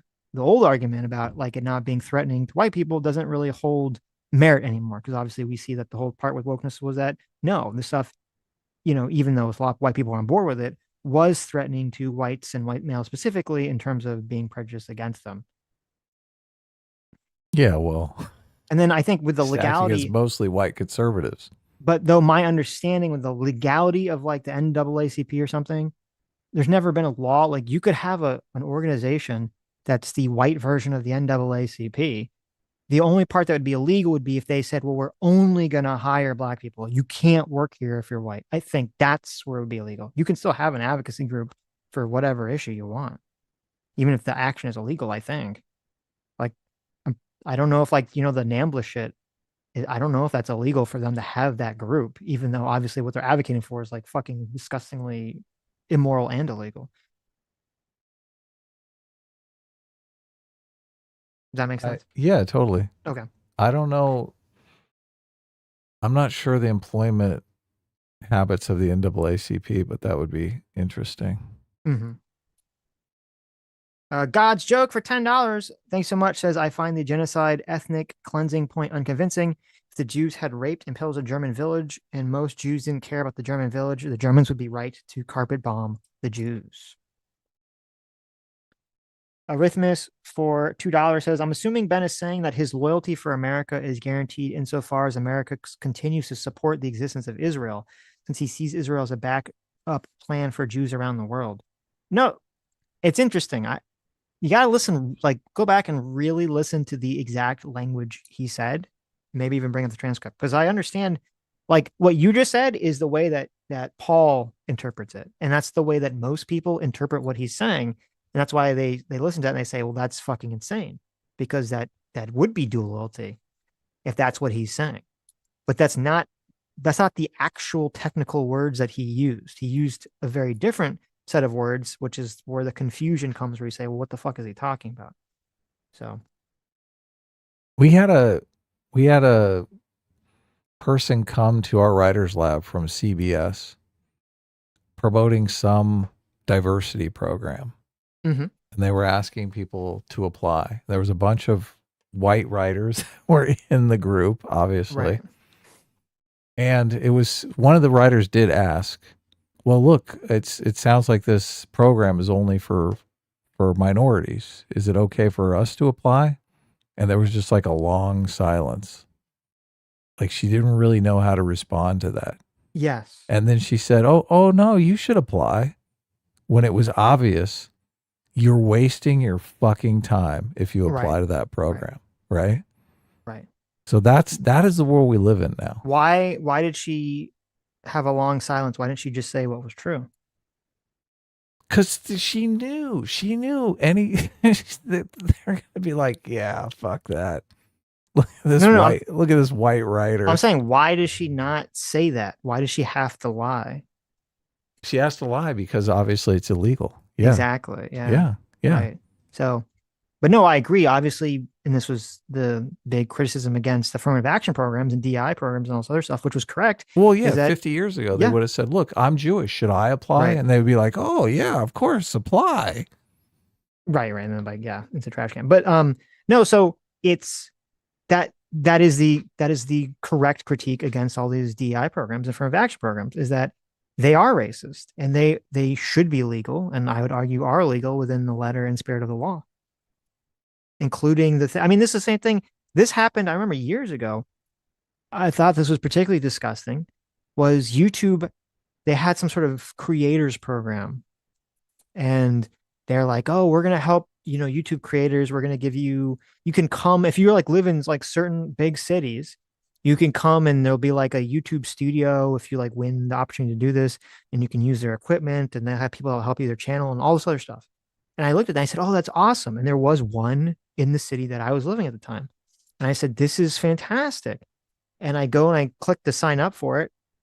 All the questions, I shit you not, every single question on the little questionnaire is, how do you feel being a insert minority making YouTube videos?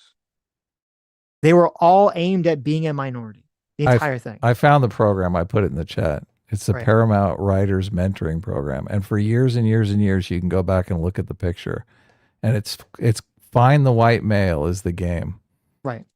And it's like, okay, so they don't tell you, YouTube doesn't tell you whites need not apply on the thing. But if every question is about, you only will get this position or you only get this offer if you're not a white person, because all the questions are about, how being a minority affects your life in America, then obviously it should be legal. It's obviously racist and it should be fucking illegal. This was part of the problem, is that there was sort of this bullshitty wink, wink, nudge, nudge that was going on in a lot of business environments that allowed this stuff just to skate by, even though it was illegal. But the moral set here is whites' time is over. Straight white males, your day is done. It is immoral to hire white straight males. It is moral to hire marginalized people. That's the moral set. Right. That is the consensus that we live in today. Okay. I don't. It's not like a. Does this have to do with the conversation we were having earlier about groups? I don't disagree with any of this. Okay. But I mean, the solution to that is not to say, well, we need to just recultivate our own in-group again. Well, how do you fight against it? By saying that none of this shit's going to be allowed on the basis of racial or gender-based groups, which was the whole project from the beginning. Mm-hmm. Okay. So you just don't think that that's possible? Well, it hasn't really been effective. We'll see. I mean, Trump. What do you mean? It was highly effective for a while, and then all this woke shit really started to go fucking crazy. I'm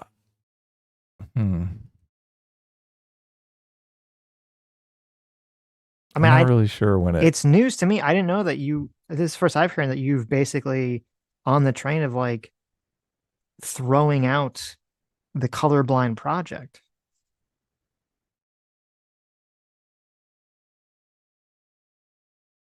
I'm not sure about the colorblind project. Well, no, I'm 100% in favor of the colorblind project. I don't know if the colorblind project has been effective. It's definitely losing. Obviously, losing now. Trump coming in and trying to get rid of all these woke programs is one thing, but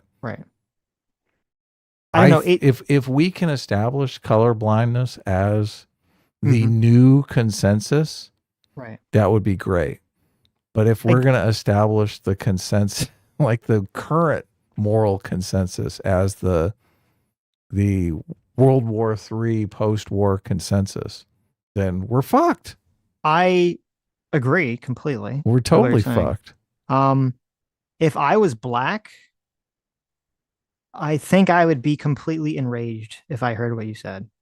And I think black people rightfully would be enraged at this sort of conversation, because for the entirety of our channel, whenever we would talk to woke people and black people about this, and we were always promoting that colorblind idea is the way. And the general response was from like the more lefty woke side of things was, well, you know, it's great that you say that America had this individualism and colorblind philosophy, but it didn't live up to that because we had literal slavery for, hundreds of years. And then we had segregation for a long time after that. And then even after segregation, officially and illegally, there's still a bunch of people that are just super fucking racist. And my response was always, okay, I understand that that's all true, but the philosophy, the ideology of colorblindness is the correct moral choice. And you always have to fight for it. You always have to push for it.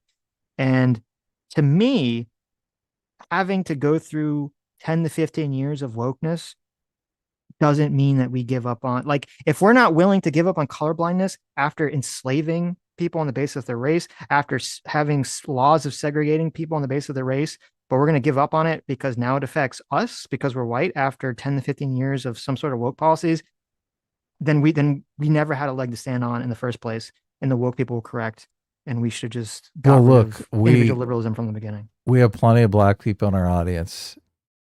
They can let me know if they're offended. I really doubt that they are. I don't think what I'm saying is offensive in the least bit. So no, I'm saying it's I offensive. think that it's the reality of the situation. I think denying the reality of the situation is probably far more offensive to people. I guess I shouldn't have said offensive because I think that triggered the exact wrong point I'm trying to make. Well, look, this is what people are sick of denying reality. People are sick of it. Okay. I mean, you're correct. And I've heard all these arguments. And I'm glad you're saying that because I think that these arguments need to be thought of, conceptualized correctly. These are literally all the same arguments that every black radical put forward about why America sucks. And everyone who was, and all the white people pushing back against this all said those people are wrong and stupid and bad for saying that. And then now that it affects them, if they're white, they do a complete 180. Well, that means that your position was never really based on a principle in the first place. It was just based on whatever suits you at the moment. Well, we had a small window there where I think the principle did hold true. Mm-hmm. But now it's just so way out of whack. I mean, even I mean, look, colorblindness has literally been categorized as racism now. It's racist to be colorblind. That's how far the moral norm has moved. I understand, but do you understand my point? Is I'm saying that we were so much in the other direction, and we still didn't give up colorblindness as a concept. Do you understand what I'm arguing? Why don't you spell it out for me? I'm saying, how could we have? I'm not giving up on colorblindness. I don't get Okay, how I you're thought that's getting what you so were saying. I thought that's what you were offended by saying. this. No, well, first of all, I thought that is what you were saying. And secondly, I'm saying I am offended by the idea of white people saying that because they had 15 years of woke policies that we should give up on colorblindness, when all those same people were calling black people fucking stupid and wrong for trying to give up on colorblindness after hundreds of plus years of overt discrimination. Look, if I guess the legality is the difficult part here, because obviously they're doing it. It's illegal, but they're going to still continue to do it. So there's this Paramount mentoring program where it's just white straight males need not apply. Okay. You're never going to, in any of the studio situation in Hollywood, you're never going to get a screenplay past these people, right? If you're a white straight male, you might as well give up. If another company steps in and says, hey, we're going to make movies, but we're only going to accept submissions from white straight males to even out the playing field out there, that's going to be illegal. How do you get around that problem? How do you create fairness in the environment? How do you deal with the moral? You have to go after the bad actors in the first place and sue them for discrimination in the first place. Right. So you can only go by suing them. They're going to. Well, what else are you supposed to do to change the law? I mean, you have to sue. If someone's breaking the law and no one's doing anything about it, you have to sue them. Oh my God. That's how our legal process works. Or you could just say, oh yeah, you can have a private group like that. But that's what caused the problem in the first. That's what caused the problem in the first place.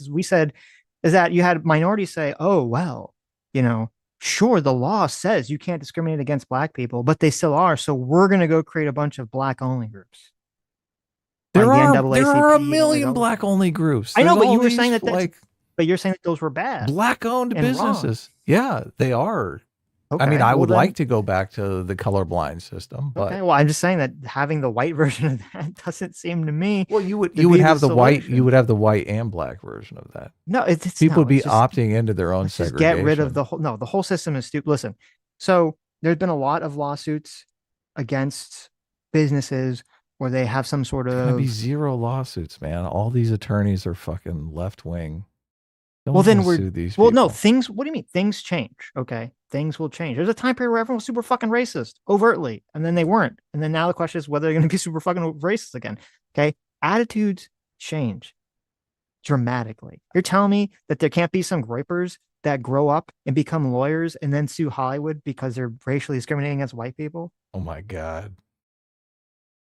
I don't see why not. We don't have that much time. Okay. The consensus is coming. Okay. We have 5 years. I'm not looking at it from the perspective of the seculum and all this other stuff. I'm just looking at it from the perspective I know. of how these things would play out. There's been lots of cases where a company would be on its front, say, we don't discriminate against X people. And then they get sued. And then they say, well, actually, you do discriminate against X people, maybe if not in policy, but in practice. Okay.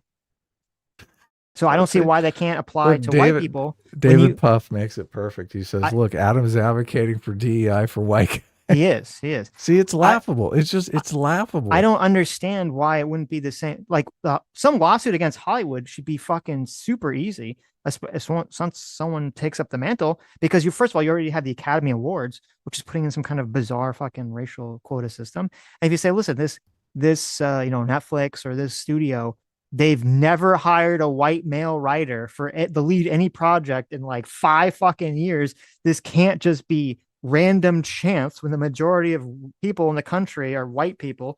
The majority of writers are probably white male writers. Obviously, there's some kind of racial discrimination going on. And then you might say, well, yeah, sure, they can sue them, but will that actually work? Well, wasn't that the whole thing where they successfully sued the colleges for illegally doing DI and affirmative action? The answer is yes, they successfully did. So I don't see why that the solution can't be that, and it has to be instead, no, we need to have like white only spaces. This all started 10 years ago because it all began with that Oscars so white hashtag. Right. That's when everyone was like, okay, don't hire any more white people. That happened in 2015. I think the 10 years Paramount people probably came to our writers lab around 2016 or 17. Yeah. I mean, But I mean, I wasn't really time conscious period about any of this stuff at that time. There was a time period in the 90s and the 80s, I think, where there was a wave of this too, where it was like, oh, you can only get promoted in certain corporate spaces if you were a minority because they had too many white people. Yeah, no. So I remember Scott Adams talking about this. I've been fired 25 times because of racism. Right. That guy's way older than me, so. Yeah. Arrhythmus for $90 says, also, I'm glad you're watching Apothecary Diaries. I think you'll like where it goes. I watched both seasons a few months ago, and when I finished it, I neatly rewatched it and picked up all the connections I missed. Oh, cool. No, I do like it so far. I think we're about halfway through season 1, and I do like it. Even though I stand by what I said, it is female coded, but it's still good. I still like it, even though it's funny because it's very plot driven, so you wouldn't think it's female coded, but it is female coded. So, but it's fine. There's nothing wrong with that. It's good. People should watch it. I hope I didn't offend FD Signifier, the guy who doesn't want his black kid to go to an all-white student school. Remember how he said the fly in the milk? Yes. Remember that? I do. The old fly in the milk. He's like, oh yeah, I'm not doing the fly in the milk thing. I do remember that. Yeah. I wouldn't want to offend him. Okay. I shouldn't have said I shouldn't see. It's hilarious. It's totally hilarious. The double standard. I shouldn't. Oh God, I really hate language.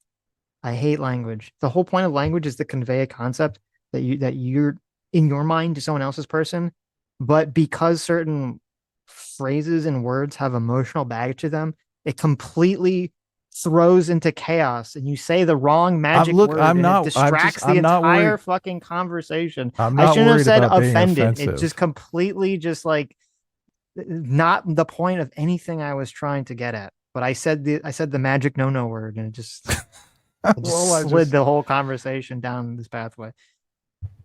I'm not abandoning the concept of color blindness. Okay, look. No, but I'm saying it made it like more difficult for you to even understand the idea I was putting forward, because then you got hyperfixated. Well, you're saying, look, we have to stick to color blindness.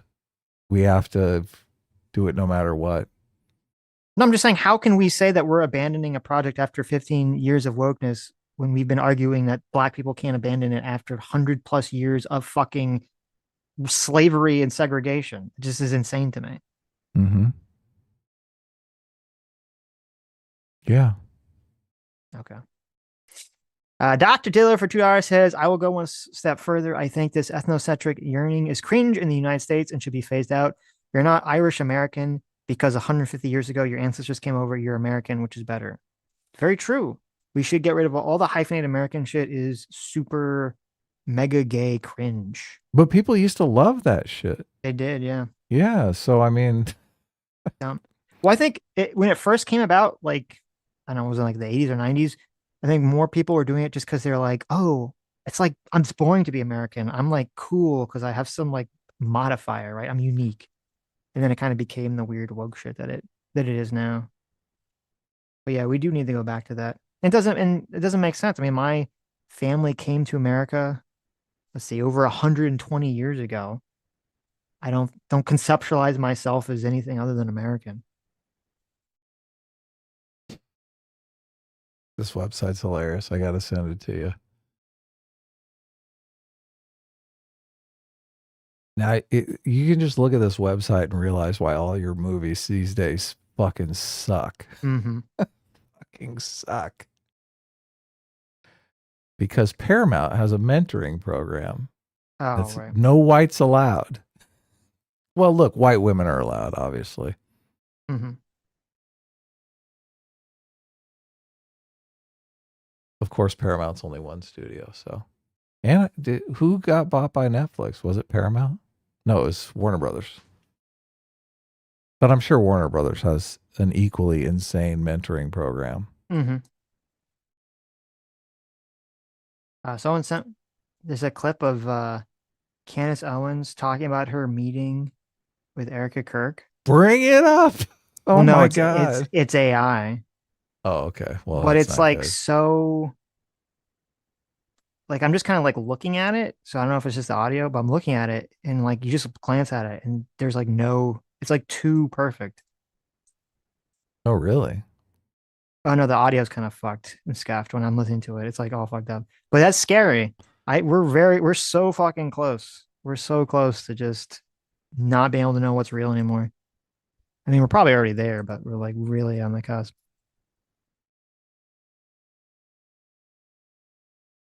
Solo for $2 says whites can join the NAACP. The hell are you talking about?